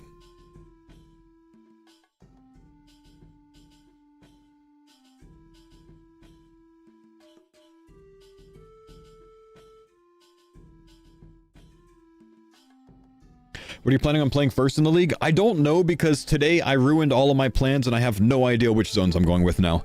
I can't find something I'm happy with when it comes to finishing all tasks. To the point that I'm considering finding the best set of zones that I want to interact with and just not finishing all tasks. But I just don't know yet, man.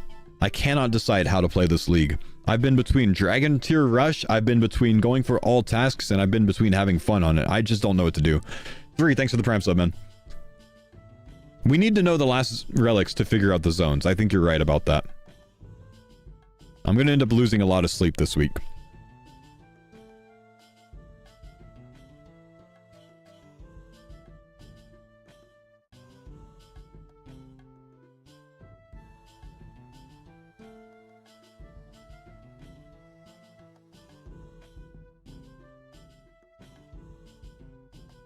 It's tough though, man. This is so different that I'm so used to having a really good, like, strategy and route, and now I just, like, there's so many different things you can do. I don't know what the perfect answer is yet, and I think part of that is we just don't know all the relics. Once we know all the relics, maybe I know the perfect answer, but I don't know.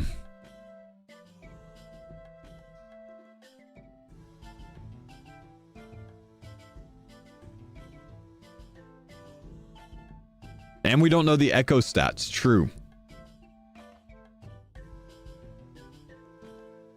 I have a feeling that one of the best things I could do if I end up going Zaya is trying to get that Echo bow as quick as possible. Because I think with the Echo bow, if I go hard on bows, take a 2-tick bow into the Echo bow, I can do a ton of content. Run Inferno, run the 6 Jad challenge, all that kind of stuff. For points early. Treat that as my first Echo instead of building out towards Echo Amox.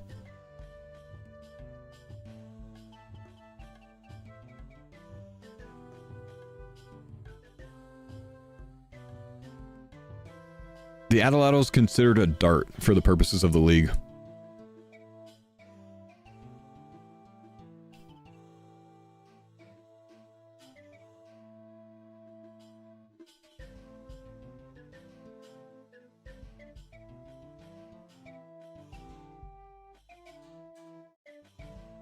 If I link up this strategy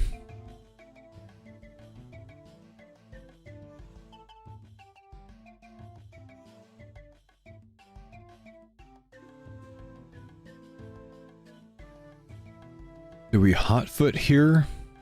No, surely not. Do we woodsman here? We still need the herblore answer with this one, right?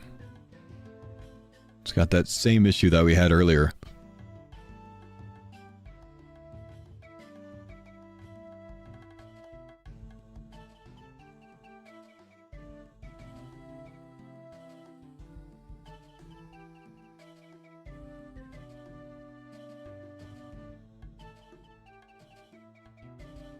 What's this tool? If you watch my most recent YouTube video from the day, this is in the description, but it's leaguesplanner.com. All the tools that I use are in the description of that video, though.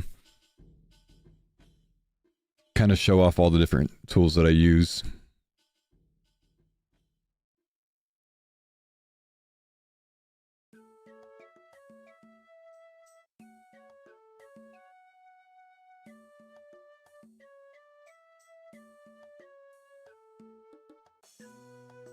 Am I doing KZT? I don't know what I'm doing. I can't figure it out, dude. I don't have a good answer on what my route is yet.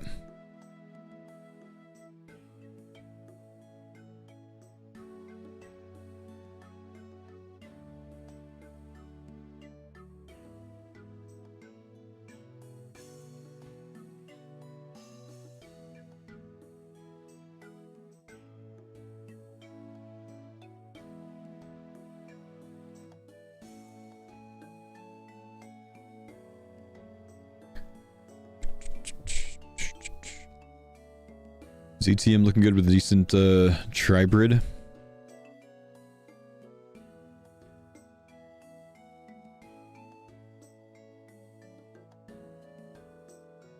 Larcenist solves thieving, crafting, smithing.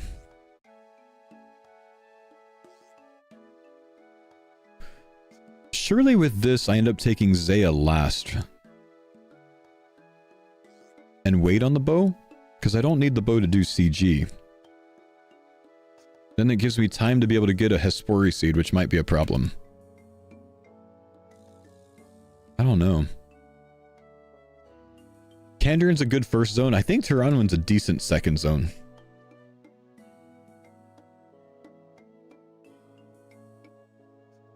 No need to overthink because we still have 4 relics. Are there really 4 relics left? What are the missing ones?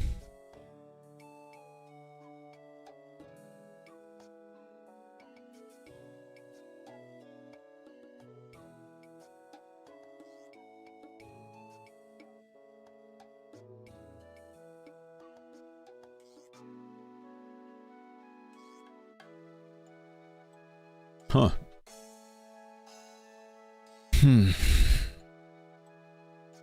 3 potential skill solves left. 2 potential skill solves.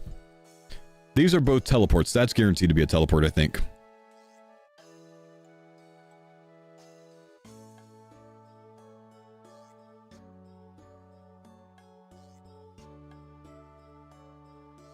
They did such a good job on these relics this time, man.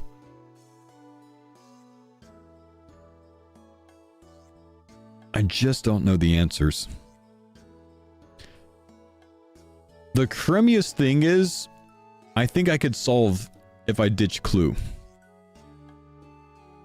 But I don't want to ditch Clue. I think Clue's too powerful.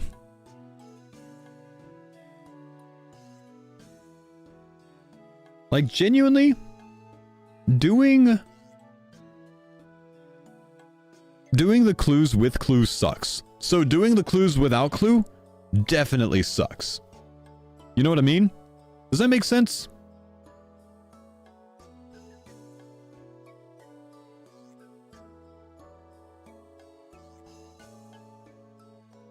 Why do you need Clue? If I go for all tasks. Foe in week 8 after doing 400 elites without the Clue relic.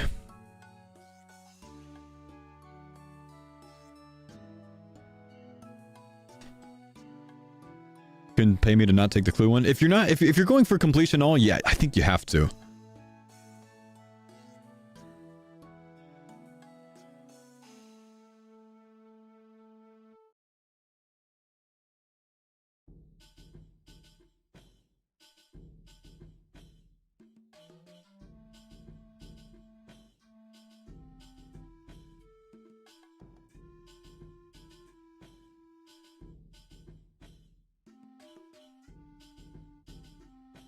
Larcenist and Kandarin print so many clues, you could just drop the ones that suck. It's not about dropping the ones that suck as much as it is always having max rolls, always having the minimum amount of steps. Just that means the clues take me half as much time as someone that doesn't have it. I need over 400 clue uniques to finish. It's an unreal amount of things I need from clues. So Clue, I think, is the biggest time save on the whole board.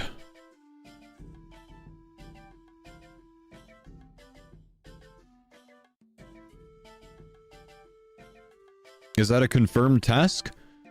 750 collection logs is a confirmed task, and the main way to get there is through clues. Thanks for the pine zone, Dada. With all areas having the same points, can be as Clue heavy surely. It's the collection logs that do it. Dobby, thank you for the prime sub, man.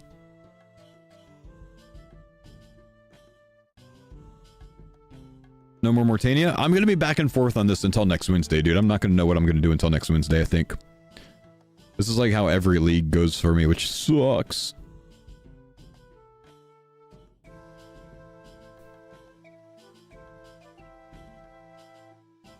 Cooking is solved from this because I get the shark shop.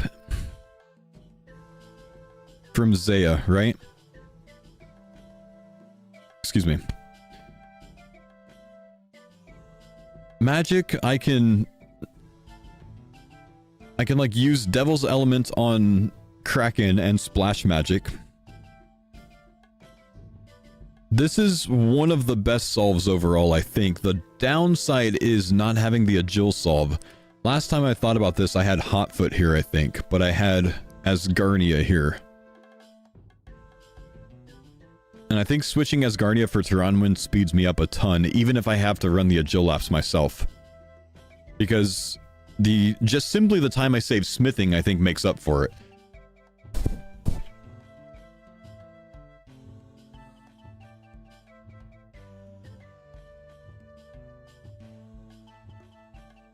Runecrafting's done with Soul Harvest. Prayer's done with Soul Harvest. Thieving, Smithing, Crafting are done with Larcenist. Clues are done with Clue plus Larcenist. Might not even need to get into Larceny for clues. Map gets you around to clue locations, but could possibly be switched to boss, but you don't really need the eye telly with Kandrin and Tyranwind, so I think we go map.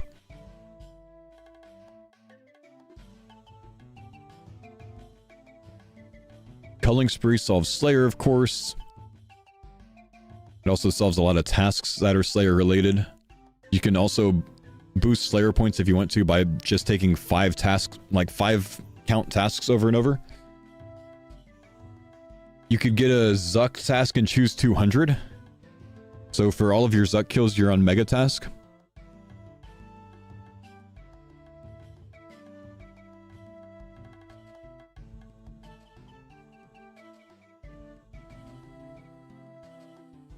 Why is Tyranwind so good? It's a fast zone to complete with easy PVM. And generally speaking, in the past, pretty damn powerful echo stuff with the Crystal Blessing. Callisto, thanks for the 30 months. Pathing will be shared. Sorry, just came in to subscribe. You don't have to sub. I make a starter guide for everyone once they release the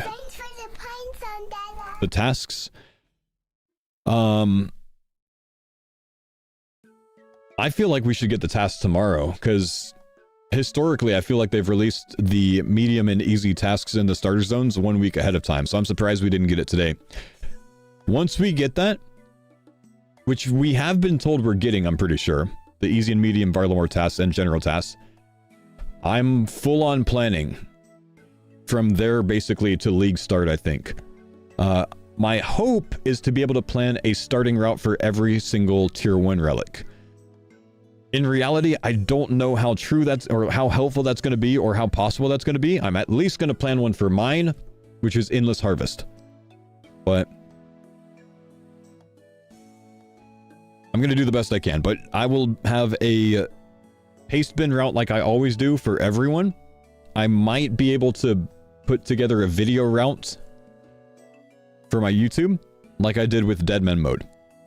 It depends on how much we can, you know, actually, but like not so much like, more so like a video walkthrough of like everything I plan on doing with explanation, so you can like follow that as a auditory / visual guide instead of reading it. If I can do that, that'd be very helpful. But I'm trying to go all tasks completed as quick as possible. So like I'm trying to be top 10 to finish the league. I'm not necessarily trying to be number 1, but I'm trying to be top 10 to finish the league, which I think I can do.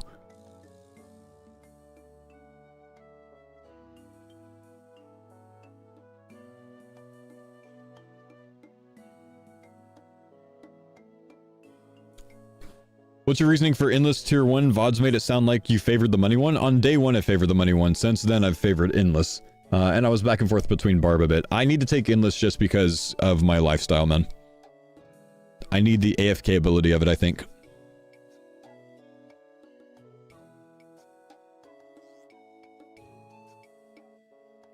Until the kebab task comes to stop you. That's right. Okay. Guys, we'll figure this out more tomorrow. I'm going to go ahead and end things here today, but we'll get back to the planning tomorrow. I'm hoping we get the task list. Hey, my stream will start a little bit late tomorrow because I'm going to be on the Jagex live stream, and I think I've got to be on a call with them a little bit before my normal start time.